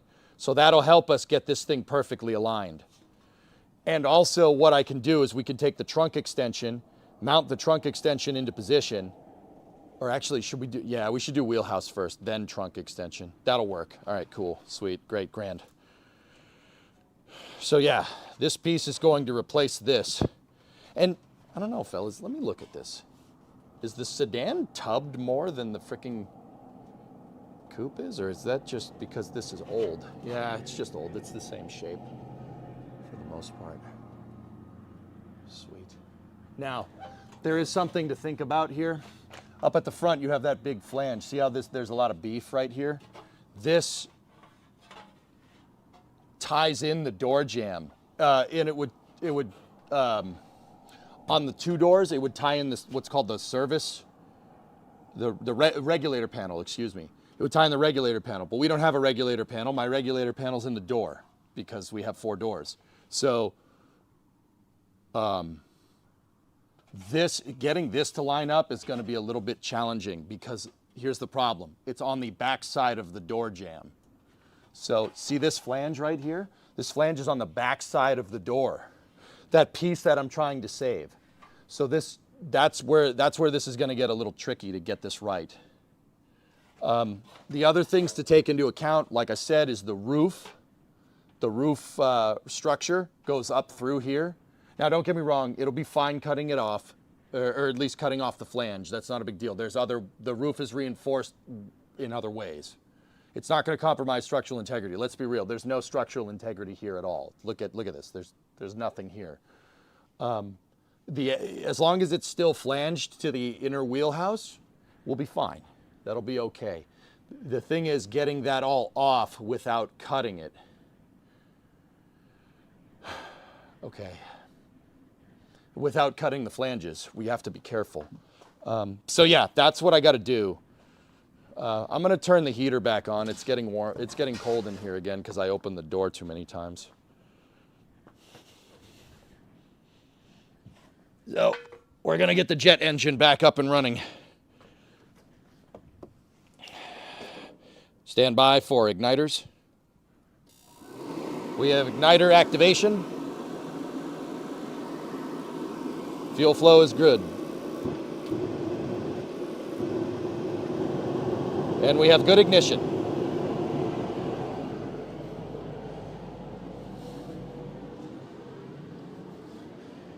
I just turned on the propane heater. Fun fact, that's basically a combustor for a jet engine.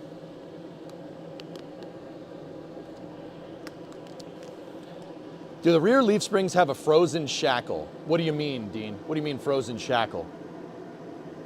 Actually, you know what? Hold on.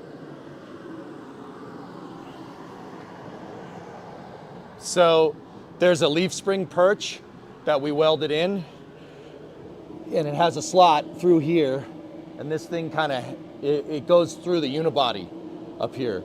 The shackle is not frozen. The upper leaf spring perch has holes for bushings in it. So the upper leaf spring perch is like this, and it's welded to the bottom of the trunk pan, and then the leaf spring's like that. Both of these move. It's not frozen, I think, if I think that's what you're asking.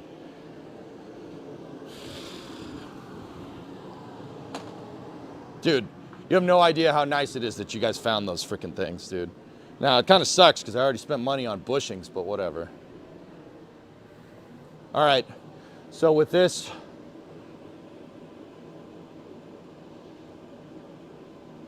trying to think what's the best way to go about it. Guys, I'm thinking, let me get my light so you guys can see, and let me change the camera.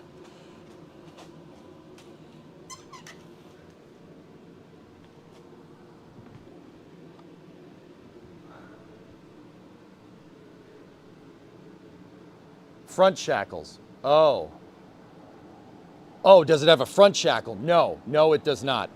Here. Sorry, I misunderstood the question. Look. No, it's just a bushing. It's a bushing right there through the leaf spring, the eyelet, and it's on a clevis. And the clevis piece has 4 bolts that bolt to the unibody. So that piece, that hole, where the bushing is actually a modular piece that you can pull out. Yeah, it just makes it, yeah, you can pull that out if you have to service the leaf spring. It's actually a pretty smart design.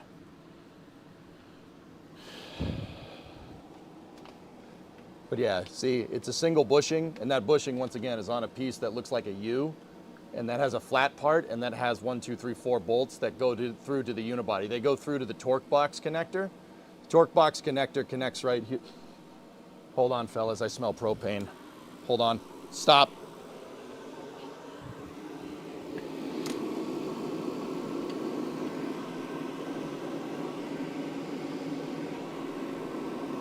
The igniter went off.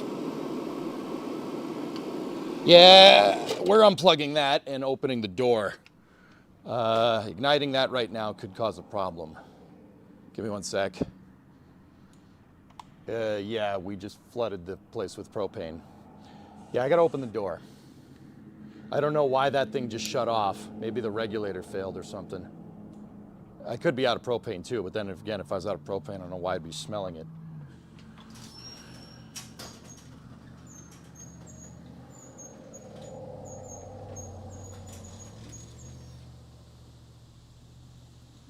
We got a vent. Discovery, go at throttle up. No, it's propane, Breezy. Customize the 2-door metal wheel flares. Yeah, James, probably.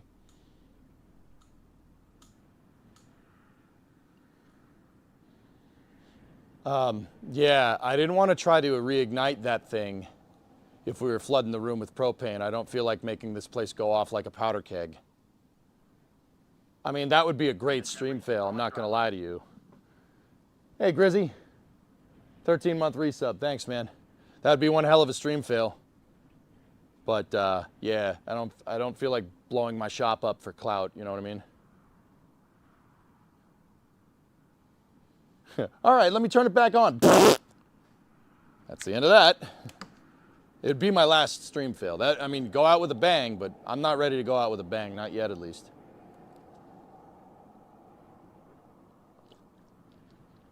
Yeah, I started smelling propane. I'm like, oh yeah, it's just the heater turning on. But then I noticed there were no flames coming out of that thing.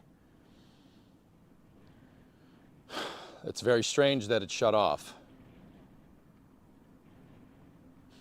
Okay, we've vented. Let me, while we have the garage door open, I'll try to fire this off again. See you on the other side.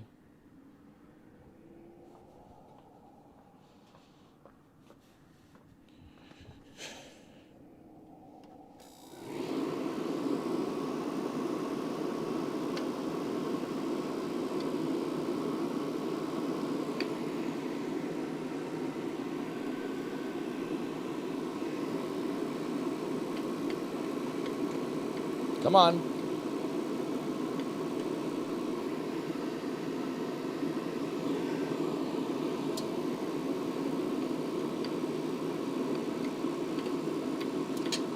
It'd be really nice if you ignited.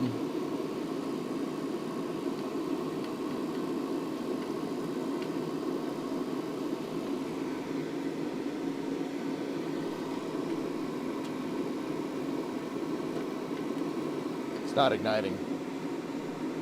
I think we might be out of gas, dudes.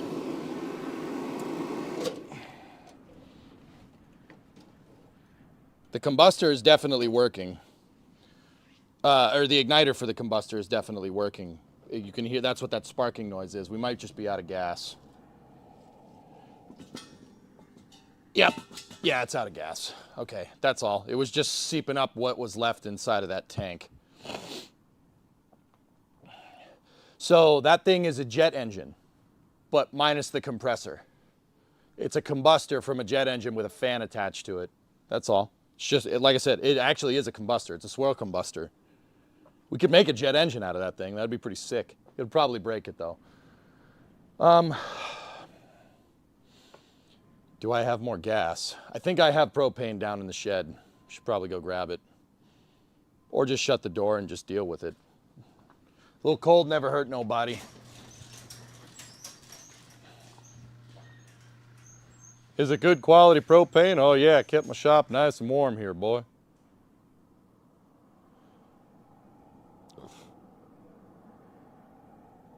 Yeah, Hibbit, pretty much. But I didn't know that until I figured it out. If you smell propane and you're in an enclosed area with a source of ignition, it's not going to end well. You already have oxidizer in the air. And if it ignites, it'll pressurize the shop and explode. And you'll make a little mini rocket engine. It'll be great. Yeah, it's a nice one-time use rocket engine. Call it a one-time use. The Donner Party disagrees. Yeah, because those are the hallmark for common sense. Great idea. What's the specific impulse of the garage? Yeah. It would be most likely a detonation, so we'd have to, the impulse would not be very much. It would not be much. There's a lot of air to fill. Okay, yeah, I'll just put my jacket on.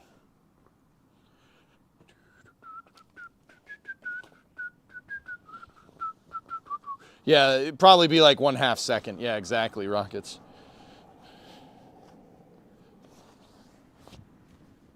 All right. The burn time would not be very fast. We only have a finite amount of oxidizer. Okay. You know what? I actually think I have a propane tank down in the other shop, and I think it's full. What time is it? Should we go get it? Yeah, we're going to be here for a little while. Hey, Matt, just popping in. How's it going? Well, in order to repair more of the car, I cut more of the car off, Matt. That's about how it's going. If you notice, part of it is missing. I'm really thinking about how we got to get the rest of this rusty bit off right here. See this piece? That piece is no good. The top part of it is fine, but basically from here down, this little piece, the wheel hell. We're in wheel hell right now. Discovery, The wheel go well and is throttle up. toast from there down. We're gonna have to fix it. Dude, I still can't believe there really wasn't much holding that quarter panel on. Hey, Chris Fu, 111 months. Nice ring to it. Yeah, all right. I'll go get that propane. I'm going to go get the propane tank. I'll be right back. I have another one, so.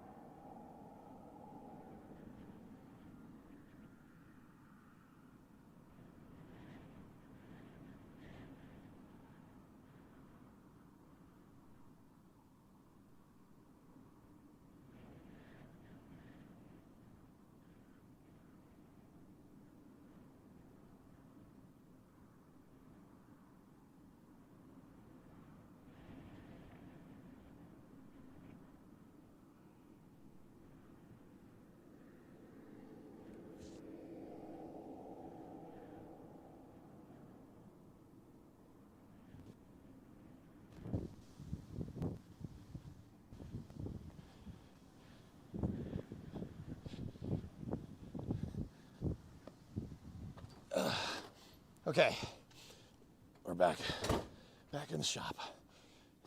Back in the shop. Oh yeah. Oh, I'm not sure how much of that you guys heard, but oh, look at this. Full tank, dude. 1075. Propane, boy, I tell you what.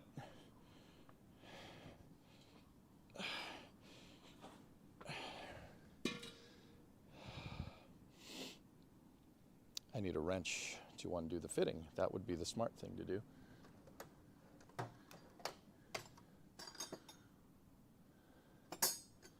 Seven eighths, you think? We'll see. It actually is kind of warm out, dude. For what it's worth. It's pretty warm out, guys. Oh, got it right on the first try. And in case you guys didn't know, propane is reverse thread. Righty loosey, lefty tighty. That is entirely on purpose.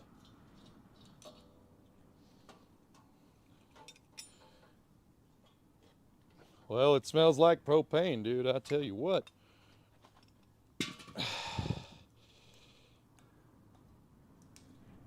Left-hand threads for, it's left-hand MPT. Looks like 3/4 inch MPT, if I'm looking at that right.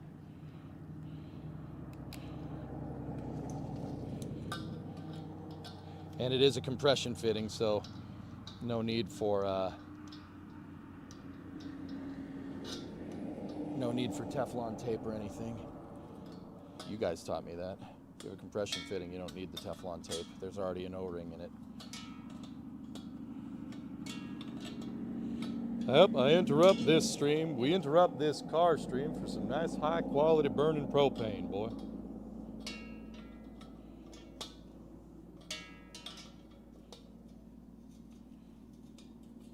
Okay, you don't want to cinch that down too much. You don't want to pinch the O-ring.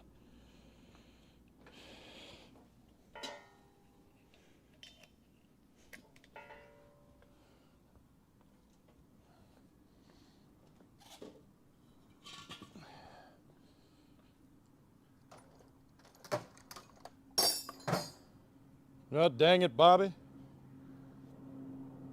Should we vent before turning it on again? No, I vented all of it out. We're fine. And the igniter, we'll get it. Either that or I'm about to blow up. You know, whatever. It's fine. So I always put the igniter on first because I'm paranoid. So you hear that ticking noise, that's the igniter. So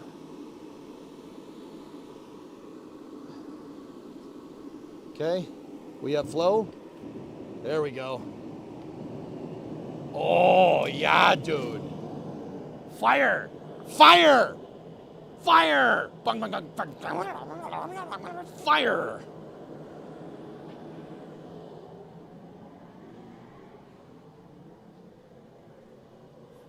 Dude, that's a combustor. That's all it is. See how it's swirl? Can you see it swirling the flames? That's how a combustor in a jet engine works. The thing is, the combustor is compressing the air before it goes into that. But that's how combustors work on jets. Seriously, same thing. And because, so if you look, you know what? Little aerospace thing, real quick.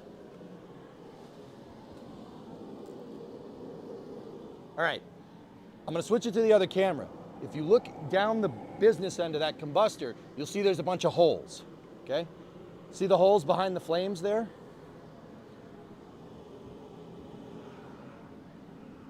All those holes would be on the backside. That's the backside of the compressor. So, the compressor on this jet engine would be over here.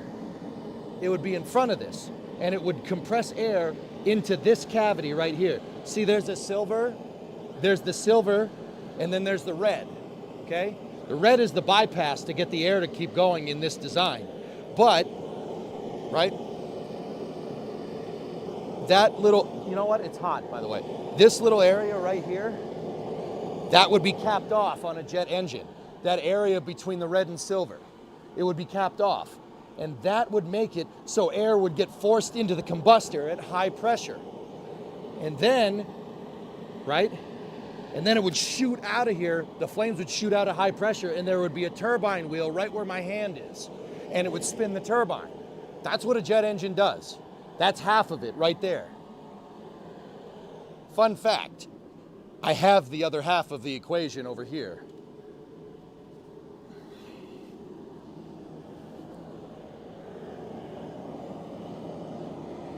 You need to compress it, then put it through a combustor, and then you would need to feed it into a turbine right here.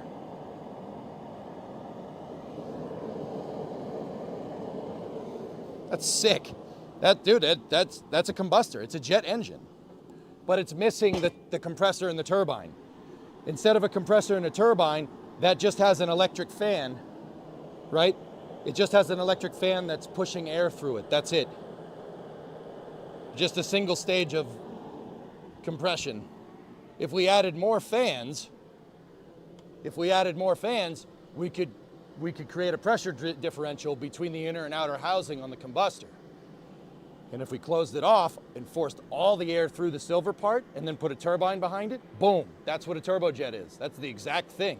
Same exact, that's crazy. I never actually looked at it. Cool. Whoa, what's the turbo for? I don't know. I don't know. I bought it because it was $100. I bought it before the tariffs. $100 turbo. I don't know what it's for. Maybe we make that into a jet engine. Screw it. Maybe we make a jet engine. I don't know. I got a welder. We could figure it out. And honestly, I don't want to, you don't put a $100 turbo on something that you care about. $100 turbocharger on a car that you care about is probably going to end badly. If it comes apart and if it delaminates and part of it goes into the car, you're going to have a bad day. Turbos for the Coronet. We could turbo the 5.7.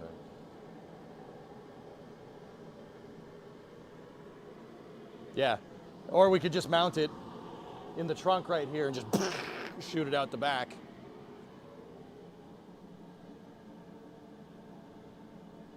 Put it in the back of the car, new Batmobile. Not a Garrett, it's a GT35 ripoff. We'll call it instead of a Garrett GT35, we'll call it a C35, Chinesium 35.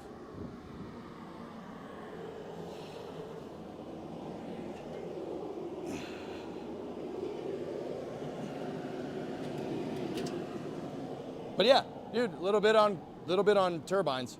Fun fact, that's basically how a turbo pump works. You're looking at a gas generator. It's a gas generator. But it's a gas generator that's it's naturally aspirated, so it's using the atmosphere for your oxidizer. On a rocket engine has something just like that. Like take the Merlin 1D for instance. It has something just like that, but instead of a fan pulling in air, right? Because where the rocket goes, there's no air. You have a liquid oxygen and then you have a RP1 injector. And it pulls it into the combustor. And the gas generator does that. And what happens is the explosion gets forced out and it goes through a turbine and that turbine spins the fuel pump. Hence, turbo pump. It's half turbojet, half fuel pump, turbo pump. Rockets have that.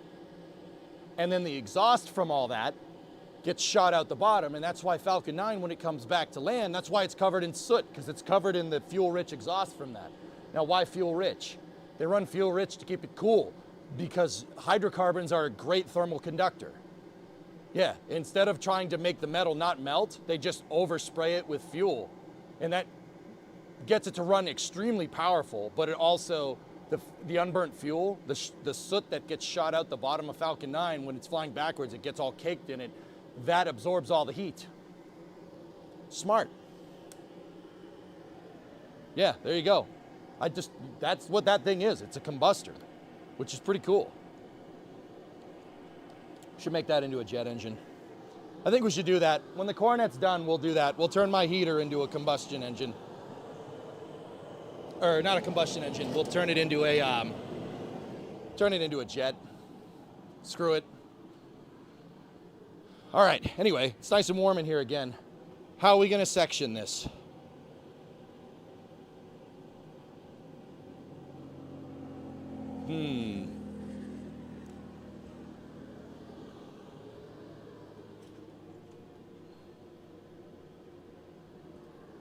Let's start at the back and figure out where we're gonna cut.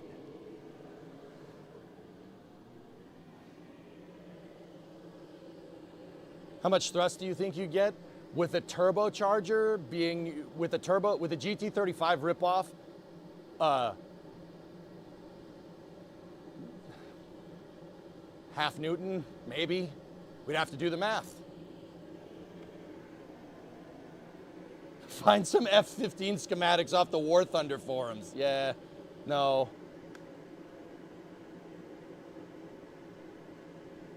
All right, so let's giggity go. Where did I put the light? All right, so once again, we can cut the seam of this bad boy right here.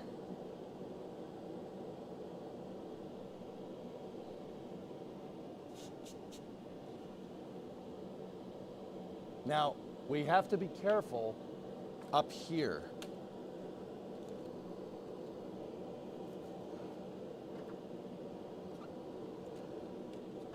Camera does not want that type of exposure. We have to be careful with the structural pieces up there. So what I'll probably do, I can zip up here with the cutoff wheel, and then I'll probably do a straight cut like this down here. You know what? I'll mark it with the marker.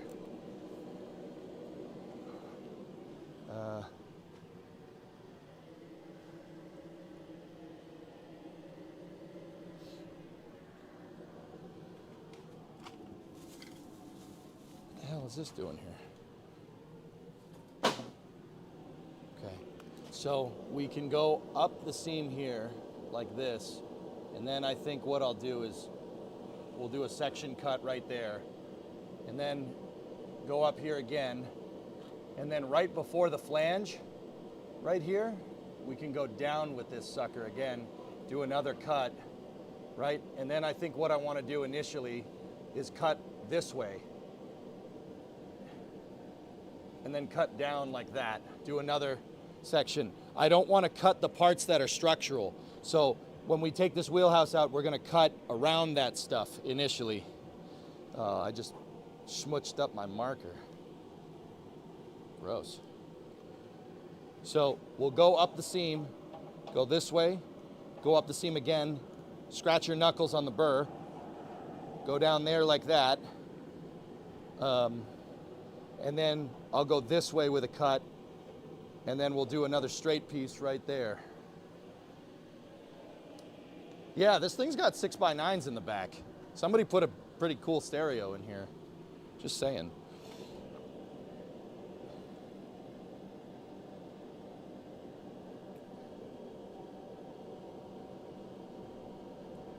Now, once again, we're gonna have to be a little bit precise with how we cut here. We gotta be careful.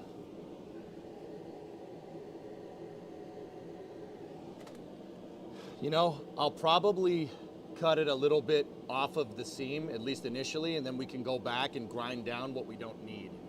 That's probably a good idea. But we gotta be careful about the structural parts. I don't wanna cut any of that out. So we'll get the back of the wheelhouse out and go from there. Let me get my face mask on, and then we roll. Then we ball. Screw it, we ball.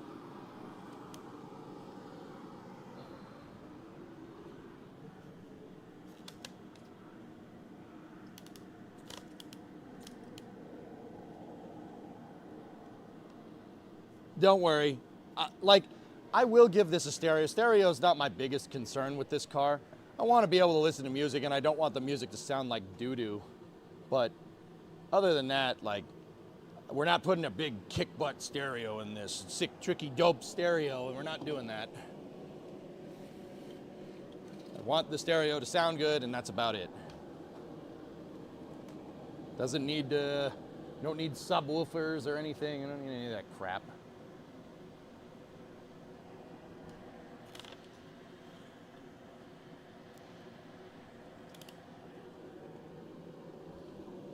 All right, how do we want to do this? I need the light on this, dudes, so I can see what I'm doing. I'll zip up this way Discovery, first. go Ready? and throttle up. Let's do this.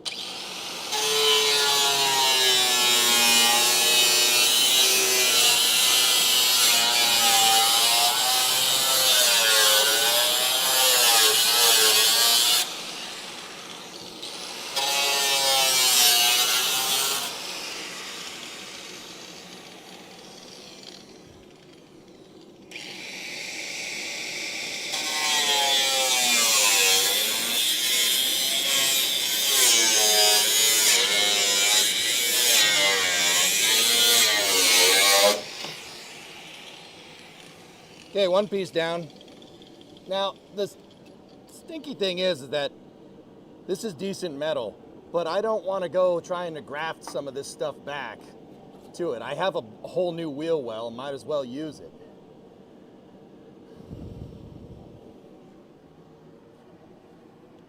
I mean, somebody underlined this, undercoated the hell out of this thing, and that's the only reason why this metal is still good.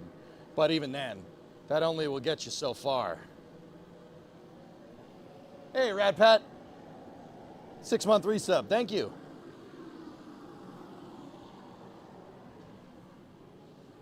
But the good part is that we have some vintage American steel, so if we ever have a compound shape or something that we need to make, now we have some metal to do that with. Like maybe the other wheelhouse, like, or something, or maybe we need a curve that matches like that sometime.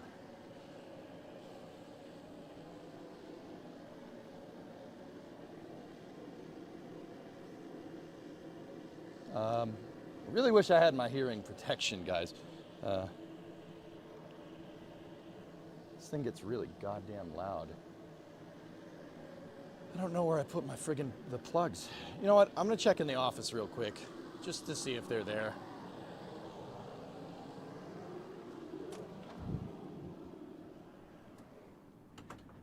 Just want to see if I put it anywhere in particular. Nope. Cough drop though. Yeah, I'll take that. Love cough drop. Love wings. Love, you know, like wings. I love wings. No, I don't see it in here, dudes.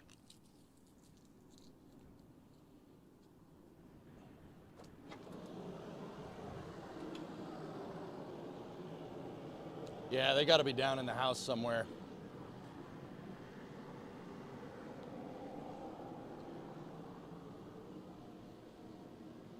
You have any cotton balls to put in your ears?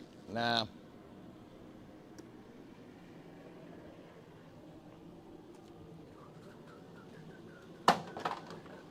We'll just get it over with, dude. Doing this a couple of times with no hearing protection is fine, but I would really want to wear that.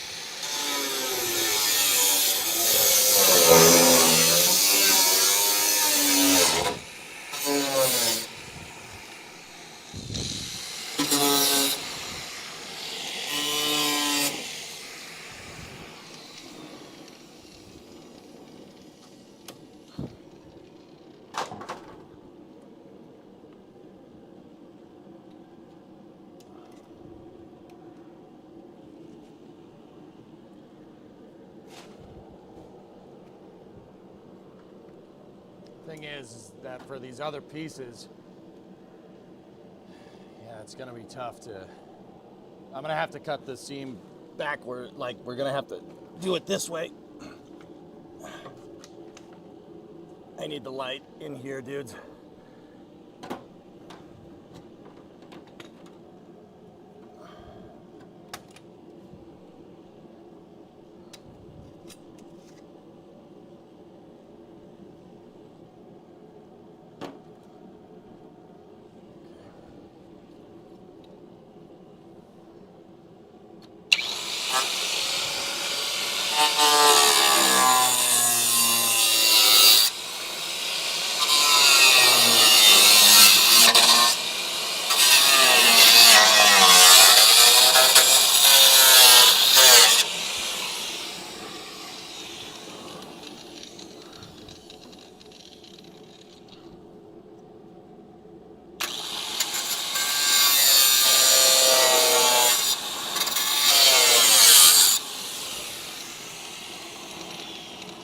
Okay, I got it.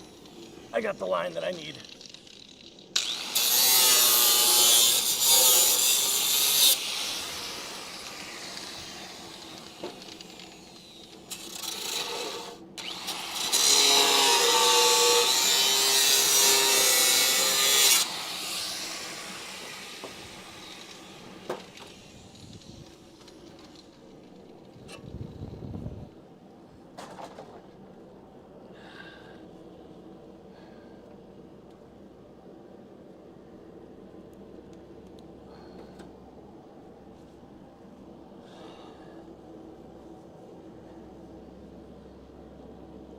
Yeah, see this flange? We can get at that flange. That's no problem.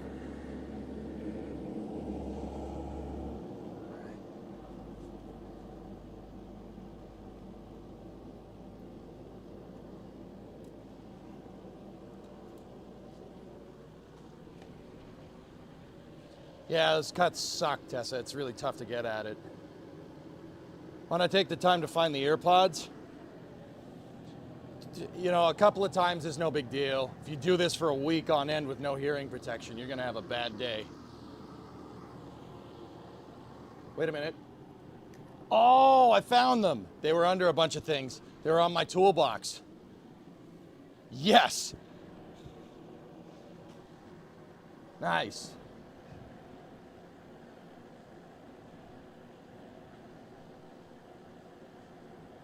I did not see them before. They were just peeking out on the top shelf of the toolbox. Oh, that's so much better. All right, this is getting to the point where there's a lot of burrs and stuff around. I usually don't like wearing gloves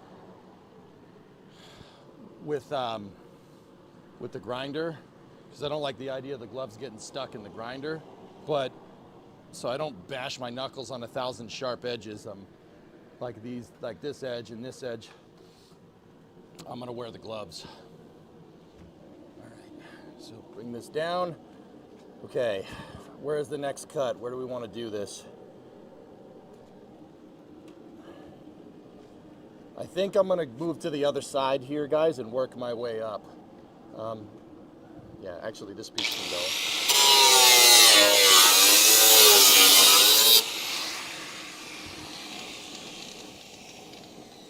See, there ain't much left.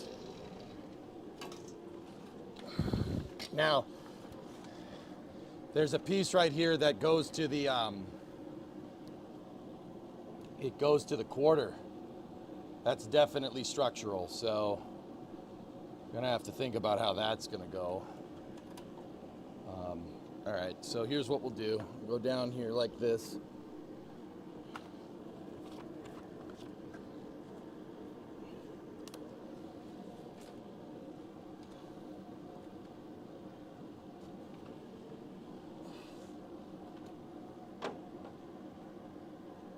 So over here, can you guys see that okay? Over here, I'm gonna zap this and then we're gonna go this way with it because this is all toast. So we'll go up the seam again, but we just gotta be cognizant of what's back there. I don't think there's anything here. I mean, I could see, fortunately I could see it because there's, you know, parts that should be there are, you know, not. So the idea behind cutting around all the structural bits, dudes, is that it'll be easier for me to drill them when they're up close. Like, instead of trying to drill it with the wheelhouse in place, we can cut all the pieces of the wheelhouse out and go from there. Simultaneously, just on a side note, it'll be easier to repair this seam right here going to the trunk with the wheelhouse out. So, just, yeah, quick side note. We're slowly but surely cutting all the crap out of this car.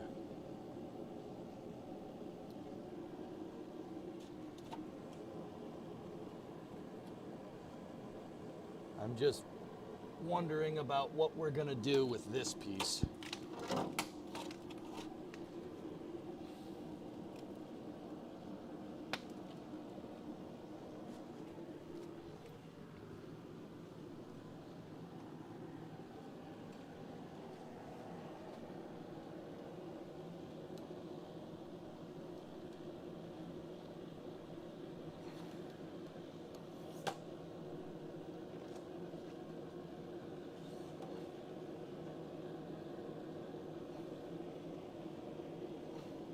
Hang on, I'm just moving the light.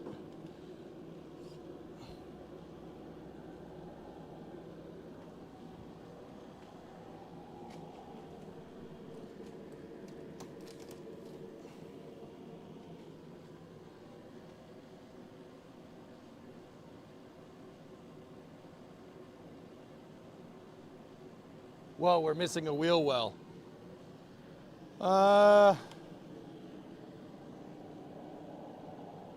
Yeah. Yeah. Bree, what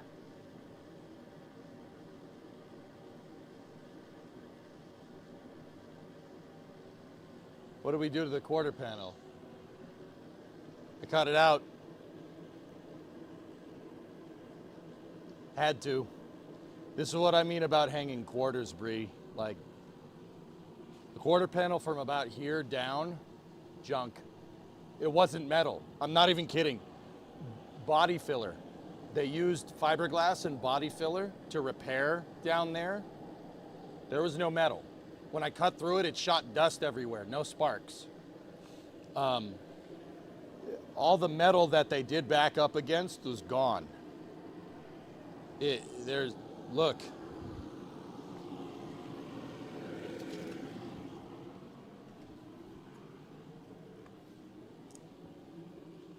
That is what I cut out. We cut the cancer out of this thing. There was no metal down there. Once again, fiberglass. It looks like a hay bale. When I cut it, this piece fell off, and then I snapped it in half, just doing that. So we're gonna need to buy those. It's inevitable, but yeah, eventually. Eventually, we don't necessarily need them right now. I mean, we're gonna need them soon, but. So right now I'm replacing the wheelhouse, or at least, well, I'm cutting out the wheelhouse and we gotta replace it, but yeah, there's not a lot of this left, but that's okay. I'm actually happy I cut the thing out. I thought maybe it'll be okay, maybe I can repair it. You're not repairing what I just showed you. There's no metal to repair. There's nothing. So yeah, that's why we cut it out, and I'm trying to cut it out to a point where there's no rust.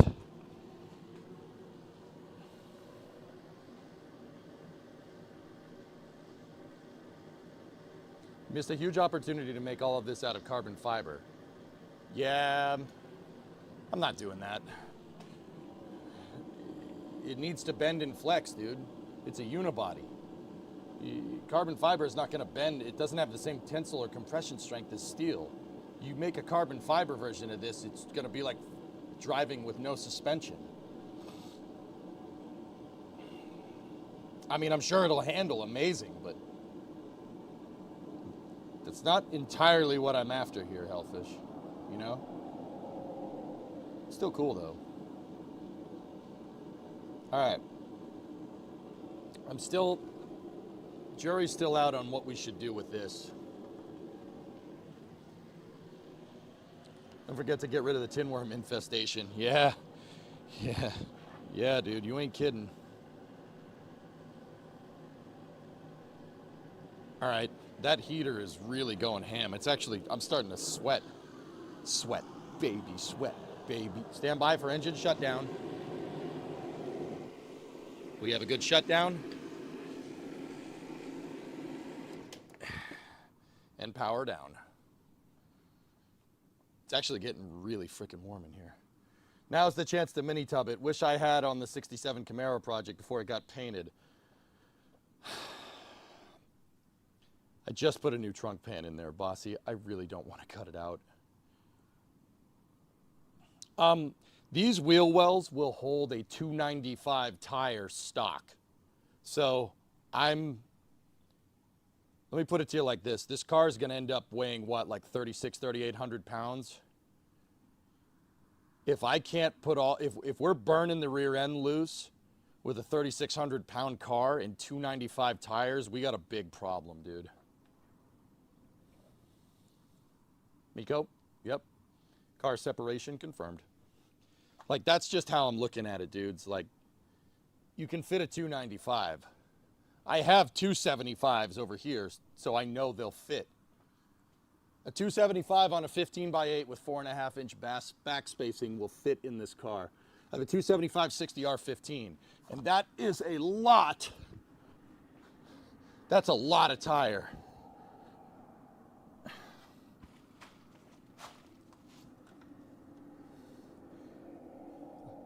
That's absolutely going to fit.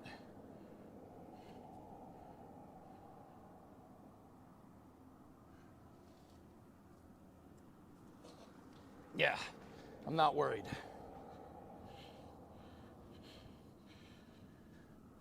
275s on 15 by 8 with 4.5-inch back spacing.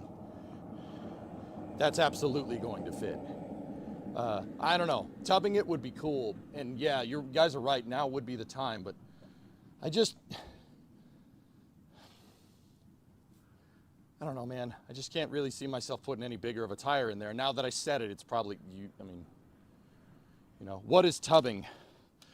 So if can you see how the curve, the curve for the wheel well goes in.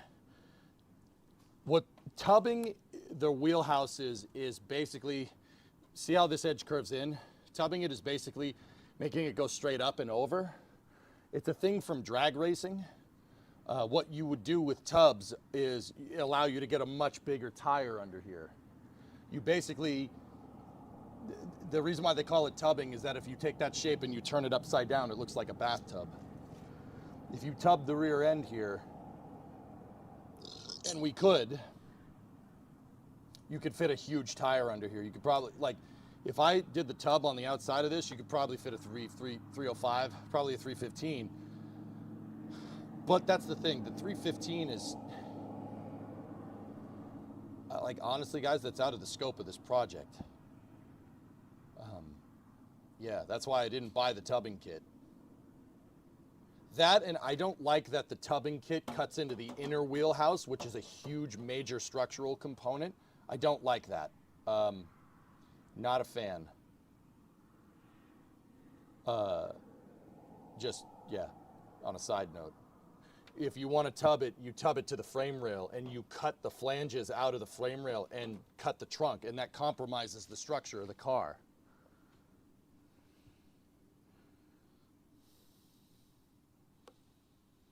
Yeah, guys, it's out of the scope of the project. I want this car to have 400 horsepower.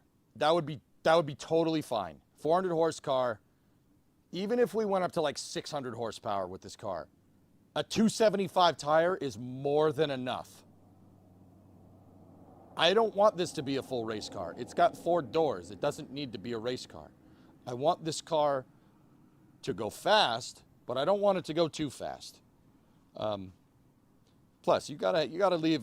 You don't want a complete wide tire. You got to be able to break the rear end loose. That's really important, so you can,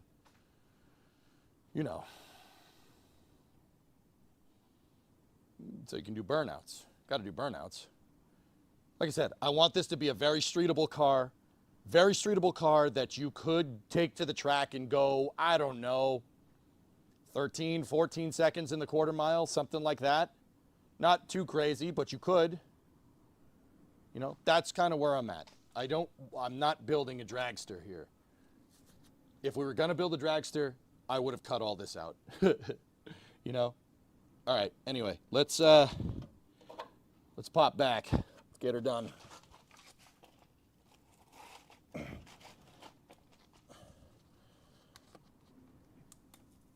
All right, I'm gonna section in here. Finally cut all that damn rust out.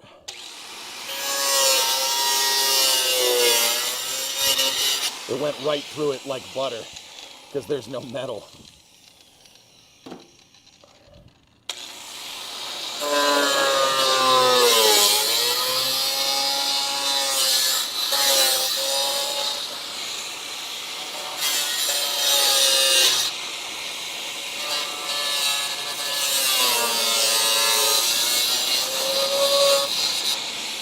I just got to be careful here. I don't want to get at the back of the door jamb.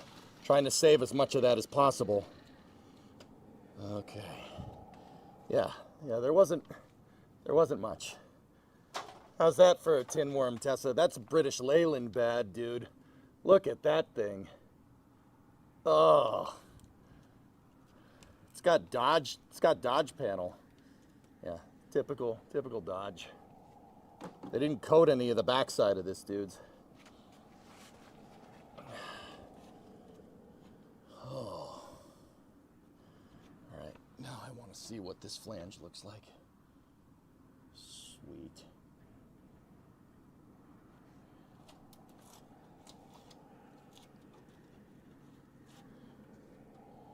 All right.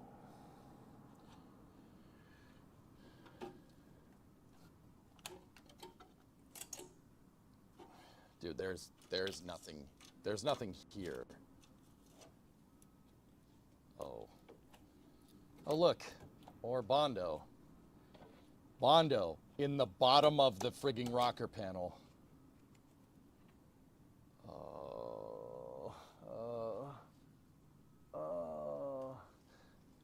It's not up to Lancia standards. We're not at Lancia levels. We got to be at BL levels. This is BL levels of bad. Oh, the inner rocker's shot. Ooh, that sucks, dude. Yeah, the inner rocker's toast. Crap.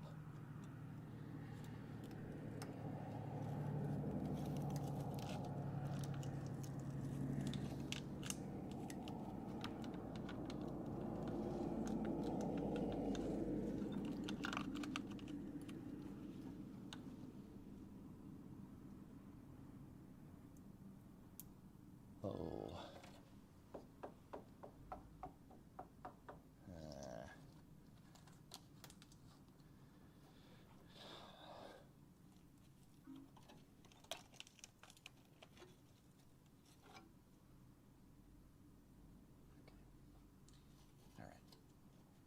right.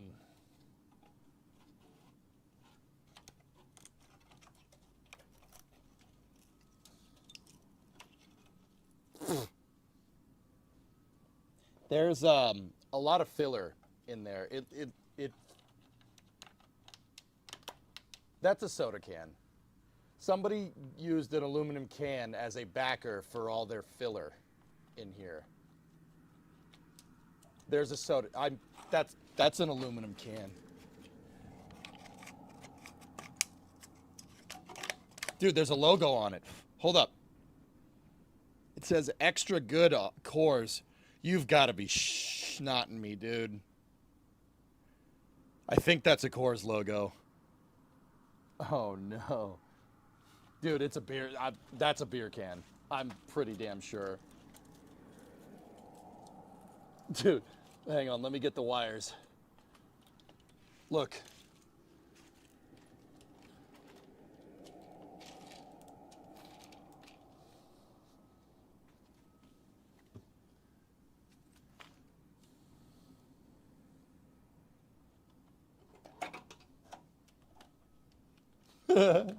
You've got to be kidding me.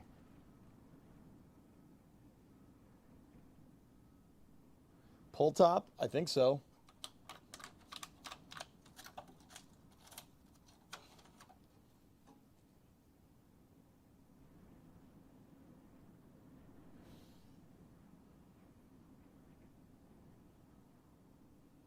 Wow.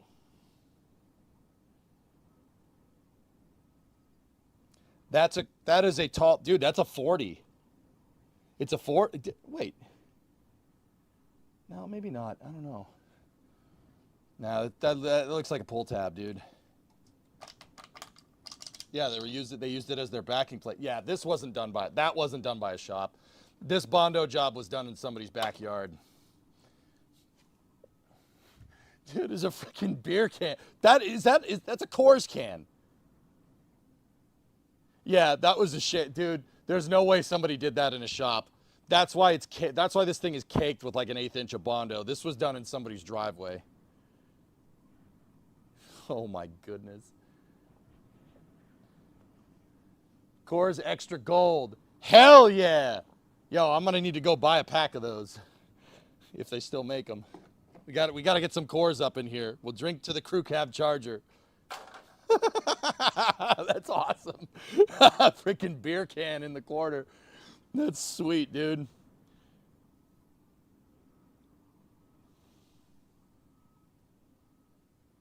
Now you know why restos aren't worth it. Oh, it's worth it, man. Well, this one is, but yeah, ARJ, I get what you're saying, man. The freaking beer can. That's awesome, dude. There's a freaking beer can in my rocker panel. All right, we got to keep going. All right, how do we deal with this?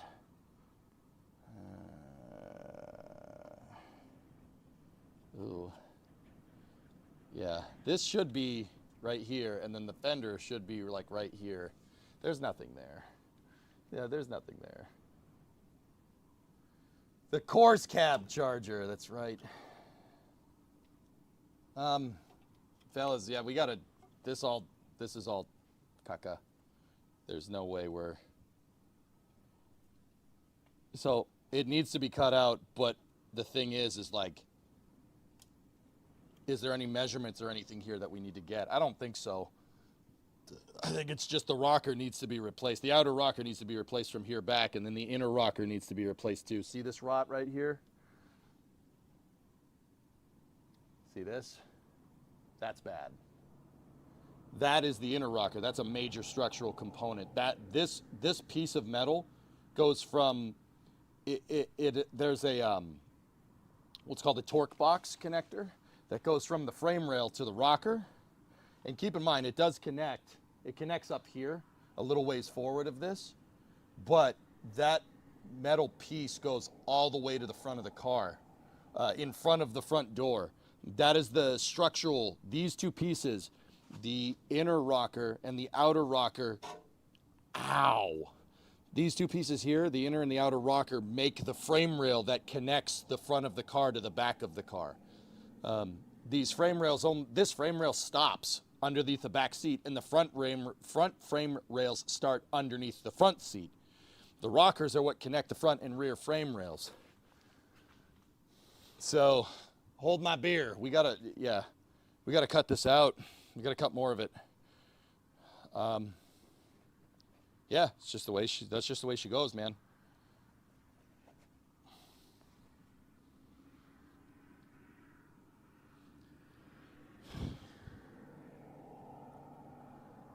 No wonder it's rusting out. It's been smoking 2 packs a day for the last 40 years.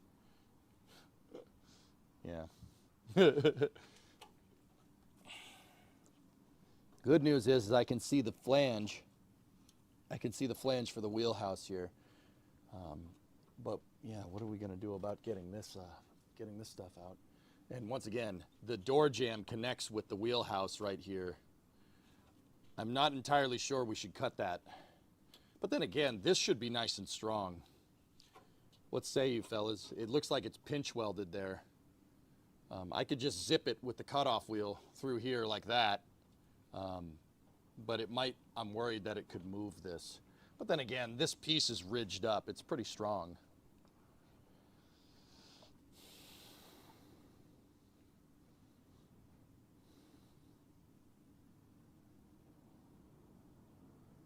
See where it's connecting right here? I'm worried about that.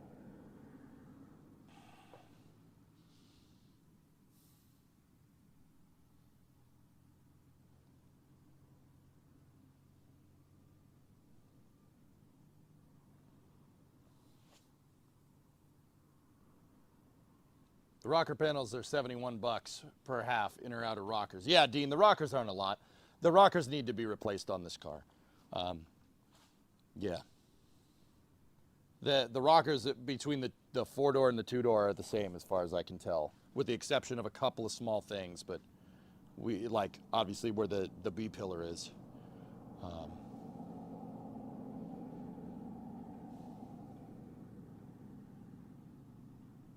I'm just thinking about how we're gonna do this. Where's that flange? That flange is right there.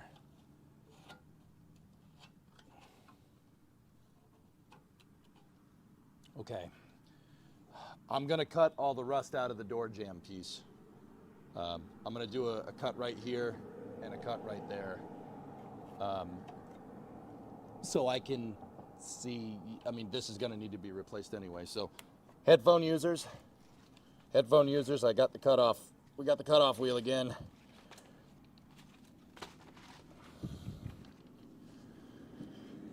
Here we go.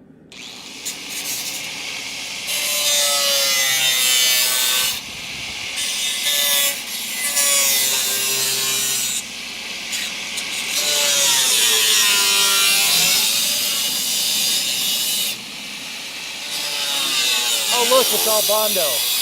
Lovely.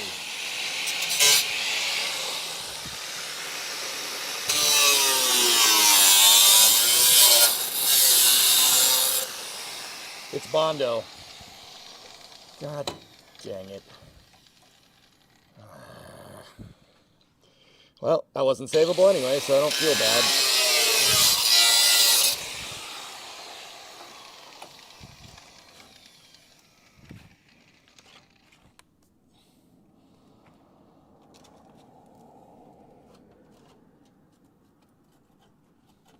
It's all Bondo. Always has been. Okay.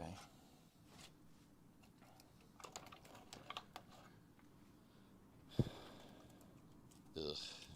Yeah. All right. How does this connect? It doesn't. It really does not.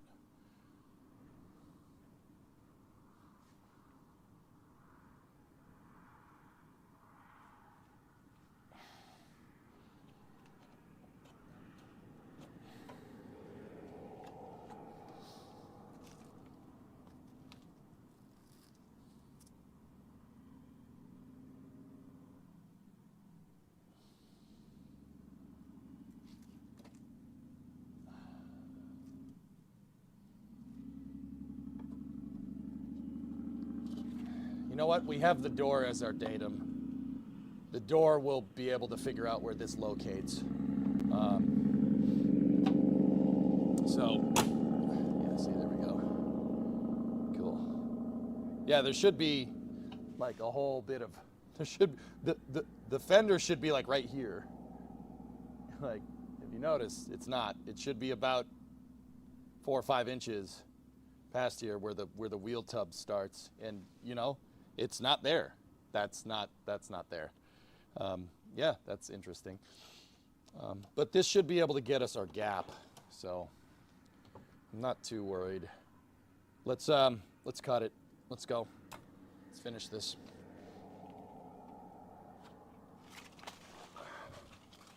All right.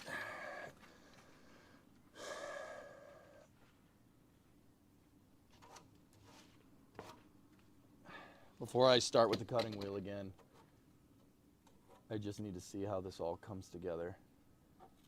All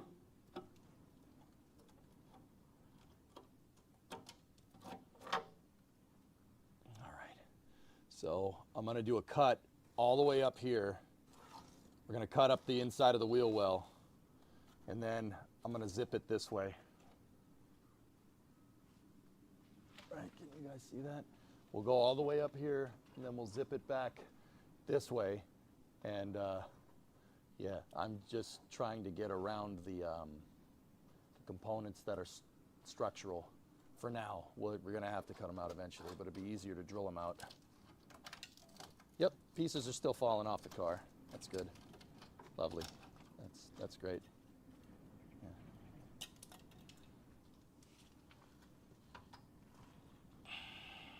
I do not like how open that inner rocker is, but it seems like it's not rusted to the structural connection point, so we're gonna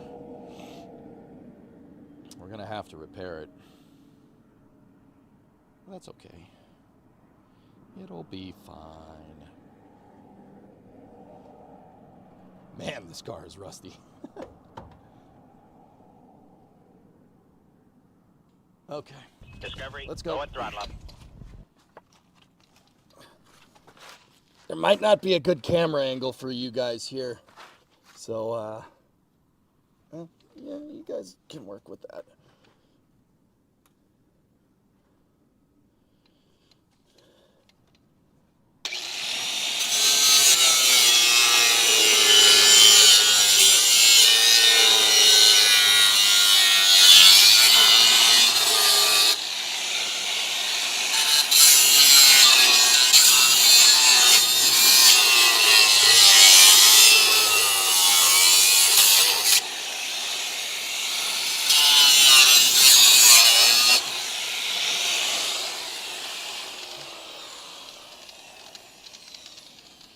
Gotta make sure I got the slack.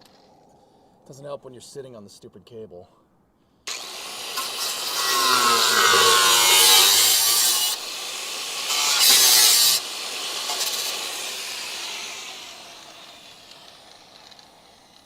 Okay.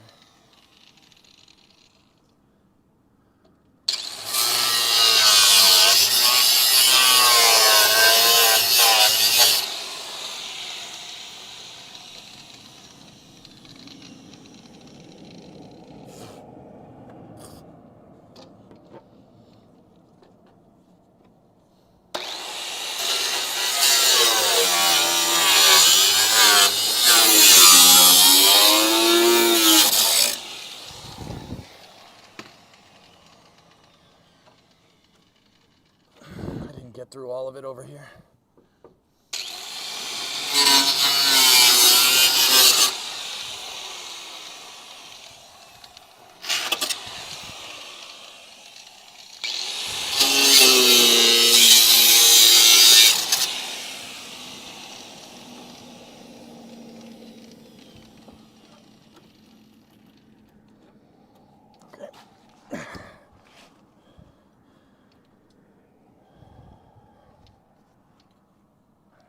The last bit that's holding this together is the door jamb.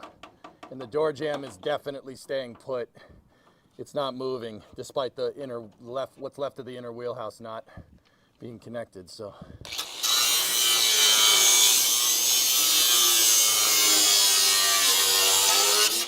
Good for us.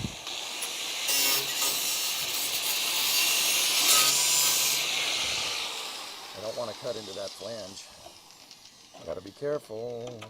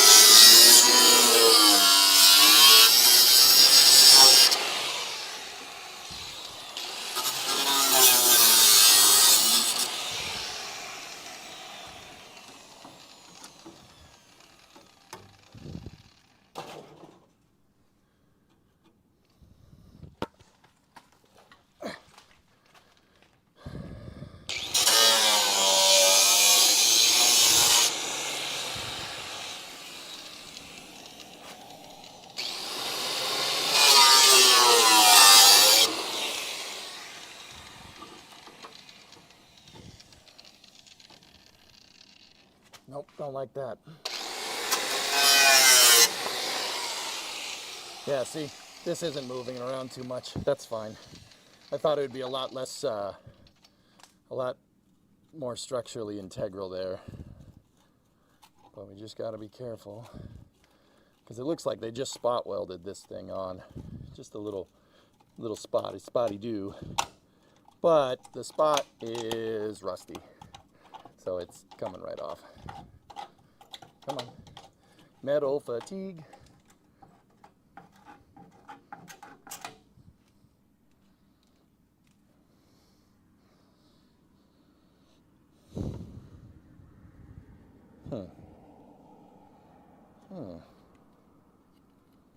Yeah, okay.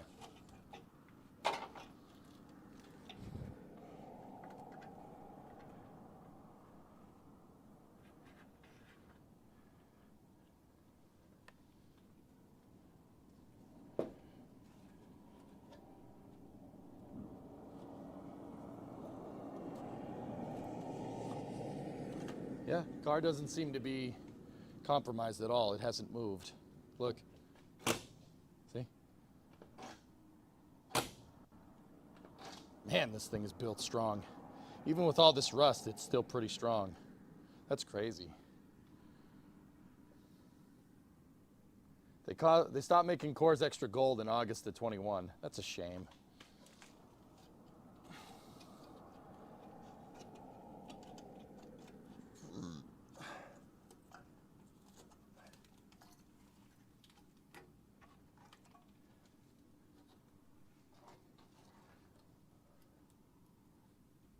Okay.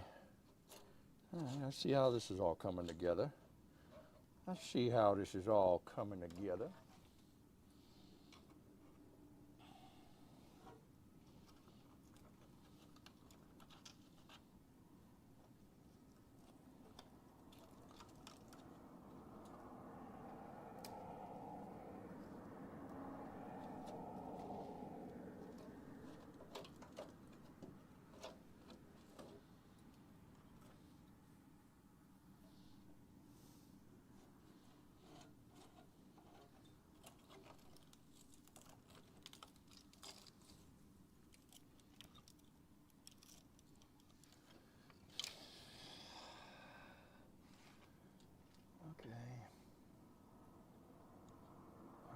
seeing how this all comes in. Okay.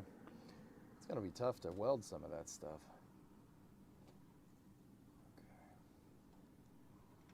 Okay. Yeah, part of the flange goes through the door jamb. Part of the flange for the outer wheelhouse picks up on the back side of the flange right here. And it looks to be sandwiched in. Okay, we can get around that. We're gonna have to drill spot welds on the inside of the car, but that's okay. We just have to figure out how to drill these spot welds out up here. I can see most of them for what it's worth. It might be prudent to clean off the bottom of this part of the wheelhouse first. Just scrape all that crap off, all the undercoating that's in here. Yeah. Might be a good idea.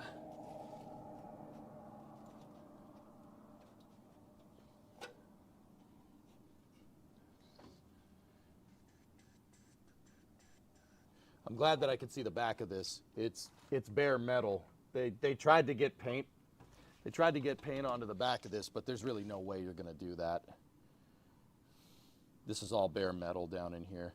And I'm going to coat the crap out of this with weld-through primer so it won't rust when we get to that point.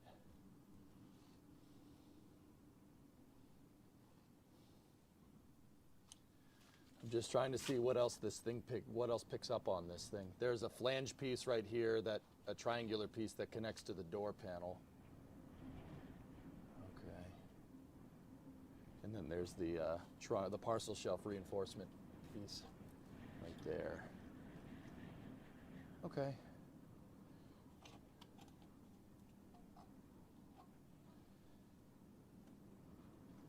Cool. Hey, Willian, what's up, dude?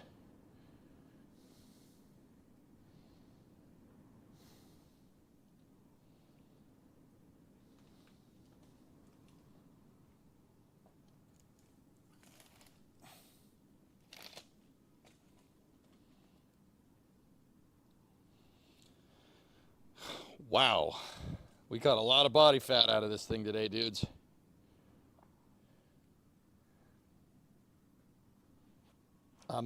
Yeah, okay. So I'm trying to think if there's anything else with the cutoff wheel that we need to get at here.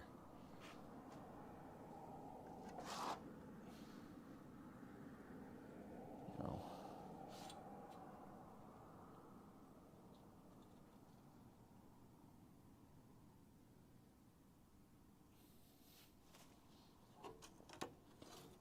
Man, this is rusty. It's rusty, but it's not rotted. It only is a little bit. The only really rotted parts here are what's left of the rocker panels. Chat, call me crazy. It looks like these rockers are galvanized.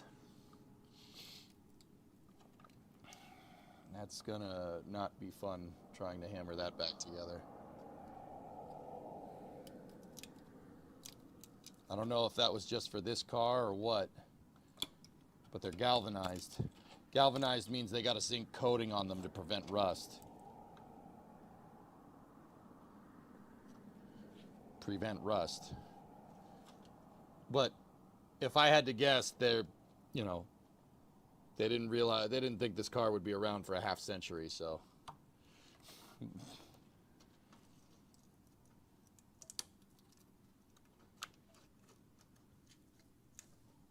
They're sold as galvanized?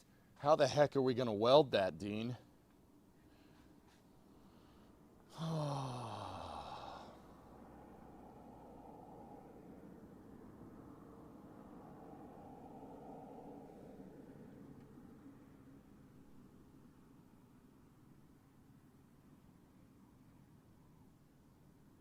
Got to grind off the galvy coating? Yeah. Yeah. All right.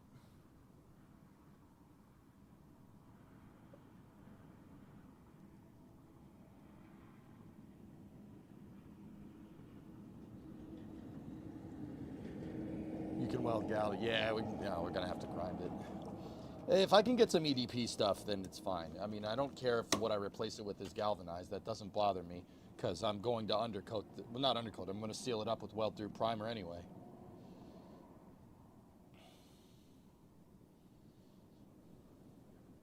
So the reason why I stopped cutting, why I'm trying to think about this is because I'm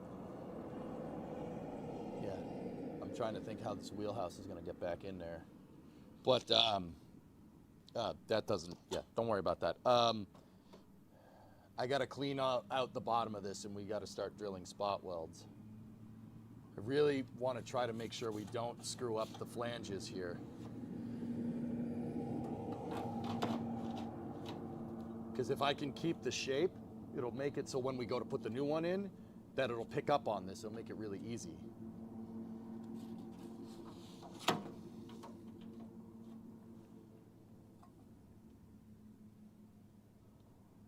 Man, there's a lot of things that this thing picks up on comparatively to the coupe. Jeepers.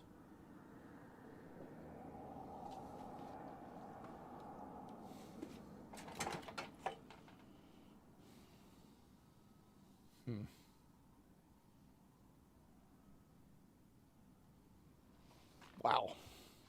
Man, the other reason why I'm like kind of stopping and looking around is because I've never seen these parts of the car. It's my first time seeing the backside of the door jamb. Backside of the door jamb looks pretty good, except from like here down. That's pretty nice. And does it still shut? Wow. Yeah, baby. Nice.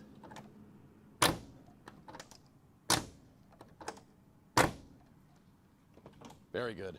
That's how you know everything's still straight, if you can shut the door.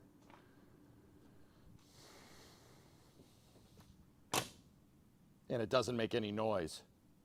If it made like a clunk when we shut it, that's no good. You really just want it to, all you want to hear is the sound of the striker. So just a clicking noise. Like that. Perfect. Sweet. Why does that door close smoother than your bedroom door? Because whoever shimmed this door knew what they were doing, dude. Some pretty nice craftsmanship, man. You know how like hipsters nowadays are after the artisanal, handcrafted stuff. These cars were made by hand. These cars are made by hand. Whoever shimmed this door wasn't shimmed by a machine. It was shimmed by a dude. It was shimmed by somebody who'd probably shimmed thousands of them on the assembly line in Hamtramck in Michigan.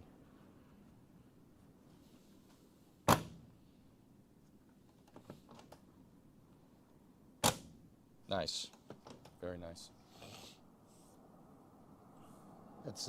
All the doors are like that except for the driver's door.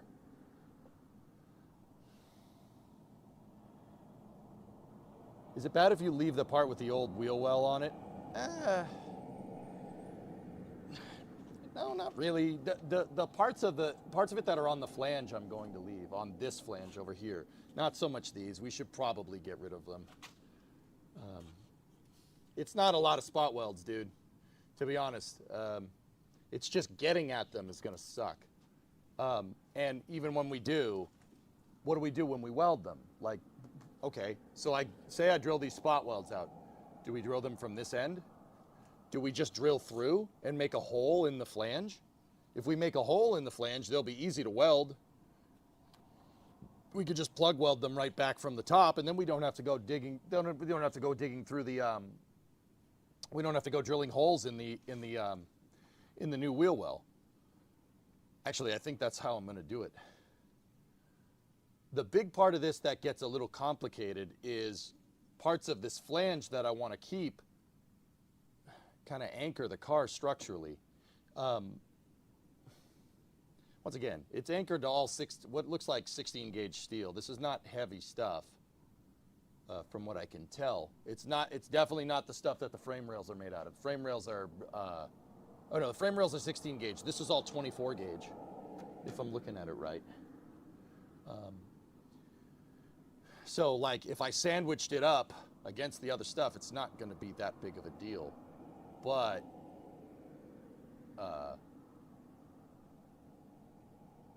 Yeah, there are parts, with that being said, there are parts that we have to get around.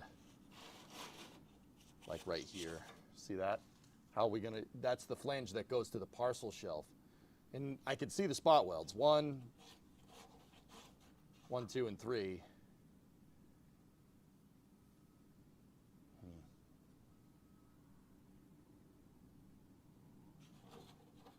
And then there's the loophole to get these things aligned. Let me think about how we should do this.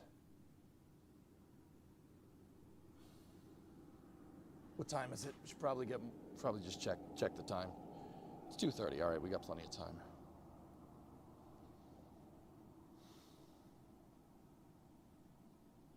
Yeah, Clayton, that's what I'm thinking.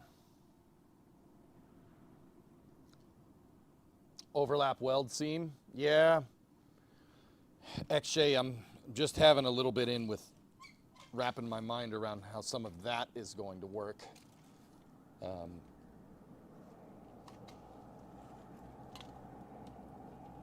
Like, do I drill these spot welds out, slide the new flange in there, up against we lap it up against it, or do we just cut this bad boy like down here and then just lap the seam up against that? If we do, that's fine, but there's look. See, there's this piece. There's this gusset that triangulates it. How are we gonna squeeze that up back in there? Unless we cut that thing out, and I'm not cutting it out. I don't wanna do that. These are major structural components. This is where we have to be careful again, like with the trunk.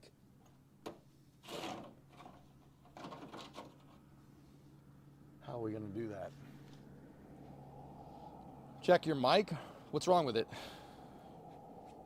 Check the mic. Mic check, mic check, mic check. Is it working, dudes?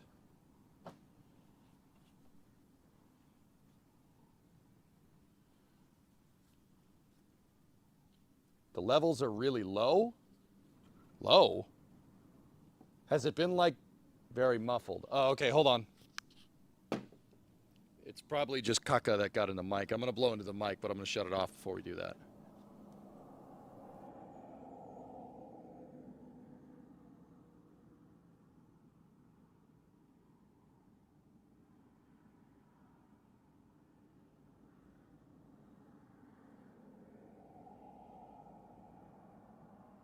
Okay, I'm back.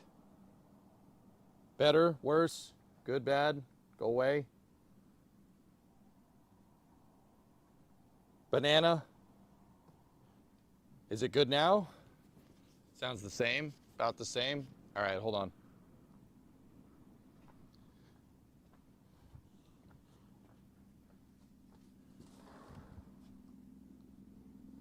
Hang on 1 second.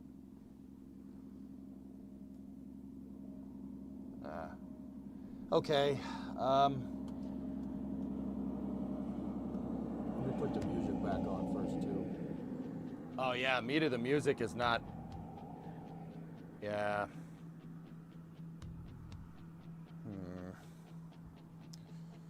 How do I boost the decibel on this mic? I forget. It's maxed out pretty much everywhere but the microphone base station, dudes. Ambient is a bit louder than your voice. Uh-oh. Okay, hold on.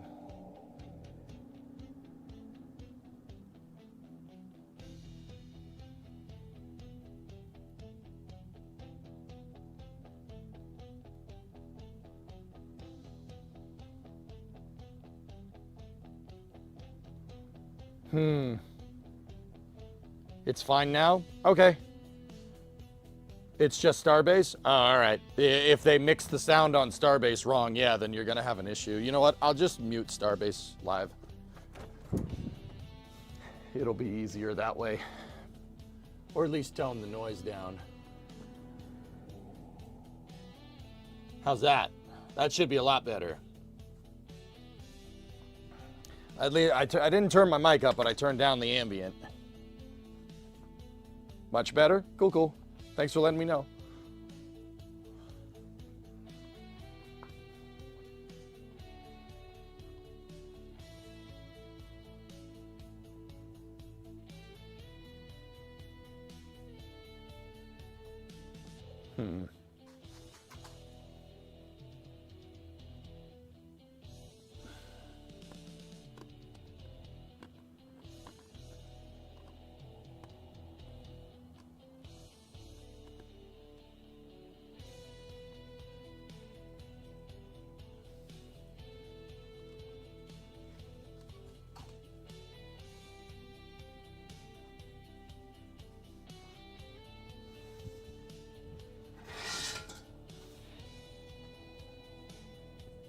Thanks, no problem, dude.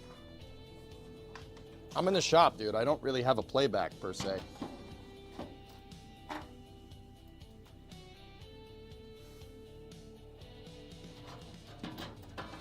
Yeah, okay. We gotta, it's this flange right here, dude. I'm gonna drill the spot welds. I'm gonna drill the spot welds and we'll try to sandwich the flange from the replacement part in there. That's the right way to do this. It's gonna be a little tricky, but it's okay. All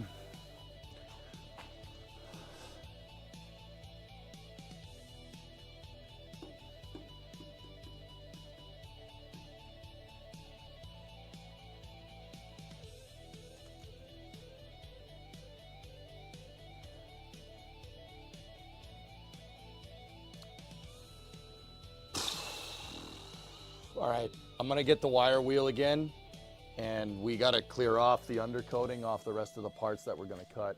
But the good part is that everything in there looks really nice.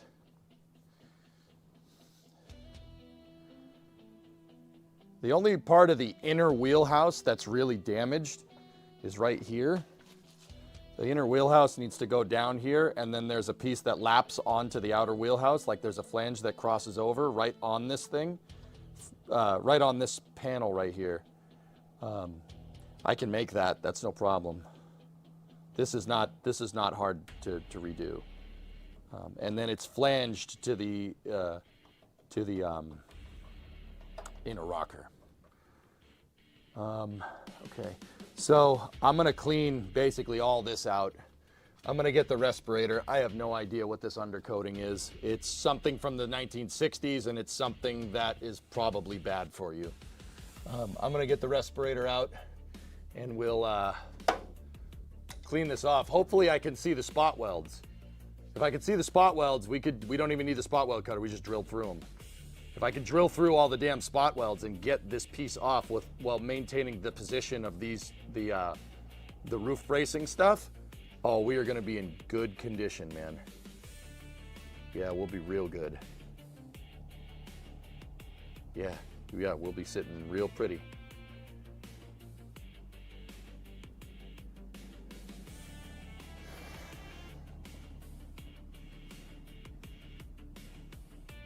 Any plan for undercoating in fluid film? Yes. Oh yeah, absolutely. I'm gonna undercoat the piss out of this thing when I'm done. Not because I'm gonna be driving it around in the snow. I just don't want it to ever rust again. Like, I want my rule of thumb for rust protection here is that this car is probably going to be stored outside even when it's done.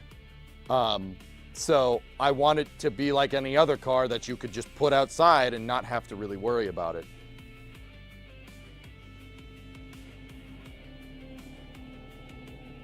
So yeah, I will undercoat it. We're gonna rust protect this thing as best as we can. Yeah. Okay, I'm gonna take the cutting wheel off. Look we used a lot of cutting wheel. The cutting wheel goes basically to the edge here. We've got probably about a ½ inch out. Yeah, let me, if I'm gonna change the disc on this thing, I'm gonna unplug it. I'm gonna unplug it and I'm gonna go put the wheel back on. We'll use a new wire wheel. I have another one ready to go.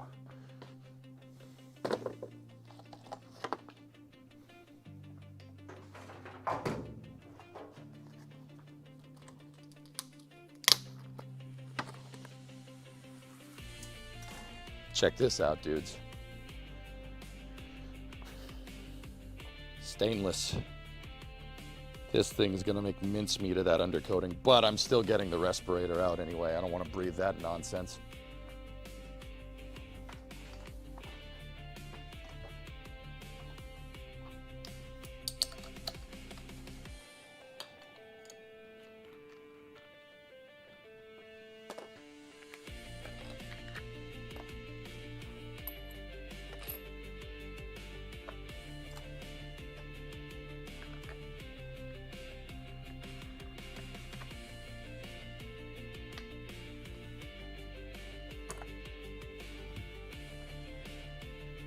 Yeah, the skin remover.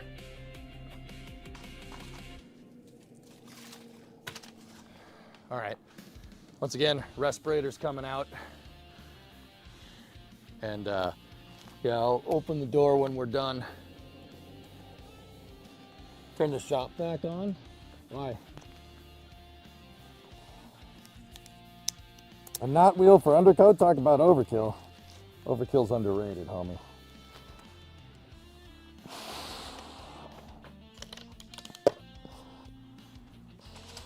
La la la Luke, I am your father.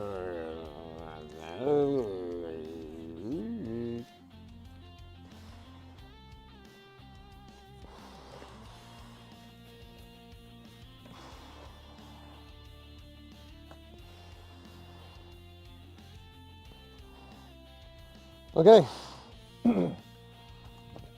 that's Boogie. Okay. Damn me being all safe. You gotta plug it in first, bozo.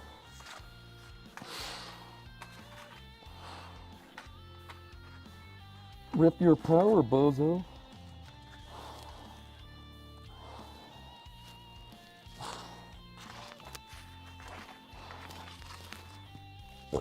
Excuse me.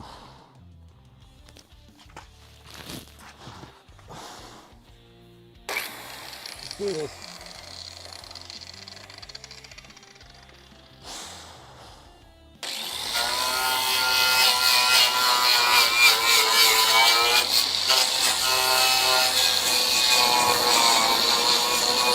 Oh yeah, there's a lot of caca coming off this thing. Oh yeah, he's really pissed off now. What I'm gonna try to do is I'm gonna go over there and I'm gonna try to jam my thumb in his butthole. Oh yeah, oh he's really pissed off now. Oh. Gotta have some fun when you're doing this, man. Come on.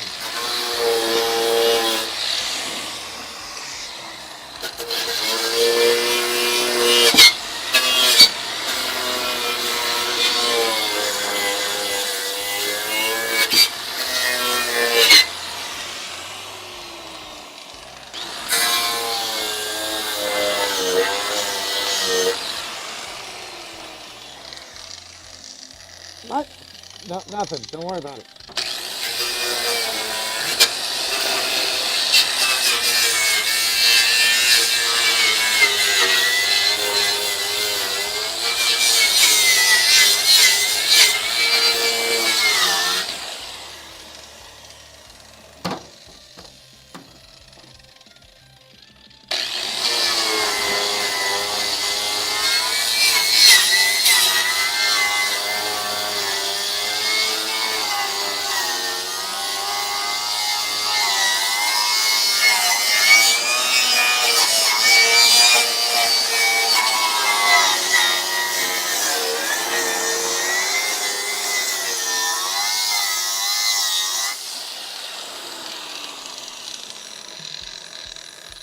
Huh.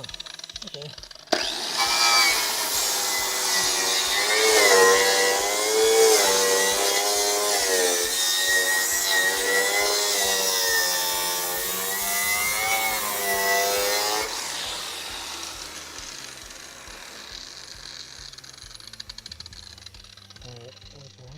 After that, let's try to clean off the area where the thing connects.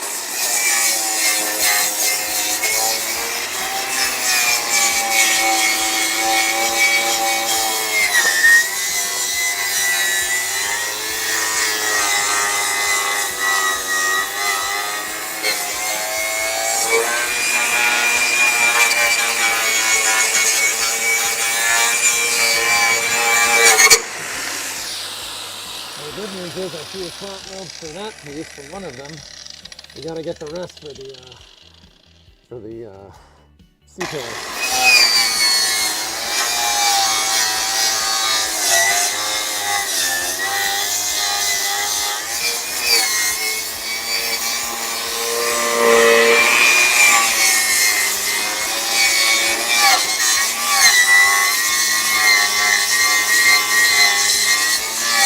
There's a lot of doo-doo coming off of this thing, man. Look.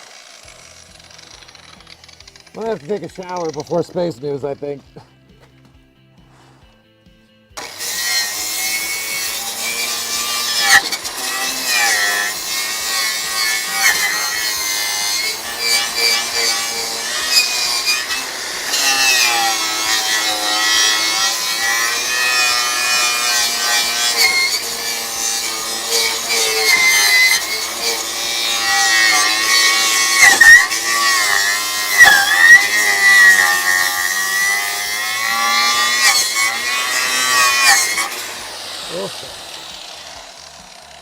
Okay, not most of it.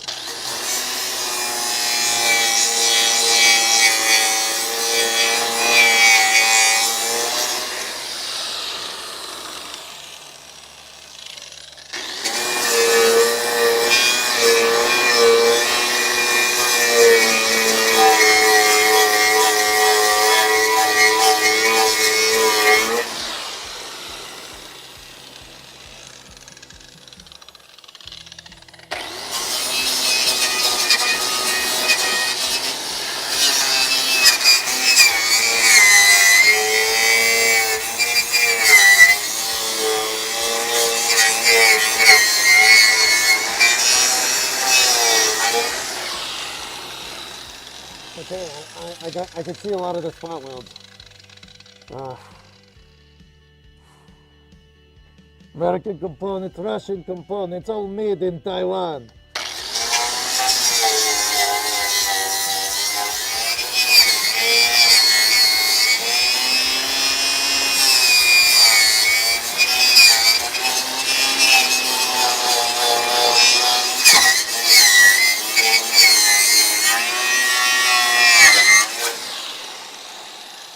Okay, almost got all of it, dude. I can see most of the spot weld, so that's super useful.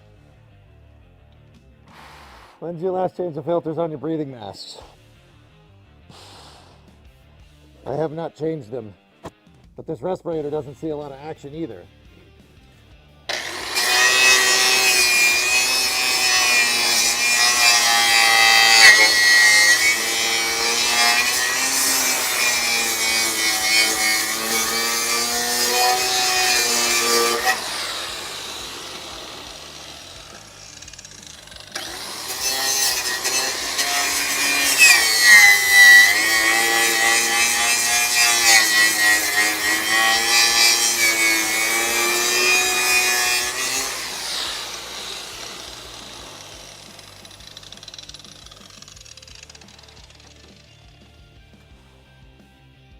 I almost got all of it.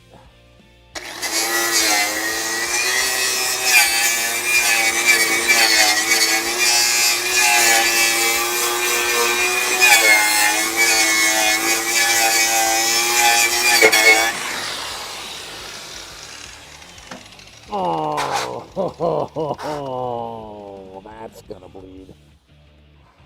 Right up against that. Oh well.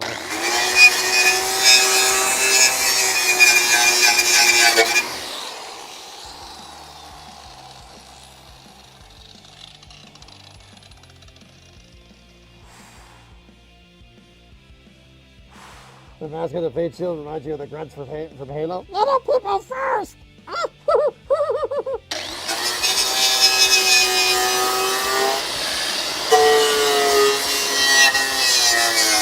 you bleeding? Yeah, you're bleeding.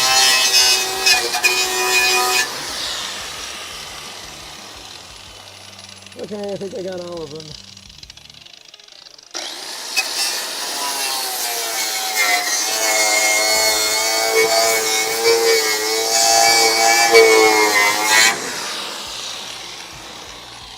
Okay, I'm opening up the garage door.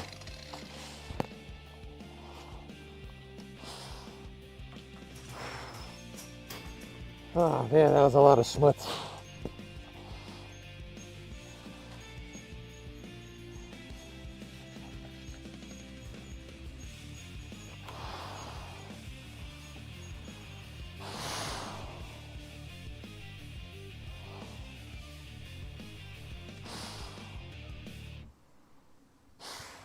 The garage door's open, dudes. We got fresh air. I'm taking the respirator off. That sucked. That wasn't fun at all.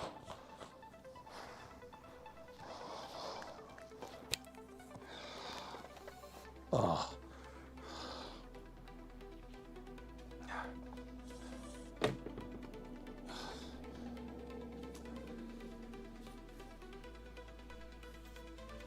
Yeah, I got a cut on my arm. Hold on 1 second, dudes. I gotta clean that.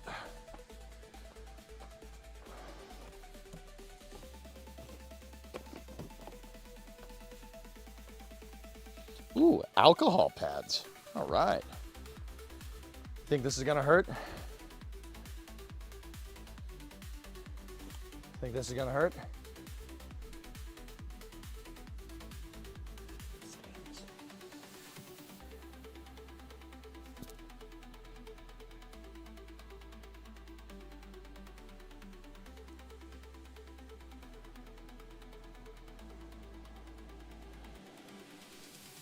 Yeah, I just got a little gash on my arm, no big deal.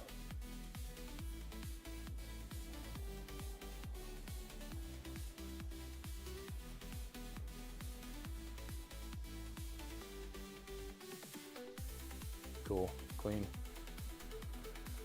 You still have leaves on your trees? Dude, those are dead. Those are all very dead.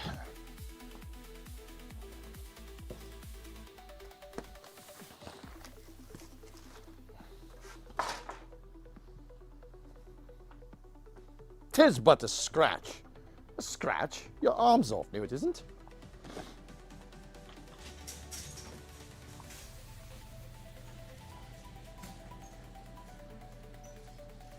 I always put dirt in them. Yeah, dirt is fine. Oh, man.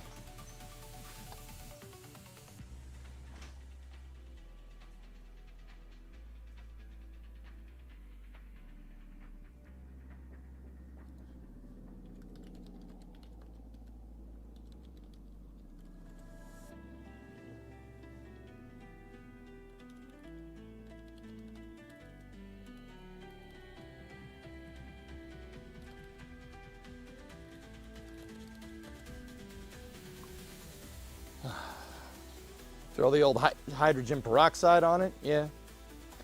All right, let me show you dudes what I just did. See? You know what helps? If I switch it to the right camera. So that's what I got right there. I got all this off so I could see the spot welds. 1, 2, 3, 4, 5, 6, 7, 8, 9, 10, 11, 12. Yeah. And then there's the couple of spot welds for the flange right there, right above you guys. Like right there. I'll just grind these frickers right out. Or, like I said, we could just drill. Wrap it in electrical tape and move on. Yeah. I'm gonna clean it again, dude, because, yeah, it got dirt on it again. Actually, you know what? It's fine. It's clean enough. I'll clean it when I take a shower, which I will be doing before Space News. So yeah, you could see, if you see these little marks right here, you guys, those little splotches, those are the spot welds. They're the spot welds for this, for that. I'm gonna drill. I'm gonna drill through them. I'm gonna get the drill and zap right through the damn spots. What's for after hours? I don't know. I don't know today.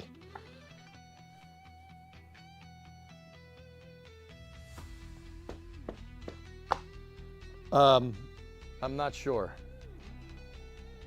NASA just went live. For what? I don't know. Battlefield, maybe Hearts, who knows. But yeah, we'll drill through these bad boys and then we'll zip the rest of this off. If we could get through this thing without damaging the flanges and stuff, that'd be real, real nice.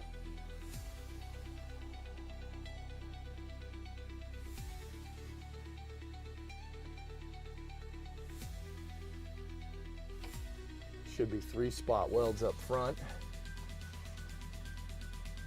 1, 2, and 3.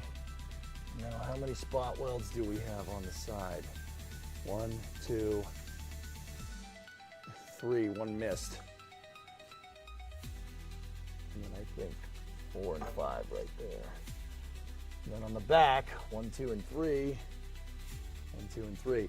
The idea is that if I drill right through, it'll put holes in the flange on the other side.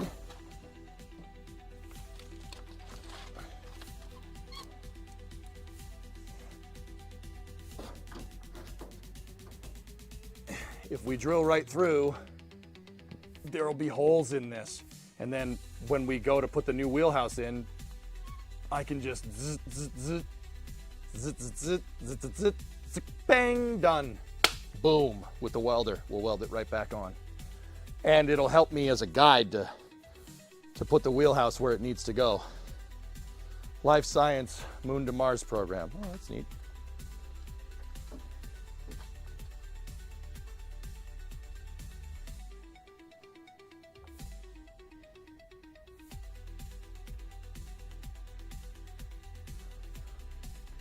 Now, what do we want to go forward with that now? We want to do it now? We want to do it later? Banana. I mean, banana would be nice.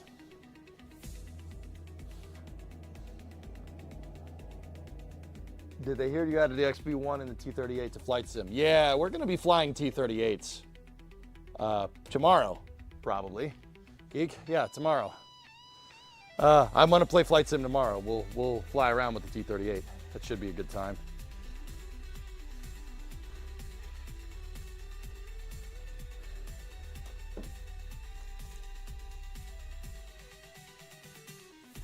You know what's funny? Under all of this, it's still just a freaking wagon rear end. It's a freaking wagon, dude. Like, look at this thing. That looks like a horse and buggy. Beam and G-Patch drop new vehicles. We should do that too.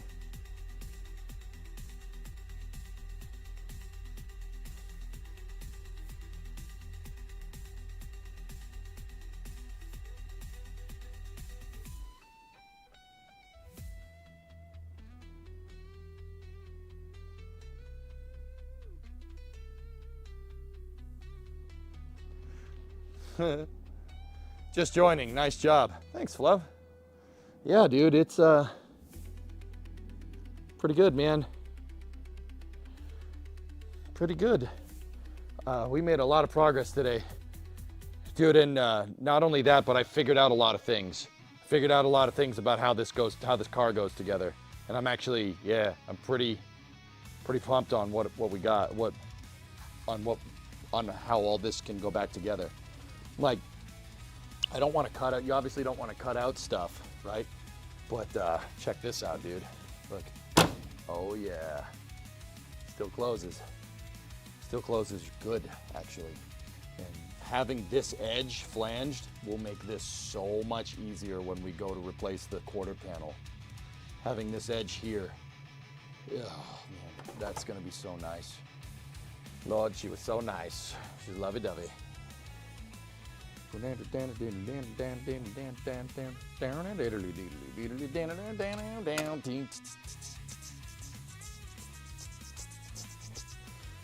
the landlady come around, I don't have the rent.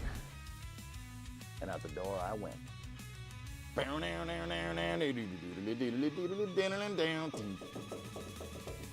I was able to get the door jamb and keep the door jamb intact, and not all of it was rusty, which is super, super helpful.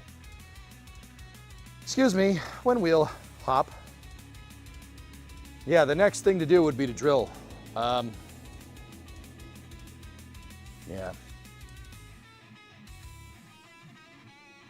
Figure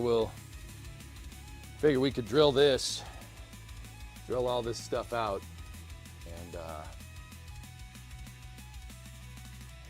if I can get the drill right there, we could get at the spot welds to the flanges as well, and that'll make this work real nice. But yeah, let me just talk this through in my head just to make sure I understand. I'm sorry, like I got to do this a lot, just for visualizing it in your head. So we drill 1, 2, 3, 4, 5. There's 5 there, there's 3 on the back, there's 4 on the front. So 3, 4, and 5. We drill right through. We don't need to cut the spot weld. We just drill through because I'm gonna have to plug weld all this back together. What I really need to do when we drill these holes is to make sure that this metal doesn't get bent. We don't want any of this bent. I want to use this flange, the 3 flanges from the C-pillar, as the guide. Right over here, same deal. There's another flange piece for the parcel shelf right here. I want to make sure that all these pieces that are connected to the outer wheelhouse stay intact. If they do, then when we go to fit this, it'll just slide right into place, and we'll have an exact guide of where we need everything to be. From there, it's just zipping back what's left of the old wheelhouse, and then we're good for fitment, dudes. Yeah, we're real good for fitment. This is not as roached as I thought. The inner wheelhouse, not the outer wheelhouse was gone. There was nothing left. This is bad. The rockers are bad, but they make those parts, so I'm not too worried about it. They make rockers.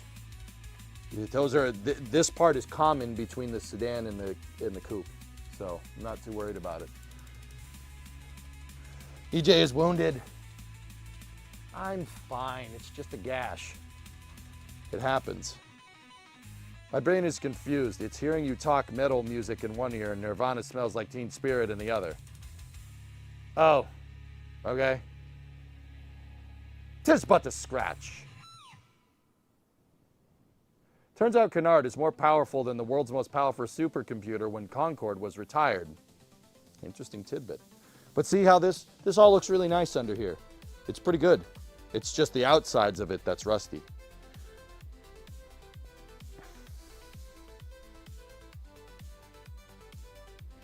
All right, let's get the drill. Let's get that drill. And then there was this drill, and then she said, no way.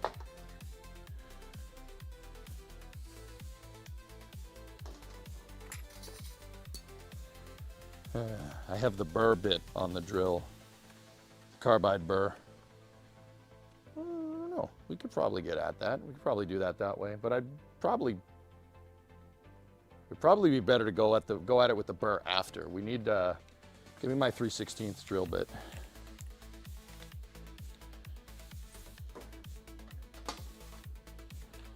Dude, it is really throwing me a curveball seeing the quarter panel of the car on the floor.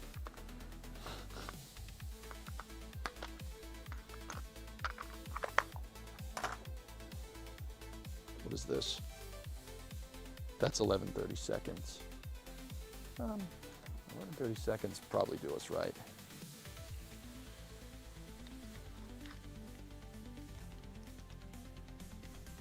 The spot weld dimple is going to give us something to pick up on, so we don't need to really drill a pilot hole too much.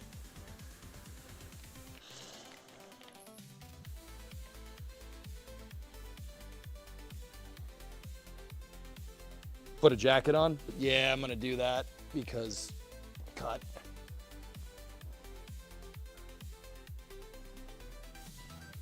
I forgot to tell you, some very nice sadistic viewer gifted me MSC, and I don't know how to feel about it.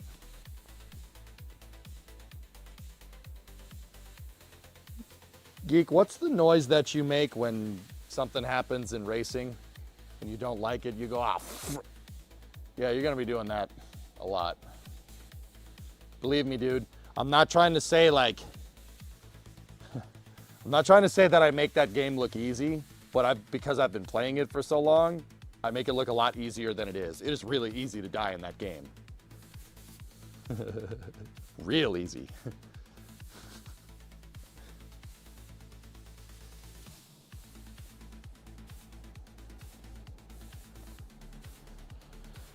All right, I'm gonna undo my wire wheel and the grinder. And we get that drill, and we put that drill in there, and then I was trying to bone my girlfriend, and then she said, no way. Where are the gloves? Oh, yeah. Gloves! Gloves and electric drill! Gloves and steering wheel!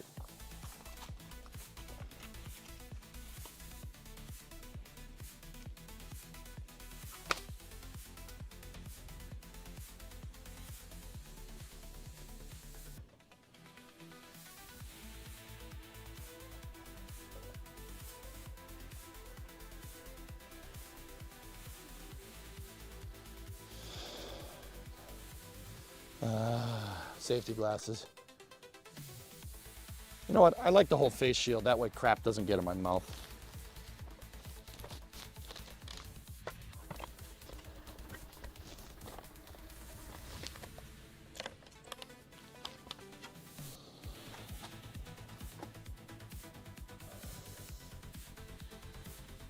This is what was left of the quarter panel.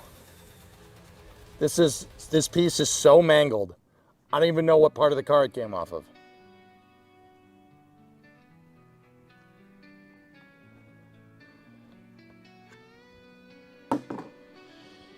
Okay.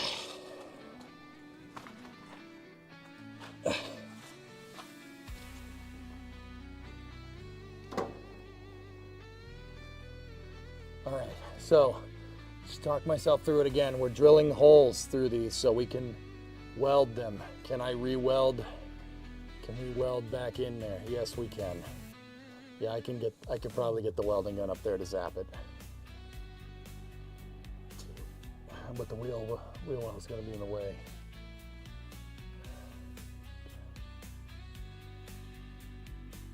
All right, let's do this.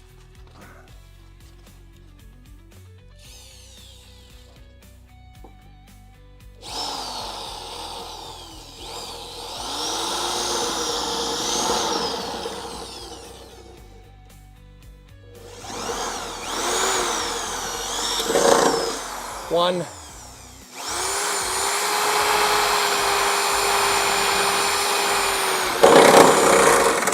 Two.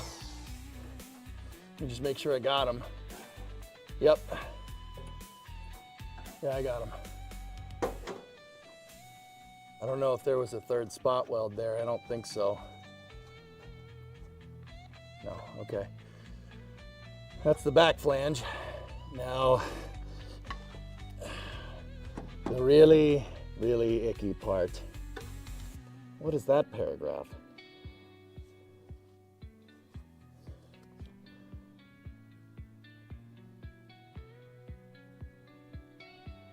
I have a first aid kit. How do you think I clean this thing, man?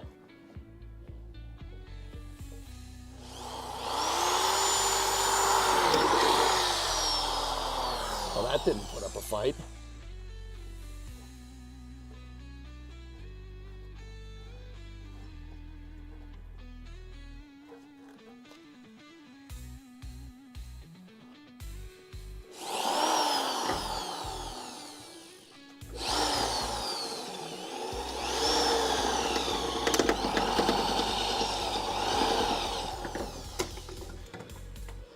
Well, that worked in our favor. I got the spot weld. Nice.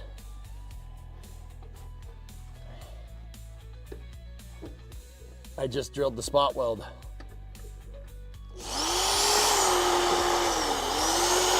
Oh, come on, light.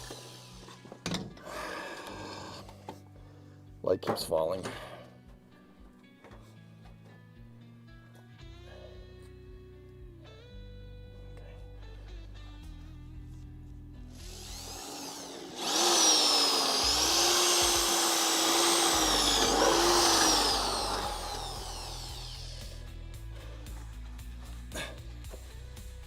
Aziz, light. Much better, thank you, Aziz. Let me just take a look. Yep, we got the two up there. I got one there. And then there's two more on this back piece. He said moron.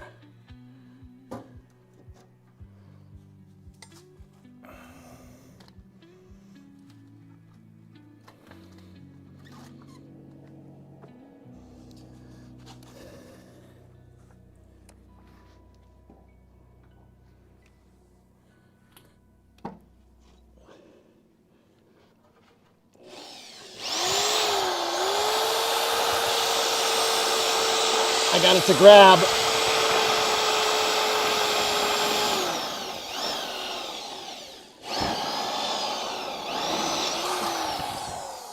Got it.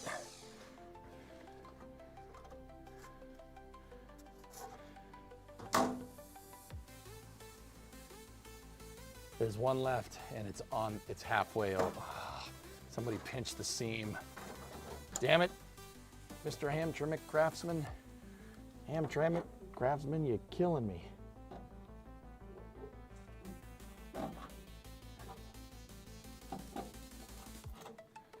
This is gonna suck because it's really close to the other hole.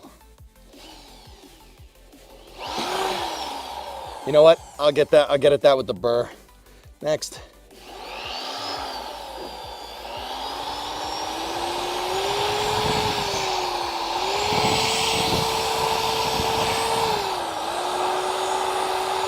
Oh, I can't push at this angle.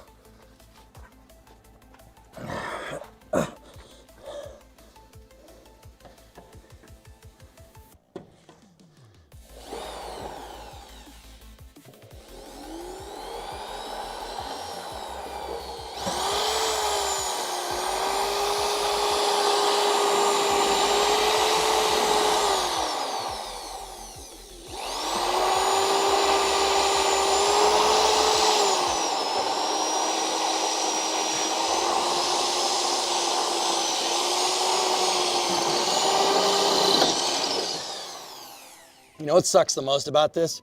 We got to do this for the other side.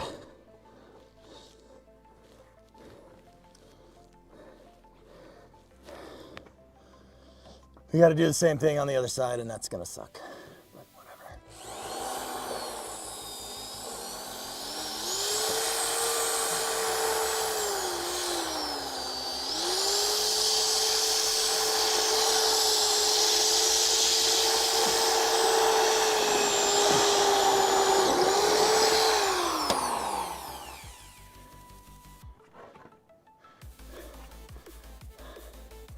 Good, got that.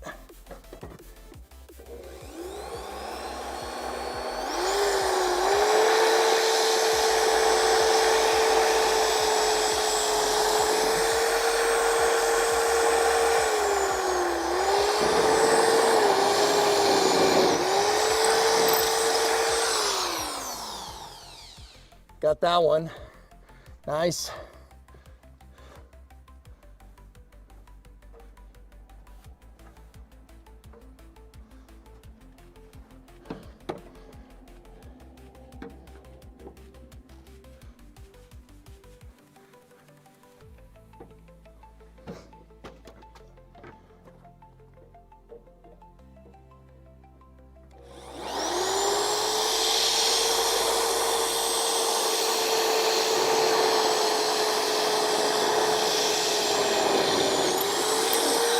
Got it. I got most of it. It looks like I missed just a smidge. Yeah, I missed. Balls. I'm gonna have to get that with a burr. No problem. Flange is still intact though.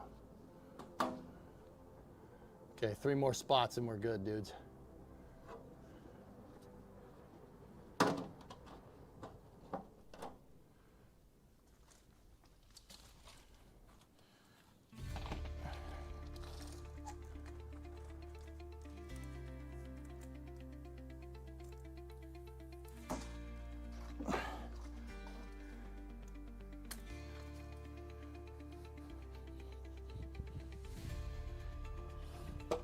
Trying to give you guys a better view.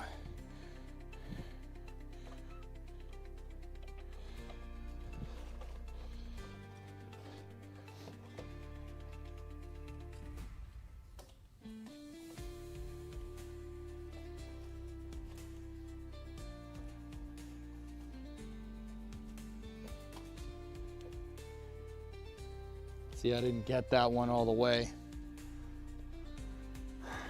It's just to the left, I missed. F-35 just flew over you, cool. I heard you found some beer in your car. Dude, you don't even want to know. Well, all right, yeah, you probably do. Look at that. What do you think about that? Frickin' beer can in there, see that? Somebody used a beer can to back the fiberglass.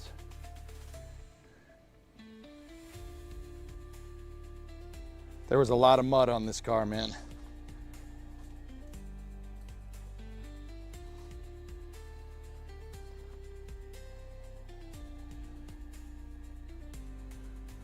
Yeah, there's a beer can. Yeah. What the hell? Somebody cut up an aluminum can and then used it as a backing plate for their fiberglass, dude. Element, the middle accent line on the back of the car. So let me just flip to the other camera. All right, Coronet has three. It has three accent lines. There's one up at the top, obviously. There's a middle line, and there's one at the bottom. From about here down, all Bondo, inside of the wheel well. Dude, look. Want to see some butchery? Look at this thing. Look at the inside of the quarter panel. How's that? Look at all up in here. Dude, this wasn't even connected. I zipped the top of this off and it fell. This is all body filler. See it over there on the very end? Look at it from the other side.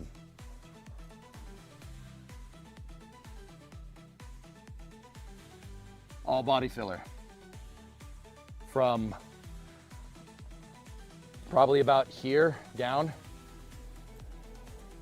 It's metal from there up, which is nice.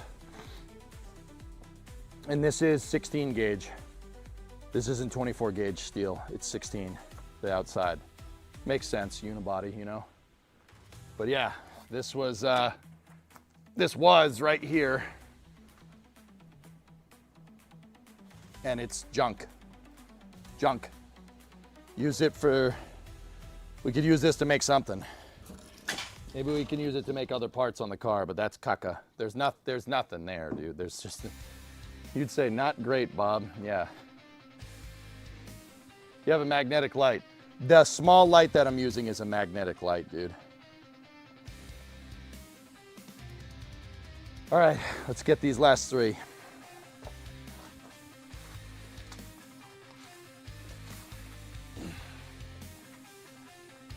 Yeah, you boys missed a lot of work.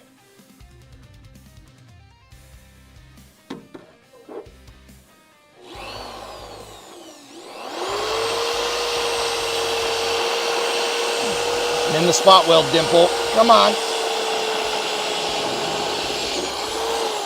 I think I got it. Yep. Right on. Perfect. My hearing protection came out.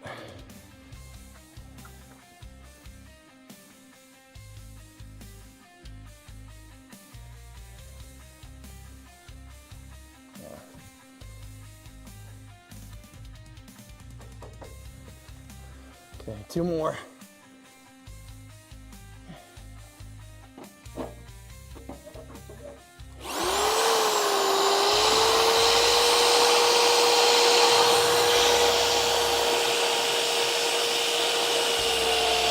There we go. Got it. Yeah, definitely got that one. Yeah, you can see. But see, I don't want to move that metal around too much, dude. Okay, last one.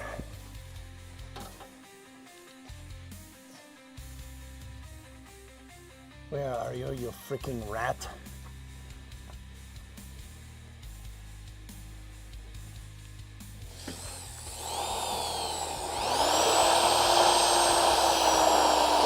It looks like that last one is moved. Hold on.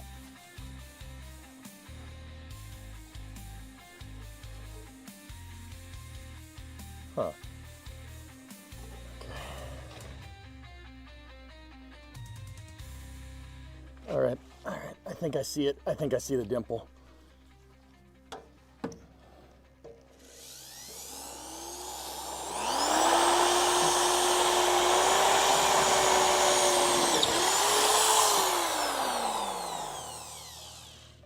Okay, I think I got it. Did I get it? Oh yeah, dude. Very nice. Excellent.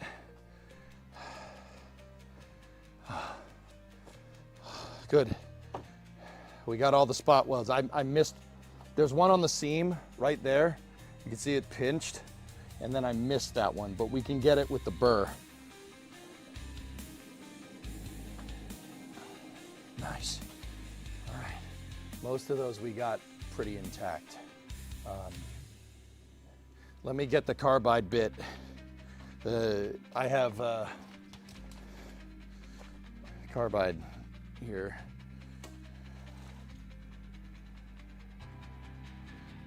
To be able to grind these off. Just got to unplug the drill.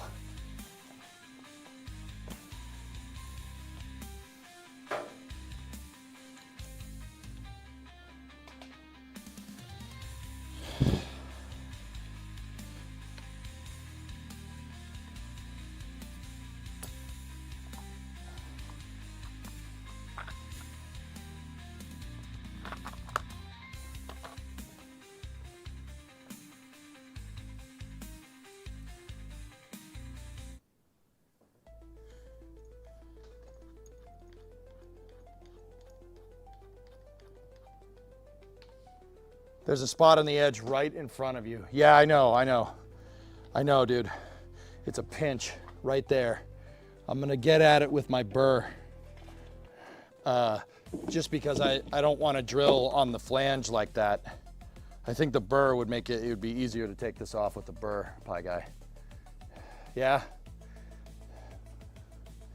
Come on, I want to get this, let's get the rest of this crap off.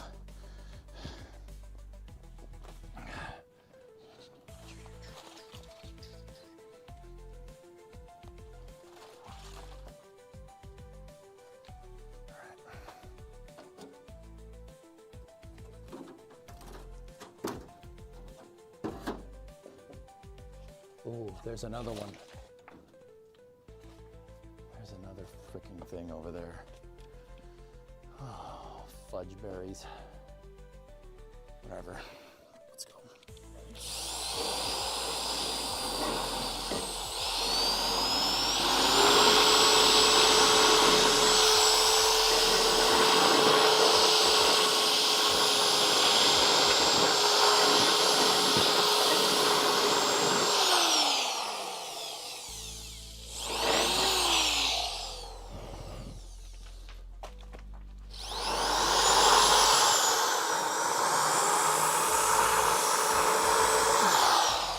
There we go. That should get it for the most part. And then over here.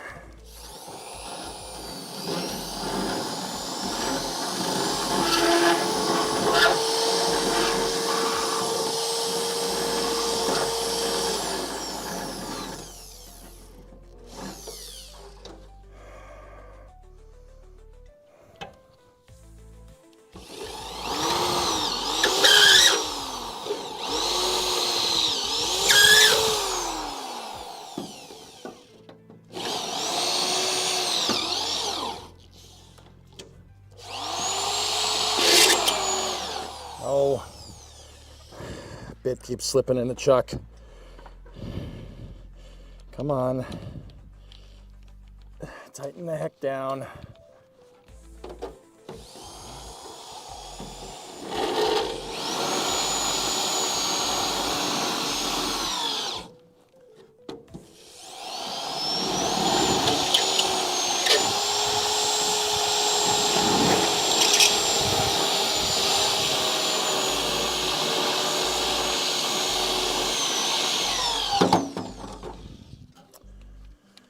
Don't spin on me, drill. Come on.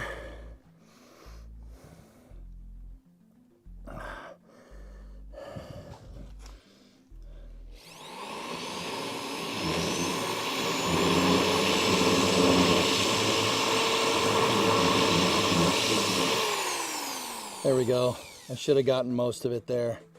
Now this one, we're gonna have to use this burr like an end mill here, which is gonna suck, but let me just zap the rest of these dang holes here.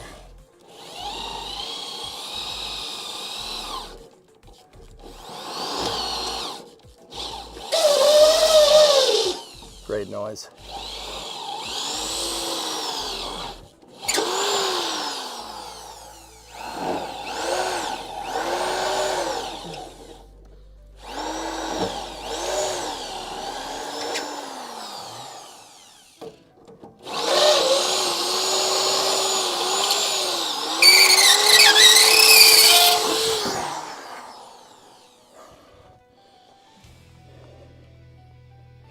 See, the spot is this way. I missed with that one. So we're gonna have to go this way with it.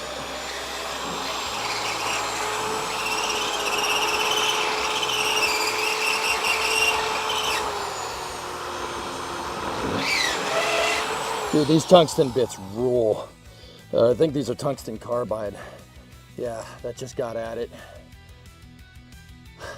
Cool. All right, let me just bore out the rest of these.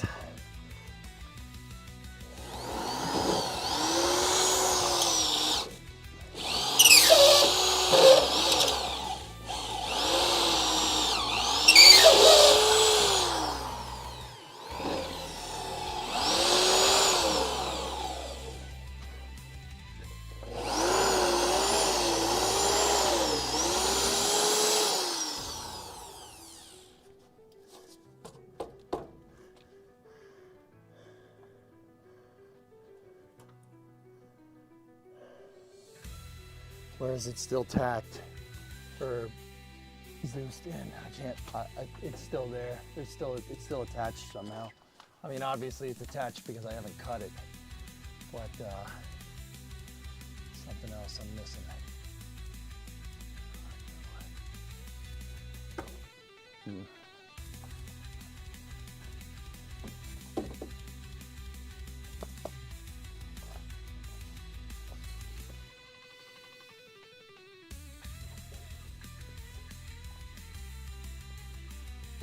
Excuse me.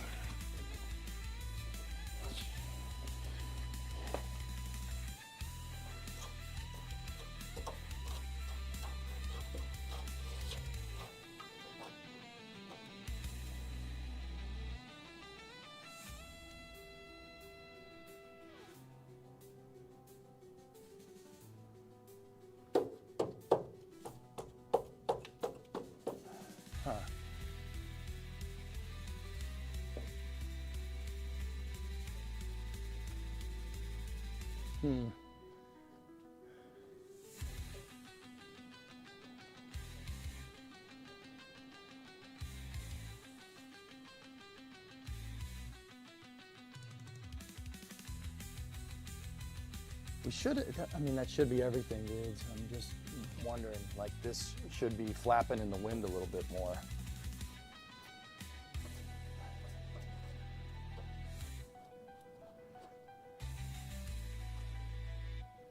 You guys see anything?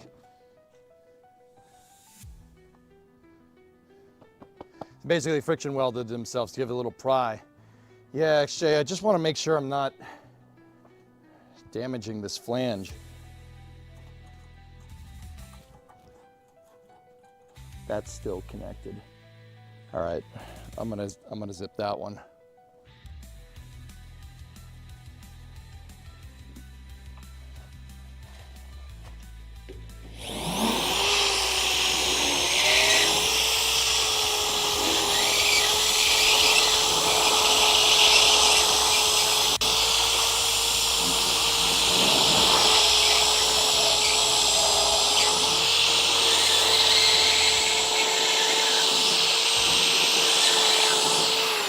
I hate it when they spot weld this stuff onto the seam. It's such a pain in the butt because it's impossible to drill it.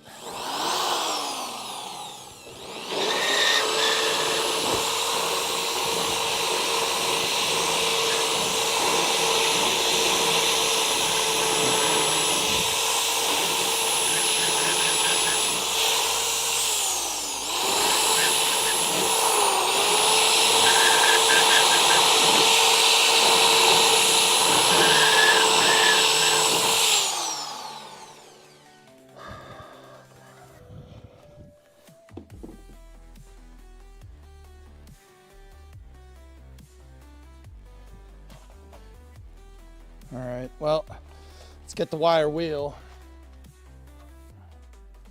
Let's see if we can wheel the rest of this off.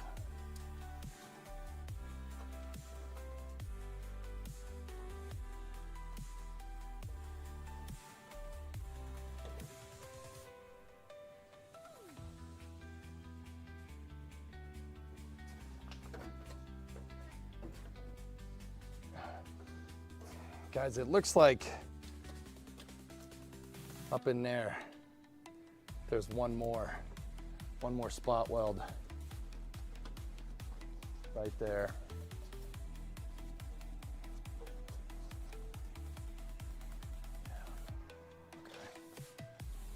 See that?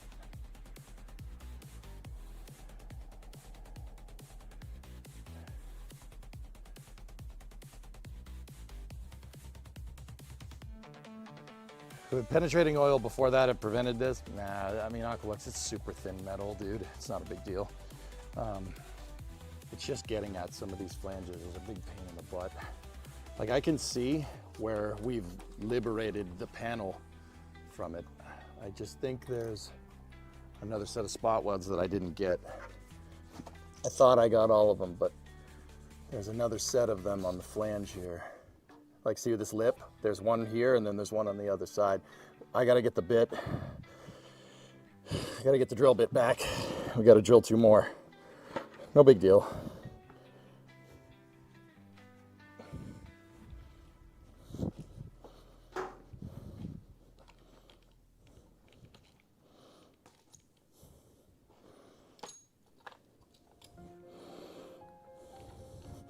I'm wondering, like, why, I was wondering why that thing is just so snug right there, you know?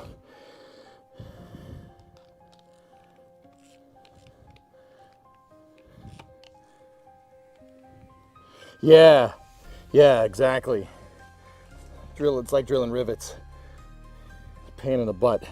I've drilled rivets before. Even a little bit is gonna keep it super strong.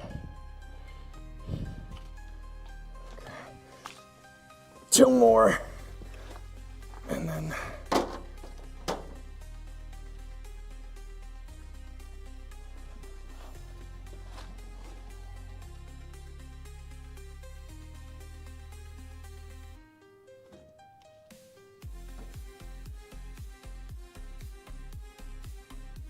dude, I can't tell. Is there spots there? It's hard to say. Maybe we just Zeus this thing and see what it does.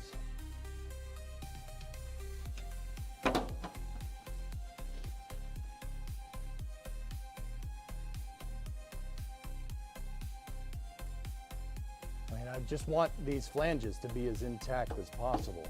That's all. It looks like we got it to come off, and most of it. You know what? Give me the cutoff wheel. Let's get this done. I'm gonna Zeus the backside in here, see if we can get this, we can pull it off that way.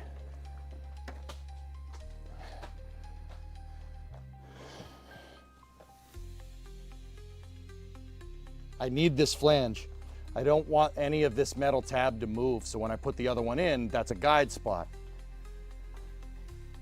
Yeah, that's why I'm not taking a flathead to that piece, Katra. I don't want it to get wrecked.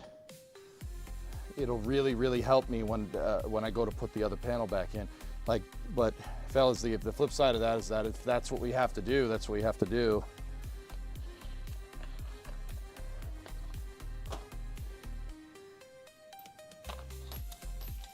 Yeah, just drop it. Just drop all the things. I'm gonna put a new disc on here. I bought plenty of cutting discs in anticipation of all this, so.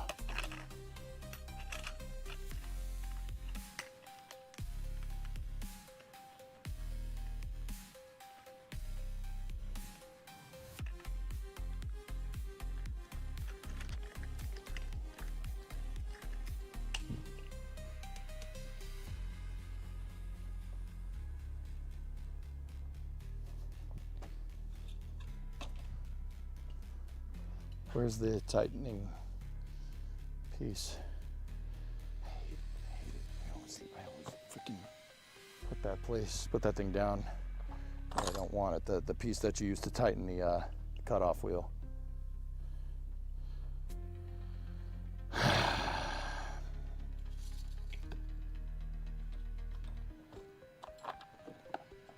Got it. Found it. It's underneath a bunch of stuff.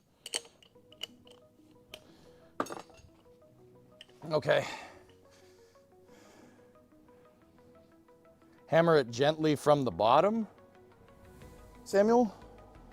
Gently from the bottom.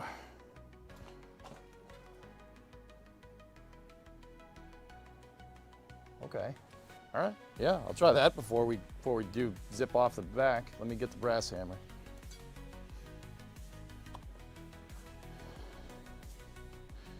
Yeah, that's a good idea. I don't mind that.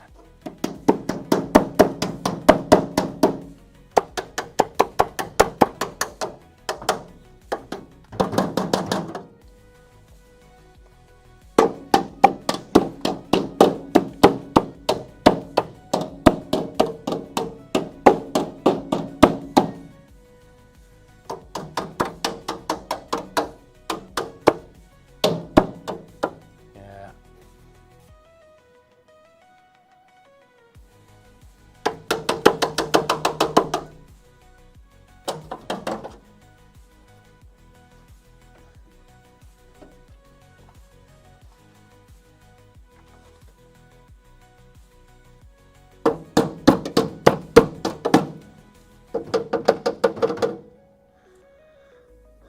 Because there isn't a lot of wheel well left where it looks like it's coming. It's definitely going. Let's zip off the back of this, and then, you know, if we can get this flat, that'll be really good. But if we have to zap a bit of it, you know, so be it. Problem is, I think there's another spot weld right there. What time is it? Let's see what time it is. 3:38. Okay.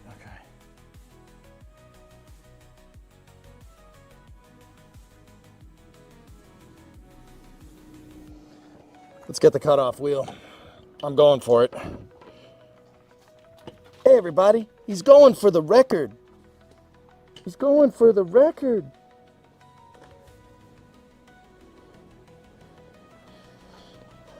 All right. Let me just make sure I have good reach.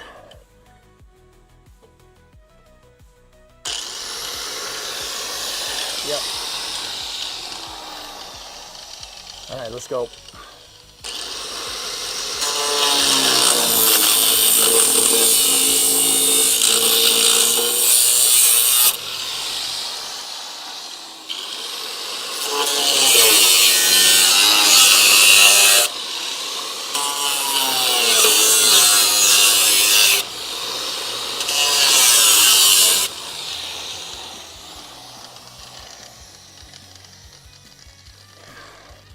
That piece is still attached.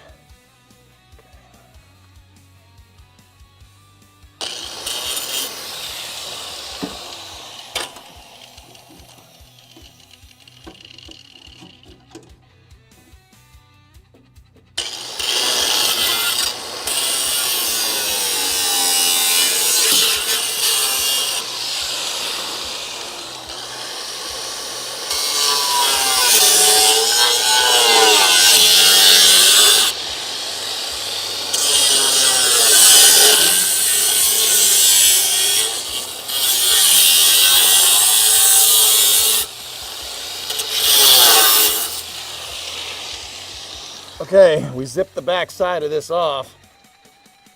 I think I got most of it. Did we get through? Yeah.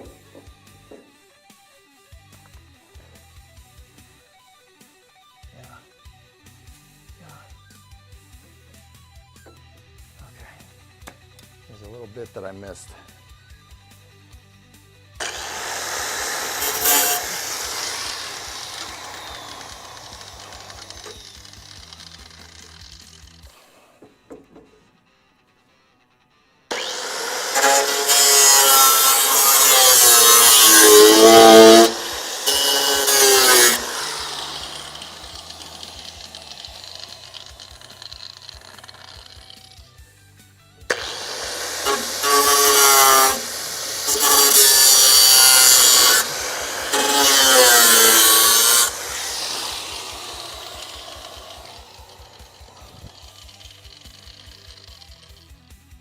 I'm just trying to make sure we don't cut through the flange through this piece, but I think I got most of it. Now it's just really a matter of getting this bad son of a gun off.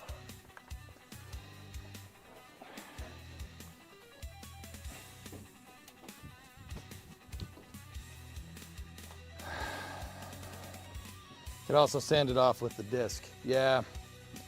Yeah.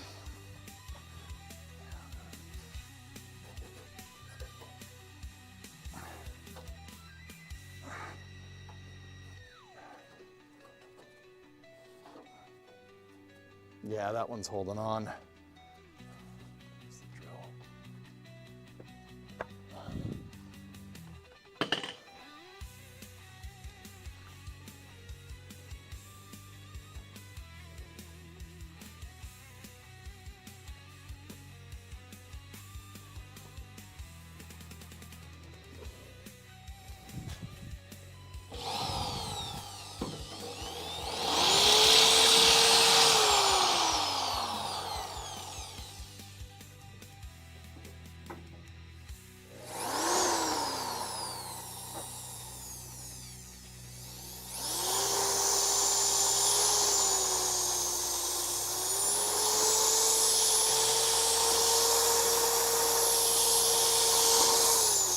Little bit keeps riding around. I can feel the spot weld dimple though. It's there.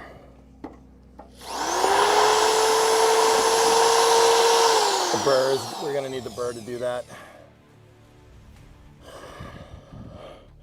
Yeah, I need the burr to zap some of these holes out. We're almost done.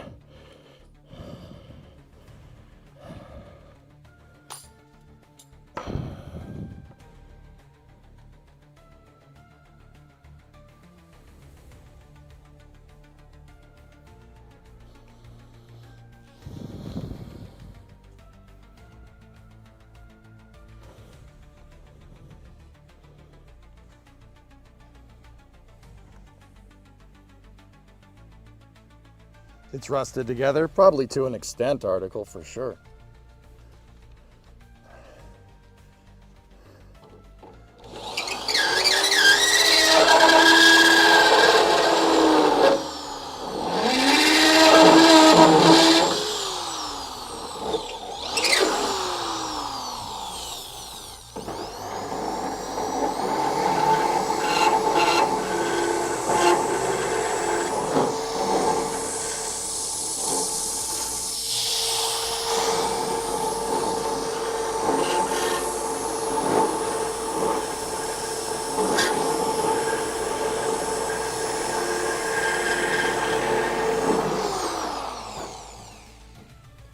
Just holding on by a little bit. The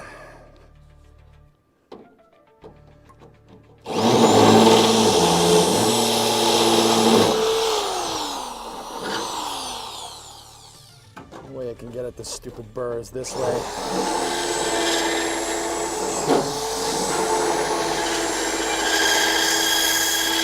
Great noise.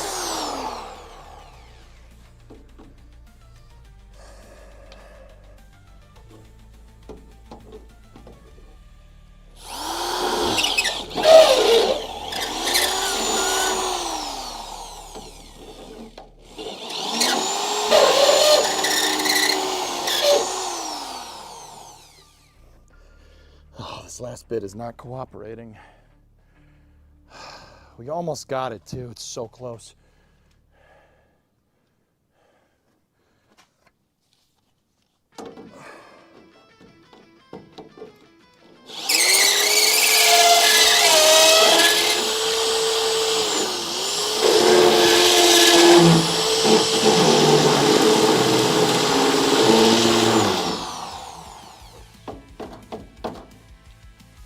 It's just hanging on by a thread again.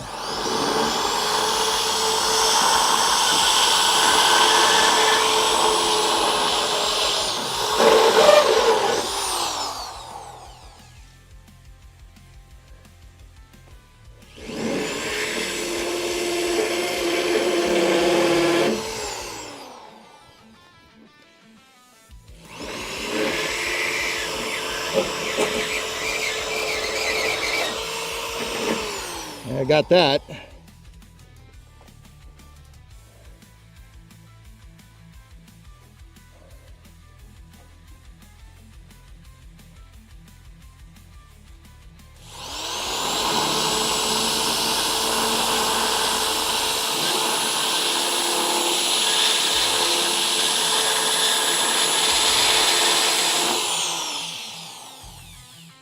All right, guys, I get the chisel.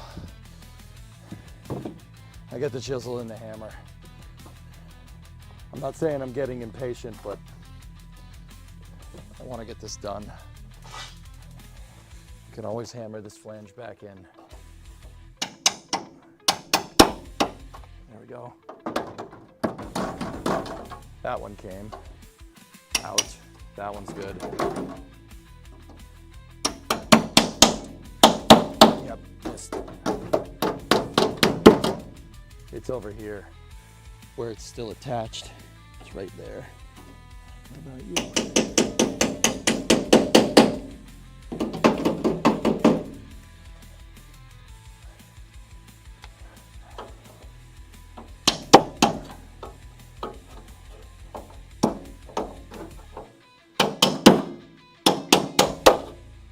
That one's just, there's just a little bit of spot weld left on the side there.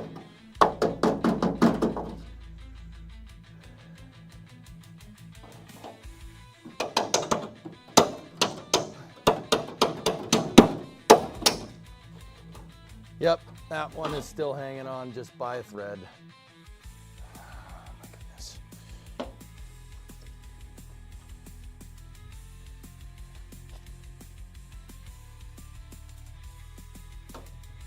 Switch.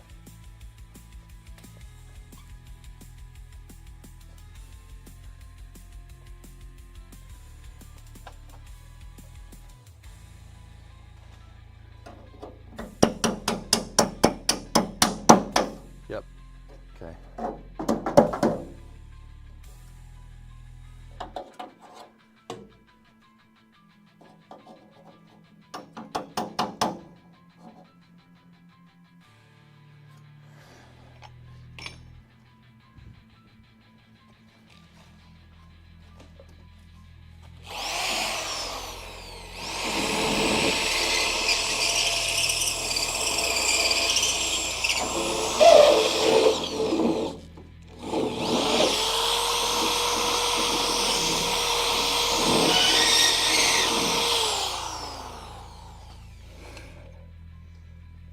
Did I get it?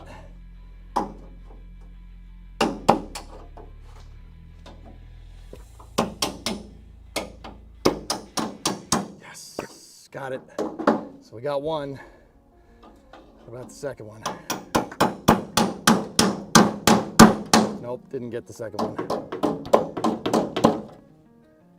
Second one is close to us again.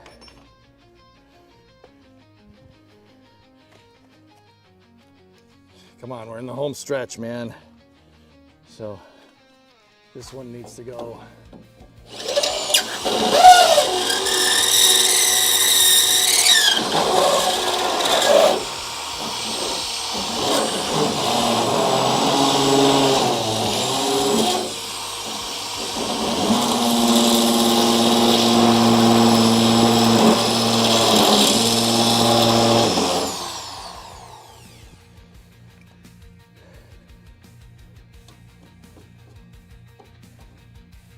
Almost got it. There's always cutting to the flange and then using the flap disc. Yeah. Yeah. Yeah.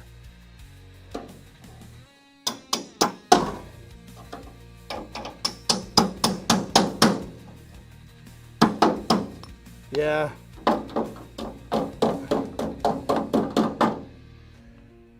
Yeah, that's you know what, dude? That's not the worst idea.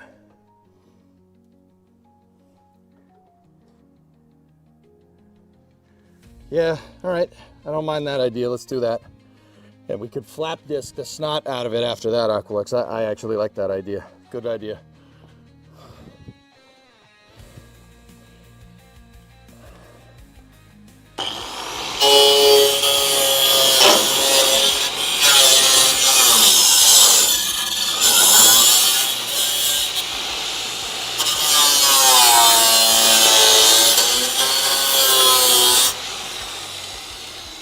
Okay, that's one.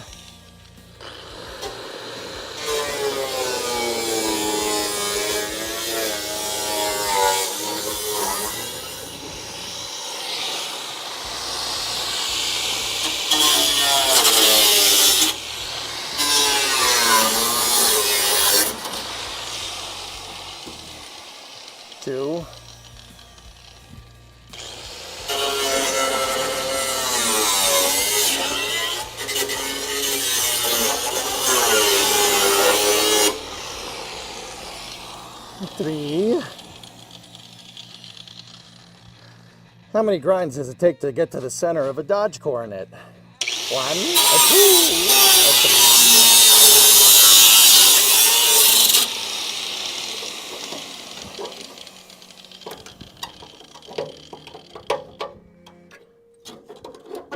I'll hammer that flange flat. That one I'm not too worried about because I know that one is flat.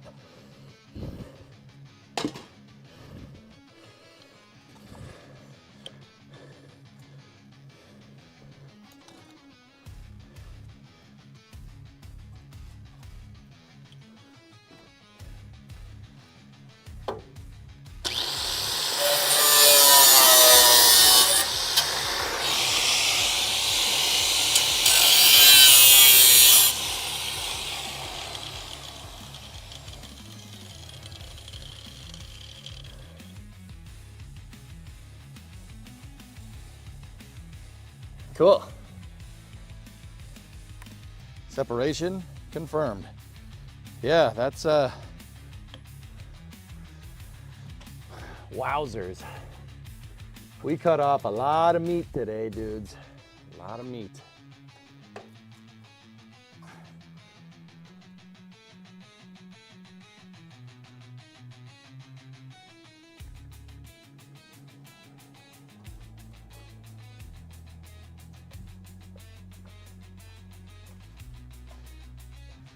Crazy.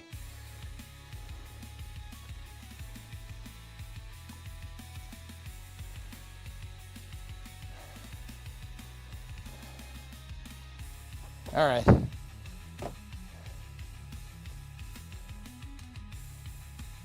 RGV flyover in process. Cool. Cool, man.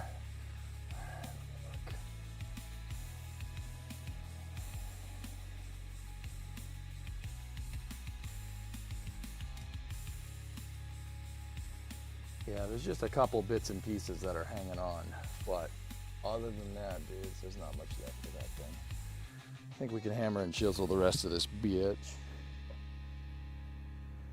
Bondo doesn't equal meat. That's a good point.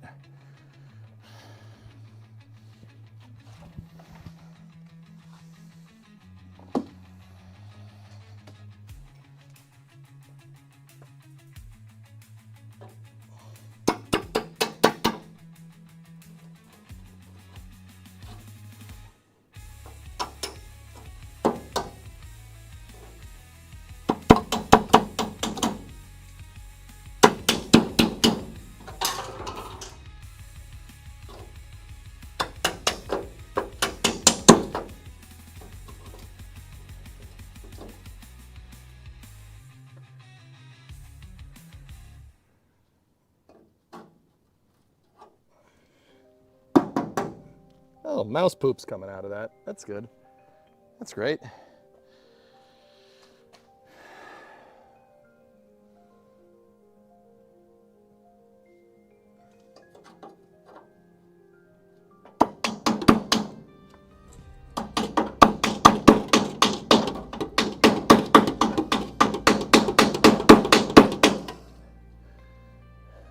Yeah, it's just hanging on by a little bit again.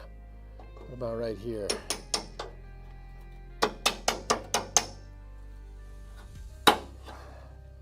Nice. Almost. Almost got you.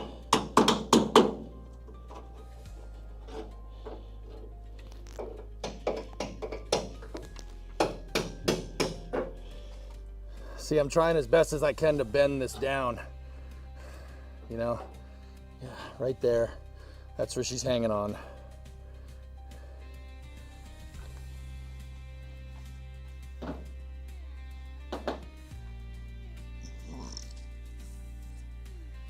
It's just this piece right here.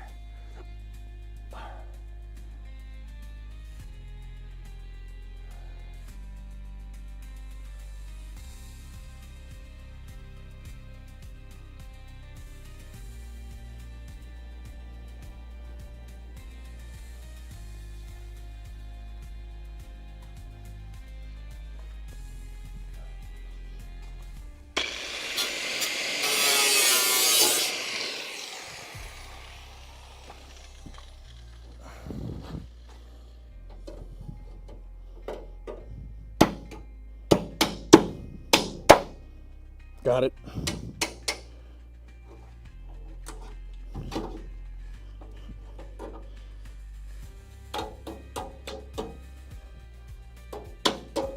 The end of the flange is not good, but there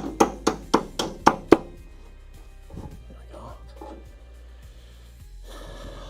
I'm just gonna zip the end off. I couldn't save it because a better man could probably do that.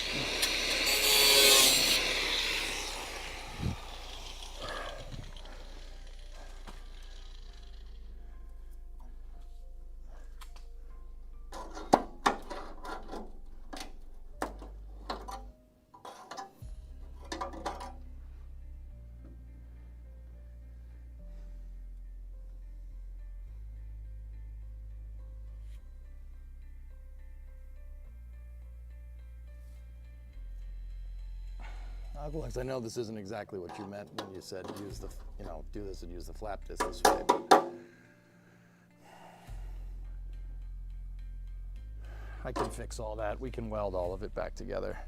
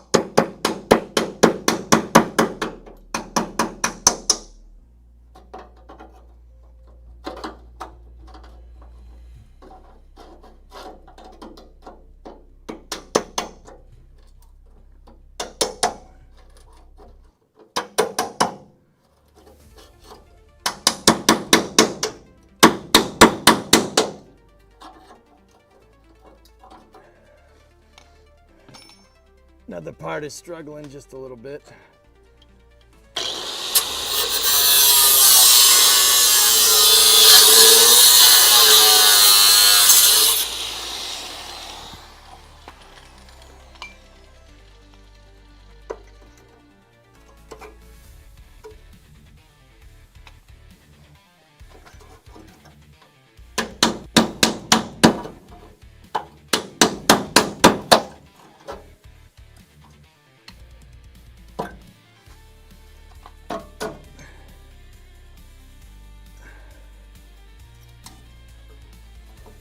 It's just the very last bit. We can hammer that flange flat again, dudes. Where are we holding on? Right there. One more piece. One final effort is all that remains. Bum ba bum bum bum bum ba bum bum bum bum bum.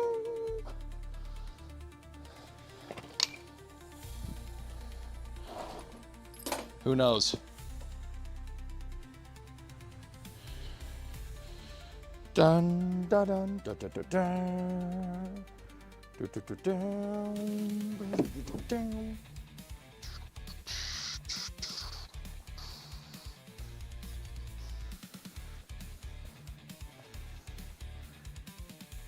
Or just shred it. Yep.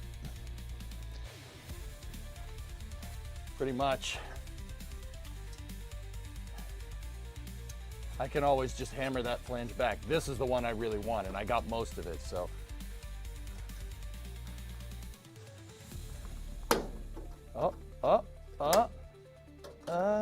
Yeah. We took some of the flange with us, but that's okay. Let me get my hammer and dolly. We'll just zap that sucker right back in.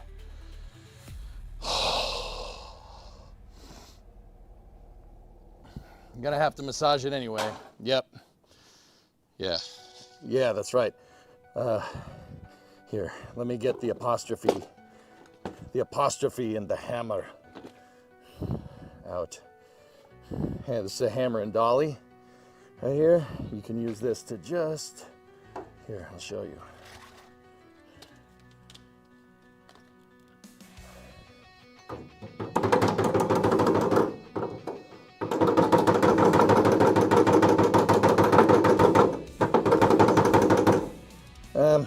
Before we get with the hammer and dolly, let me get my Metal Bender 5000.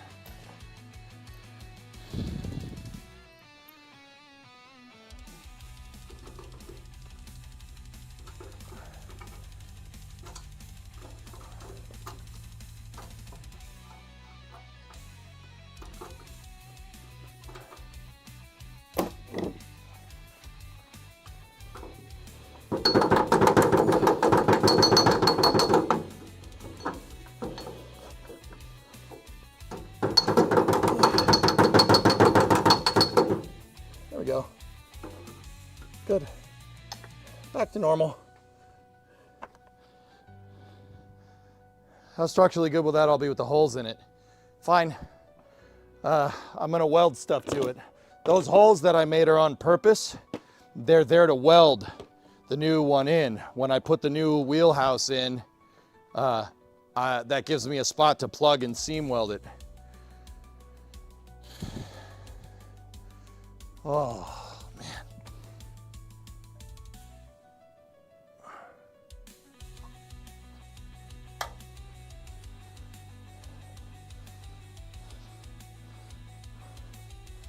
Yeah, the front side we took a little bit of flange with us, but that's okay. Oh my goodness, dudes. Yeah, so we'll let me back you guys out a little bit. So when we go to put the new wheel well in, I have something to butt it up against, so it can find the position that we want it to be in.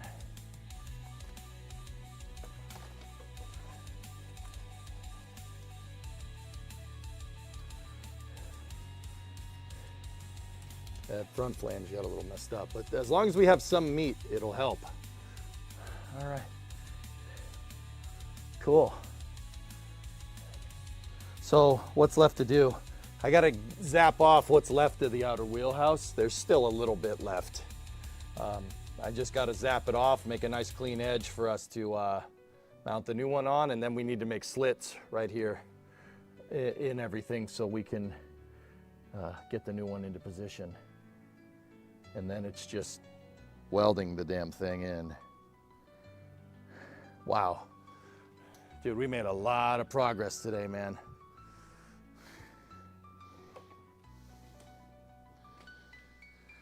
Holy cow.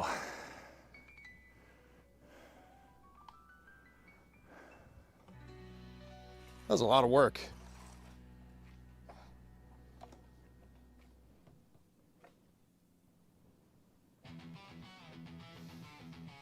So the wheelhouse has a, this is the new one. This is the one that will find its way in there. It has this flange on it, see that? I just gotta grind off and make slits for this thing to slide into with the cutoff wheel, and then we can slip it up into position. No beer time. I got beer down at the house, man. We still got there's a lot of stream left, man. We got Space News, we got After Hours. Yeah.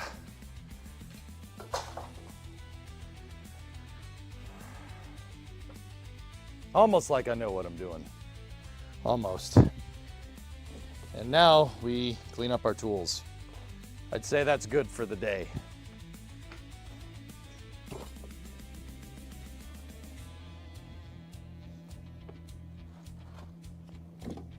And I got a vacuum. There is a lot of car on the ground again.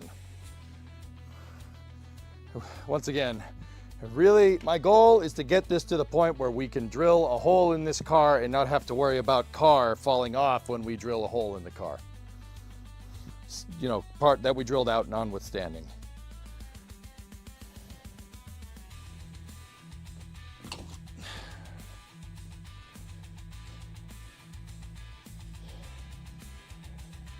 I'm hanging my ear protection on this camera for witnesses.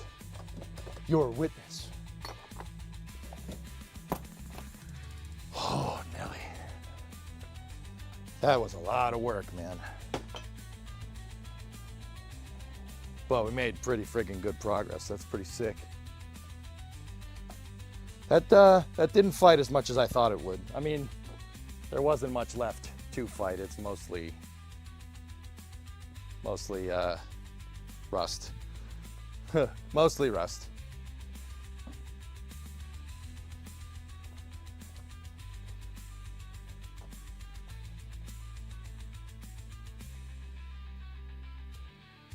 Yeah.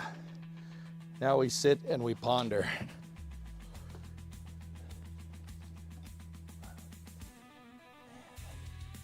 Yeah, this isn't going to take much. It's not going to take much to get this thing back into position. Locating the wheelhouse is going to be the big one. We got to locate it.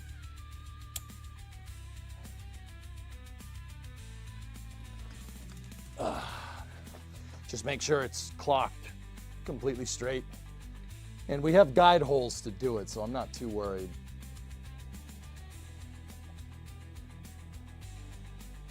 Man, you know what would have been smart? Doing this when the trunk was in. It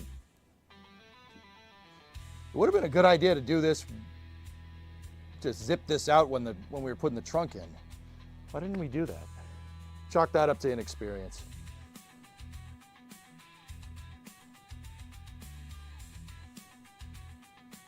Sick.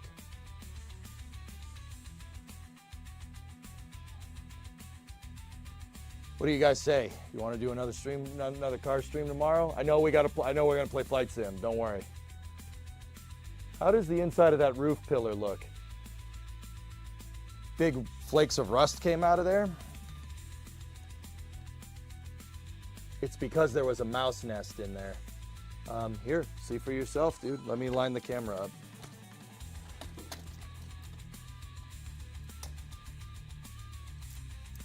I know we don't have this camera on. I'm just trying to show you.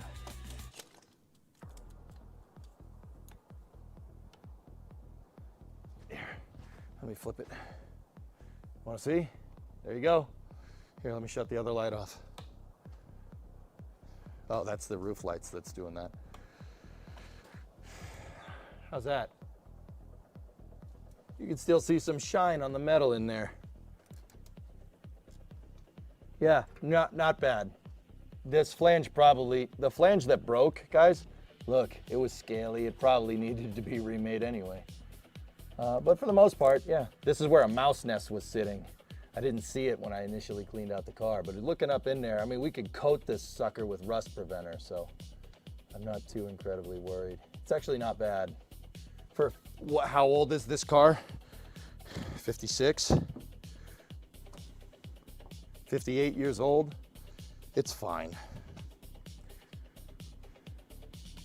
Jam a beer can up there, yeah. we got to put our mark on it, don't we?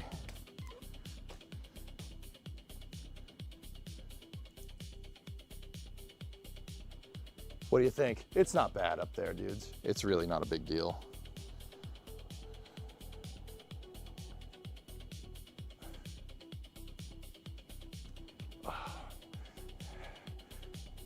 So, another stream tomorrow morning, dudes.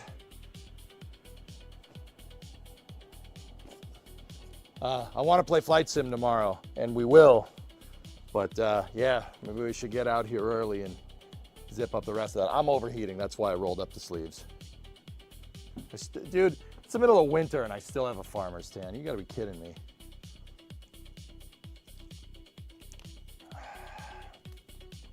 Whoa, Guy likes. Oh yeah. Oh, Guy like. Oh, look at that. Oh, Guy like the muscle. There's no tone there, dude. You ever done truck simulator stuff? No. Like ATS or ETS? No. No.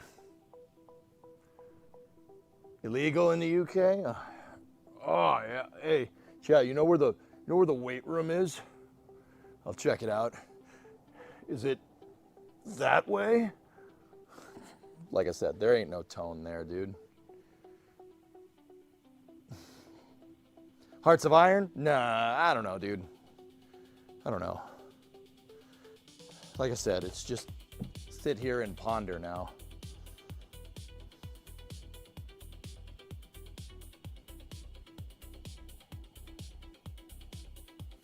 Somebody really used this freaking car, man. It is rusty. car saw a lot of action. Winter, summer. I bet you some old timer drove this thing till he croaked. Crazy. If only you had an orb. What? McDonald's is a weight room. Join the stream at 497 reps. Oh yeah, 1001, 1002. Oh yeah. Smith at Wesson Rank, they want their guns back? Dude, there ain't no gun there. That's a pea shooter.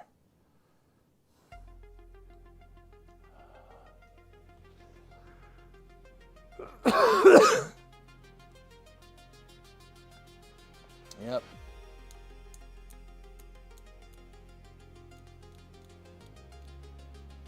Yep. Trunk van looks freaking sick though, huh?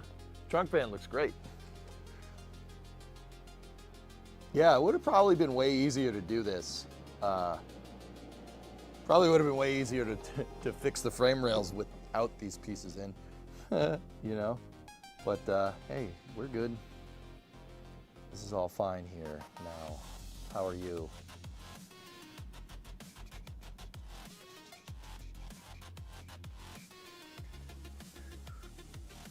I have the AI song stuck in my head.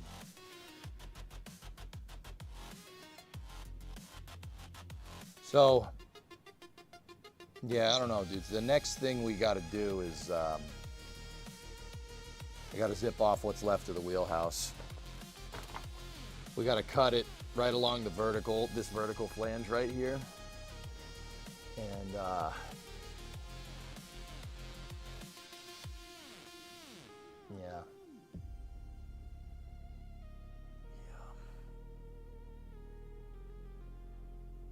Getting it to fit in with the door jamb up there is gonna suck. But maybe we don't have to. Maybe we just cut the flange short and just weld it and call it a day. You know, we drill through holes over there. We drill holes through from inside the car back at the wheelhouse, and yeah, just cut the flange on the wheelhouse and then zap it all together. It won't go anywhere.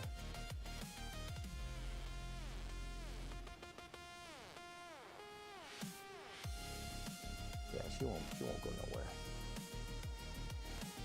It's just getting it to play nice with those flanges that we just zipped off.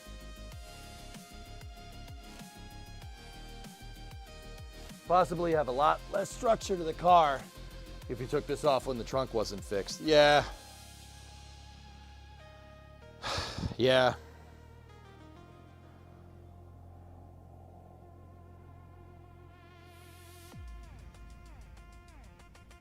What time is it? 4:15. Oh, I went over. Well, yeah. We can go for about 15 more minutes and then we'll break. Then we'll come back for space news. Space news.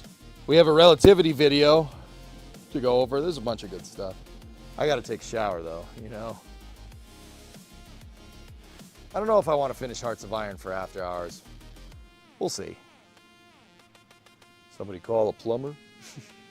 Man, come on now. Who knew? The guy that sits at a computer all day is out of shape. Huh.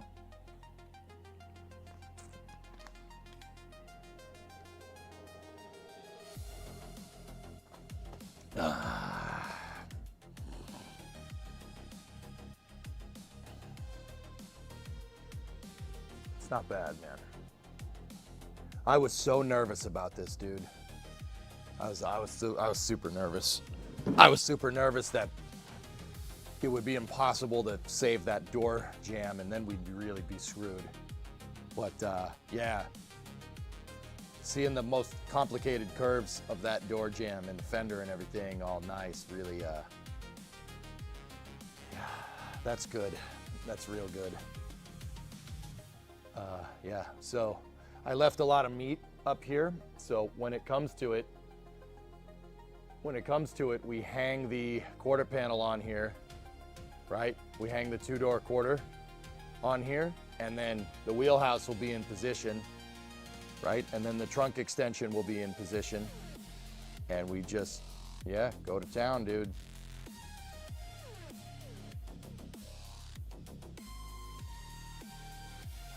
But that we have to get the wheelhouse and the trunk extension mocked up. I don't want to zap anything in just yet. We can tack weld it all. Or just self-tapper it like normal. I'll just self-tapper one here and one up there for the wheelhouse. You know, and then once we're good, we'll burn it right back to that flange. I'll clean that flange off with the flap disc as we discussed, and then we'll go from there. The quarter panel is, yeah, it's a dime panel now, sorry. Maybe even a nickel panel.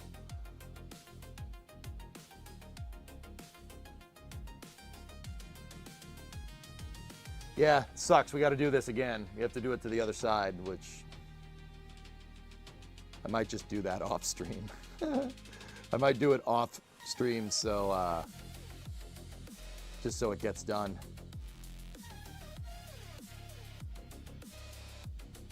But yeah, frame rails and everything look good in there, man.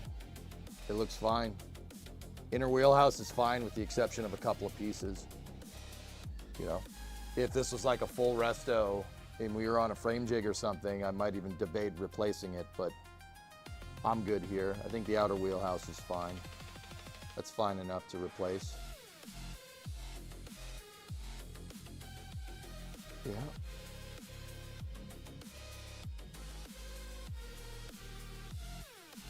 Cool. Sorry, like I'm pretty happy with my work, man. What's the plan for paint once it's back together? I'm gonna get it painted, Jeff. I don't want to do all this work and then have that crappy patina look. Plus, there's not gonna be much of the car left that has patina on it when we're done. So, yeah, I'd like to get it painted. Either we'll do it or I'll pay someone to do it. I don't know. I haven't figured it out yet. I haven't figured out what I want to do. I know crap about using an actual spray gun. I don't really know how to use that. I can use a rattle can, but not an actual spray gun.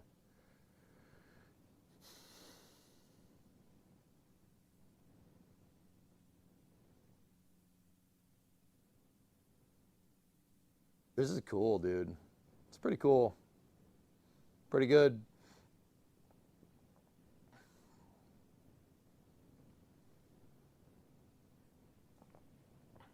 Learn on the job. Yeah, I mean, it didn't stop me doing this, right? Like,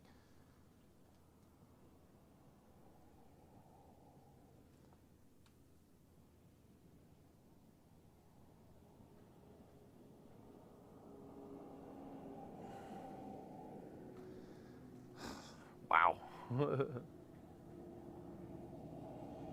Same concept as a spray can. It's just the prep work and stuff mutter that I don't really know too much about.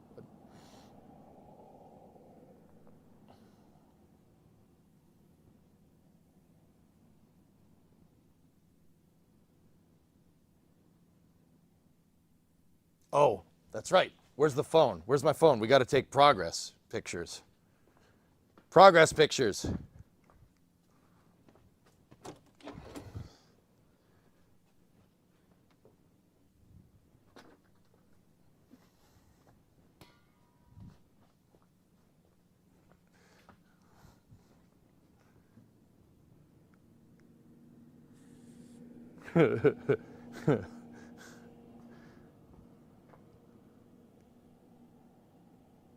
All right. Russian rocket pictures, what? Yeah.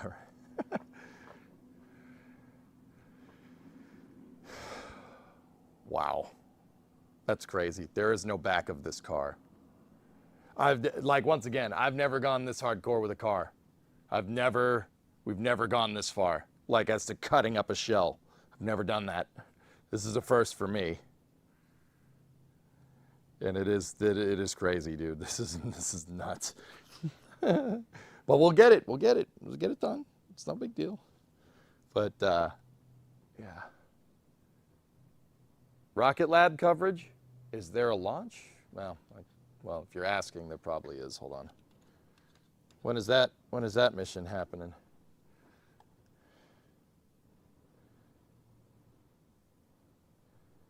$7:55. Yeah, we'll finish Space News with some rocket launch coverage. Hell yeah. Sounds good. Got about 3 hours. Yeah, we got some time. You gonna keep it blue though? I think so, Matt. The B5 blue, or this is B3 blue. It looks really good. Yeah, it looks real nice. It's like kind of a sky metallic blue.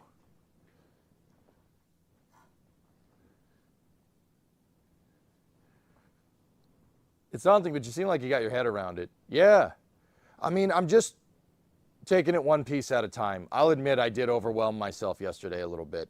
I sat here staring at it like what I'm doing now, like how the hell am I going to get this out? How am I going to fix that jam? How is this all going to work? I'm so screwed.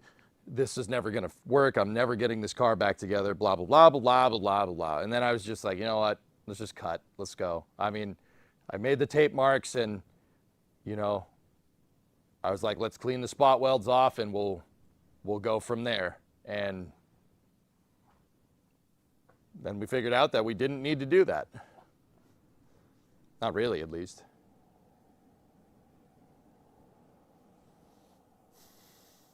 Yeah, when it comes to hanging the two-door quarter on here, this is not going to be too hard. It really isn't. It's not going to be bad. You know, I would, on any other occasion, I'd be a little worried, but we have this to hang off of, and this is strong. My bracing is actually making this really, really strong. And if I put vertical bracing in, I know the distance to the trunk pan from here to here. If we put that in, we hang it on there, and with the extension in the wheelhouse in there, it's going to be easy to get that right. It's not going to be hard. It really isn't. It's that flange that was the problem. Now, rebuilding the rest of that door jamb over there where the beer can is, that's going to be a little bit difficult. That's going to be a problem. Well, actually, you know what? It really isn't. Those rocker panels, they make that. As long as I have the rocker to build to, we could just seam in some panels. It's really not that big of a deal. Getting the curves right is going to be the most difficult part there. Other than that, the wheelhouse is going to give us all the alignment that we need. Because this is basically going right here. Right? And look, it builds back all the shape that you need. No problem. You know, another thing we could do, dudes, here, let me put that down. Another thing that we can do is if we want to rebuild some of these compound curves, we just use pieces of the wheelhouse. Just use pieces of the wheelhouse that we cut out. It's got plenty of curvage on it. And actually, this piece will be good. I can weld this to the wheel well. We could take this piece, I can clean it up, and this is the piece that extends to hold the door jamb in place. I got it off relatively intact. See, this piece goes right here.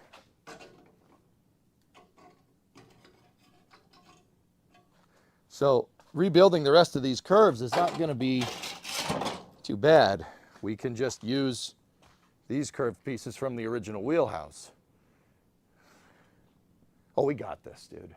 We got this. We got this. It's just doing it.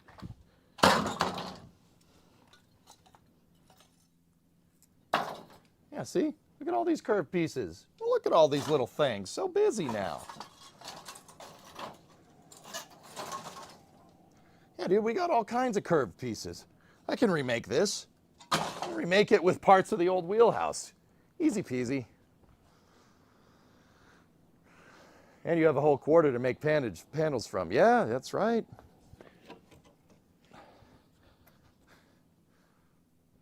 Yeah. We got plenty of metal. Good.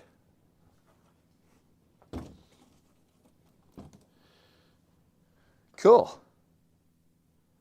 Yeah, man. We got this. We got this. Do you have that roller too? Yeah, exactly. We can do this. I'm actually feeling way more confident in this now that I've seen up in there. Like I couldn't see up here. I couldn't see, so I didn't know what was there. Now I'm looking at it. It's not bad. We got this. This ain't no thing. You know, it's like you just don't know how it looks until you get in there, but I couldn't get at the back of the door jamb until we cut the wheelhouse out. So, yeah, this is nothing, man. We are good. We're sitting pretty. I'll probably clean this up tomorrow morning, dudes. I'll clean this up and get it ready for the next stream. We have to repair the inner wheelhouse. Get the edges cleaned up, repair do some patching to the inner wheelhouse to get it all nice and flush to the trunk, and fix that patch piece down there. We gotta cut all that out. We need rockers. It might be better to fix that inner rocker right now. We gotta get the beer can out of there, right? Like,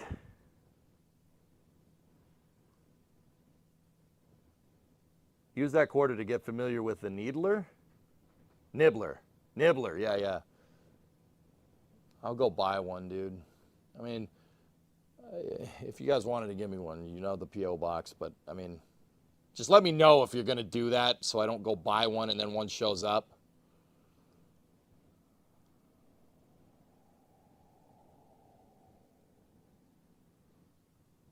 Sick.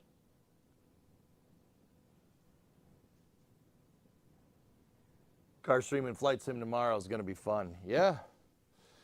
The car stream tomorrow will not be as long as today's. Yeah. But yeah, now that I'm seeing how this all goes together, this is not bad. This is not hard. It's not bad. We can do this. I'm convincing myself. I know. Shut up.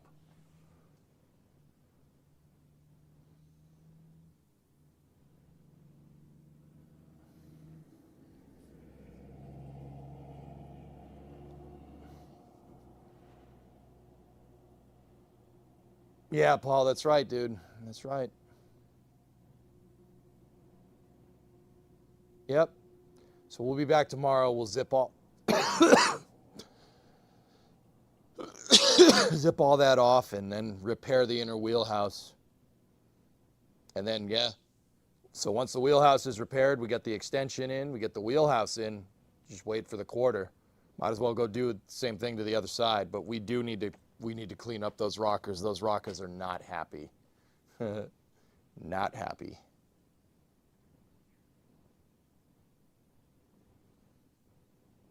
At least the back half of them aren't, you know.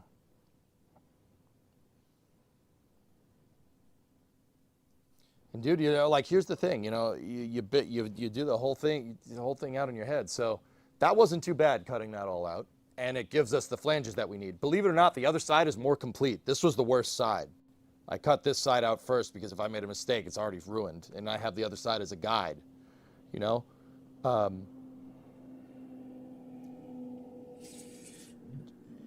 Doing this the other side is not going to take very long, a day, to get it to the same point, right?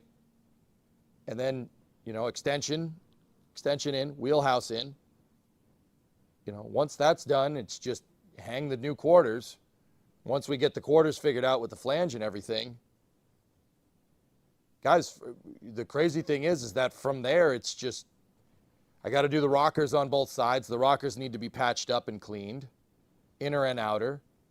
And then it's just the floor pan and the torsion bar cross member from there. That's it. We're done. Like, dude, with the amount of progress that I took, you know, that'll take a day to do. The other side, get it to the exact same point, right?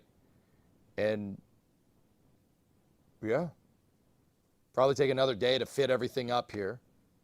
Probably take a day after that to hang the quarter panel and do the work. Right? Like, dude, this car is down to the frame. Like, there's really not any more surprises. Like, there's not much car left to cut off.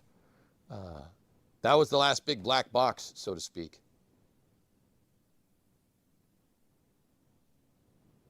Yeah. I got the wheelhouses. We got the extensions. We need quarters, inner and outer rockers, and the torsion bar cross member. And then that's it. There's no rust on the front of this car somehow. I mean, there's probably some somewhere. Just a little bit, but we'll, you know, it's all right. The frame rails are fine on the front of the car, which is great. It's just that's probably the worst spot now in the entire car.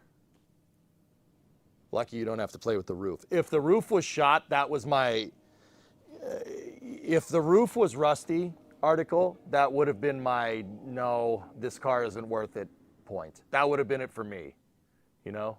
Sleeper car coming? That's right, Ride Tech. But I'm going to put a 5.7 Hemi in it. Yep. I have the Hemi. Heck, I have the truck I have a whole Dodge Ram sitting outside, an '04 Dodge Ram. 5.7 Hemi, no MDS. So we could build it. We could make it nice.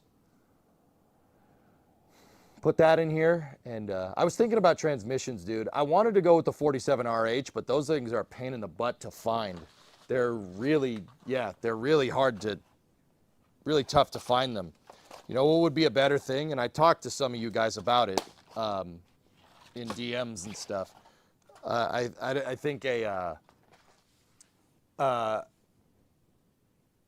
what is it? An 8R70?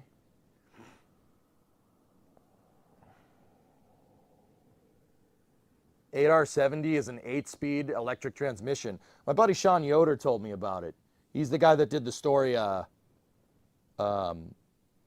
He's the guy that did the story about this car that got in the Dodge magazine and stuff. He does work for NSF and stuff too. Can you imagine this 5.7 with an 8-speed behind it? Those 8-speed transmissions, they make standalone transmission controllers for them now. So, yeah, we could put a Holly, put the 5.7 on a Holly, on a Sniper or something. No, not a Sniper. Probably it is that you know, Terminator or something, and then put the standalone transmission controller in. The standalone transmission controller makes it so you can you could shift it like a manual and stuff, which would be cool. It would be even cooler to get it to work with the damn column shifter. I'm not sure how the heck I would do that, but we'd need a bunch of crazy stuff. But dude, can you imagine this? 5.7 Hemi with an 8-speed behind it. And then, I don't know what we should use for the rear end. Maybe a 9-inch. Or an 8 3/4, or even a Dana 60. Those were the ones that came in the car. That 8 3, dude, the 5.7 with the 8-speed behind it, that's the weak link right there. Would love a 6-speed manual. Yeah, that would be sick, putting a Tremec behind it, but believe it or not, Tremec's are more expensive than 8R70s. 8R70s are in everything. Dodge has been putting them in everything. And the thing about 8R70s, it's a ZF transmission, or ZF. They're in BMWs and stuff too. So their parts are everywhere.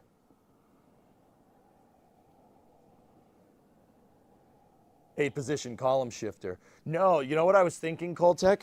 So hear me out, dudes. This is cool. This would be a cool thing to do. So you have the column shifter, and you have the column shifter hooked into a potentiometer that'll tell you, you know, where you shifted it to. We could get rid of the Z-bar linkage to the transmission and everything. That's no problem, right? And then, so you have the column shifter to put it into drive. And then if you want to, you know, have a switch under the dash or something to switch it to change the standalone transmission controller, switch it into sport mode, and then get a center console for the car, because you can, these cars came with center consoles, and you can get the center console with a shifter. But instead of putting the automatic shifter there, put a sequential. So you could bump the gears if you want to. Just saying.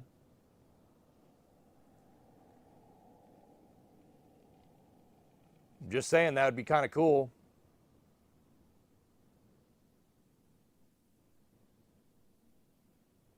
How sick would that be? It would look like it has a manual in it, but it would be a manual that you'd have the column shifter too. If you just put the column shifter into drive, right, it'll just drive with 8 speeds with an automatic. But, you know, we could have a toggle switch or a knob to change the sport mode, right? Have it flip down from underneath the dash, change the mode, and if you change it to full manual, then you could shift it, you could bang shift it with the shifter. So you know. That actually would be sick. I'm actually kind of about that life. Or the other thing that you could do is we could find a Dodge Charger shifter, the shifter that has all the stuff for it, and you could put a modern shifter in the center console on this. We can mount a center console. You know, we could put it in there, and it would just have a shifter from a modern car. But that's not really the look that I'm trying to go for. I want someone to look in this car, if the hood's closed, I want someone to look at this car, look at the interior, and be like, what's so cool about this? It's just a stock sedan. Yes, that's right. It's just a stock Mopar sedan. Why would someone restore that? That's what I want. What's the column layout? Prindle. PRND 2.1, I think. Let me check.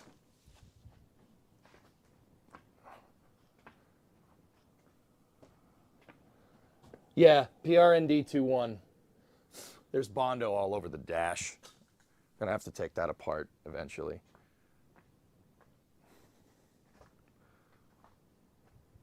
A B&M hammer shifter? Nah, I don't want it.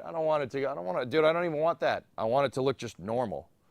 Like, I want it to look like how this car came out of the factory from 1969. We're gonna have to do some trickery. There's gonna have to be a screen somewhere for the fuel injection system, and possibly another one for the standalone transmission controller. But what I would like to do is make them like flip down from underneath the dash, so if you flip them up, it just looks like a regular car. Like I'd put it on a flip down hinge or something. Yeah, I mean, it all starts with building out the shell, and that's why I'm redoing all this, because with what I want to do with this car, dude, yeah, this is gonna be a weird freaking car, dude. Put it in the glove box. Yeah, that means you got to drive the car with the glove box open. I think the stereo, an aftermarket stereo, might find its way into the glove box, Ride Tech. But there's plenty of space, and even on the center console, guys, on the center console, we could 3D print like mounts for these screens, and you know, like obviously people be like, what's the screen for? Like, don't worry about it.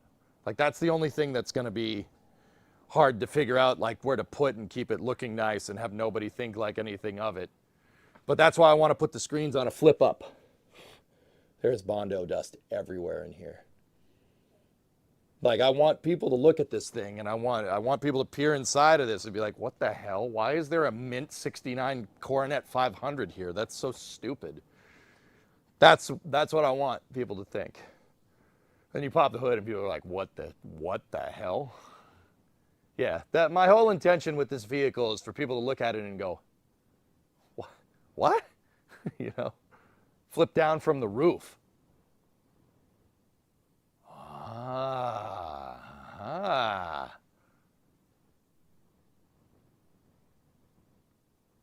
If you have it into a potentiometer, make 2 the automatic economy shifting and make 1 the sports sequential mode. Flip down from the roof, dude. That's a good idea. Dude, flip it down like with the sun visors instead. Oh, article, I like that. That's a good idea. That's a good idea, man. Dude, put it with the sun visor, like put it behind the sun visors. So even if somebody looks, the sun visor in the way. But I mean, that would make it so if you want to see the screen, you have to. No, it doesn't, dude, because the sun visor goes down and then you can pivot it.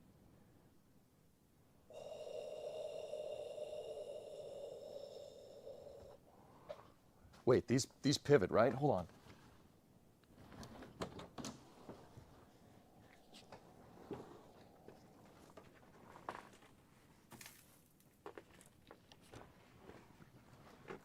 Oh, they don't pivot. Or do they? Oh, yes, they do. Yeah, they do. They pivot. It's locked in right now. You can't.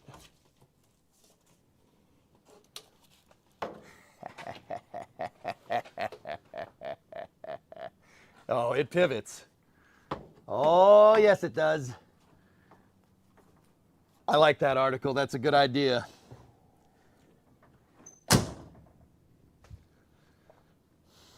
Dude, just pivot the visors down and out and you flip the screens down. So you have 2 screens like right above you. You know, one's the transmission controller and the other one's for the engine diagnostics.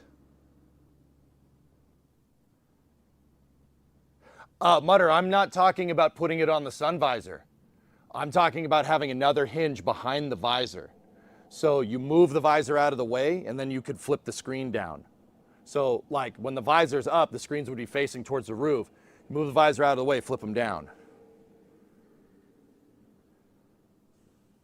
For the stereo, you can rig a USB Bluetooth directly into the amps. No real need for a stereo. Yeah, that's right. Yeah, the unmistakable pivot laugh. Dude, it'll work. That'll work, man. We might have to go bastardize the headliner a little bit. This doesn't have a headliner in it, though, right now, anyway. Dude, that would be so cool. Like, can you imagine driving, you have the screens above you? We got to be careful, though. We don't want to impede visibility. I need to figure out the size of the screens that we get for the standalone controller and for the engine diagnostics. Yeah, you'd flip down, it's just touch screen. Like,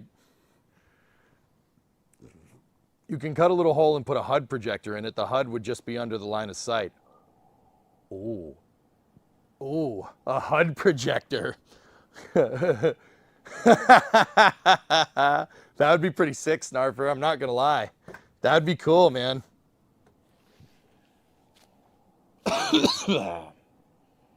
Yeah, all that stuff is the kind of cool stuff that I'd want to do. The other thing, you know what the other thing we could do is? The ashtray. So the ashtray in this car actually like opens. When it opens, it pivots down. You could just open it. You could pull it open and have the screen in there. Just pull down the ashtray. We don't need the ashtray. I don't smoke.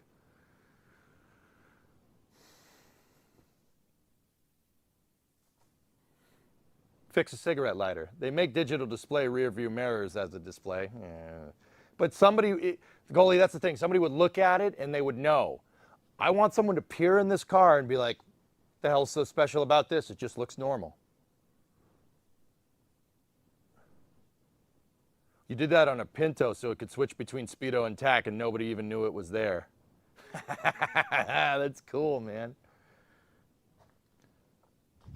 Dude, and the other thing is, like, just like summer car, you can get a factory tack for this thing.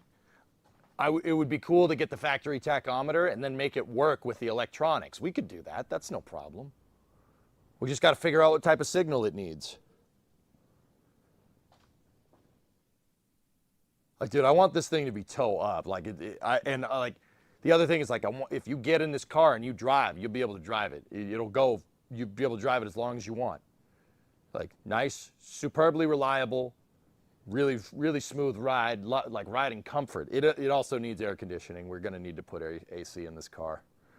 I don't have an air-conditioned dash. That's the problem. I don't have vents. So we might need to do a vintage air or something. Either way, thing's going to be sick, man. You have so many questions, Barchin? What? What's the first question? Why is a piece of the car missing? I cut out all the rust. Like, dude, we could go crazy with this thing. And I want to go nuts with it. That'd be really funny, dude. Like, can you imagine driving this around? You just drive around like, hey, what up? Think it, dream it, do it. Think it, dream it, do it. Very good motivation, Coltec, from a very smart guy, I think. Probably not. Shake hands with danger. What are you waiting for? Yeah, I don't know. All right, so once again, I'm going to try to be back tomorrow in the morning. We'll clean the rest of this up and see if we can start fitting things. Like, the good thing is that there's nothing really here that needs to be repaired.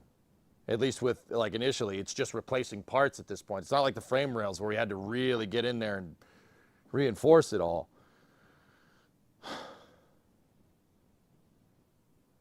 The one big thing I'm going to need to repair is the inner rocker.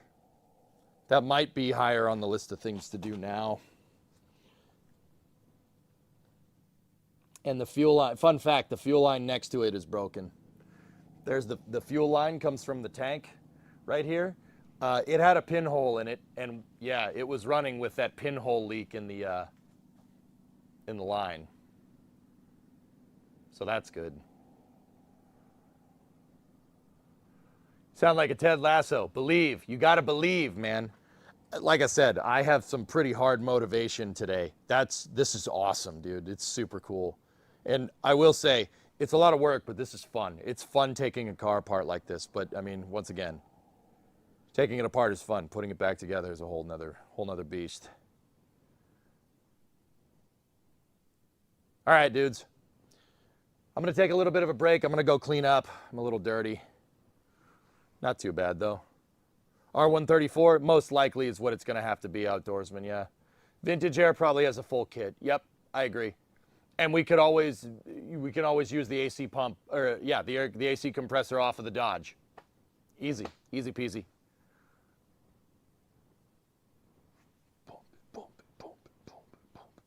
Pump it. Watching him play Mountain Blade last night was pretty fun, dude.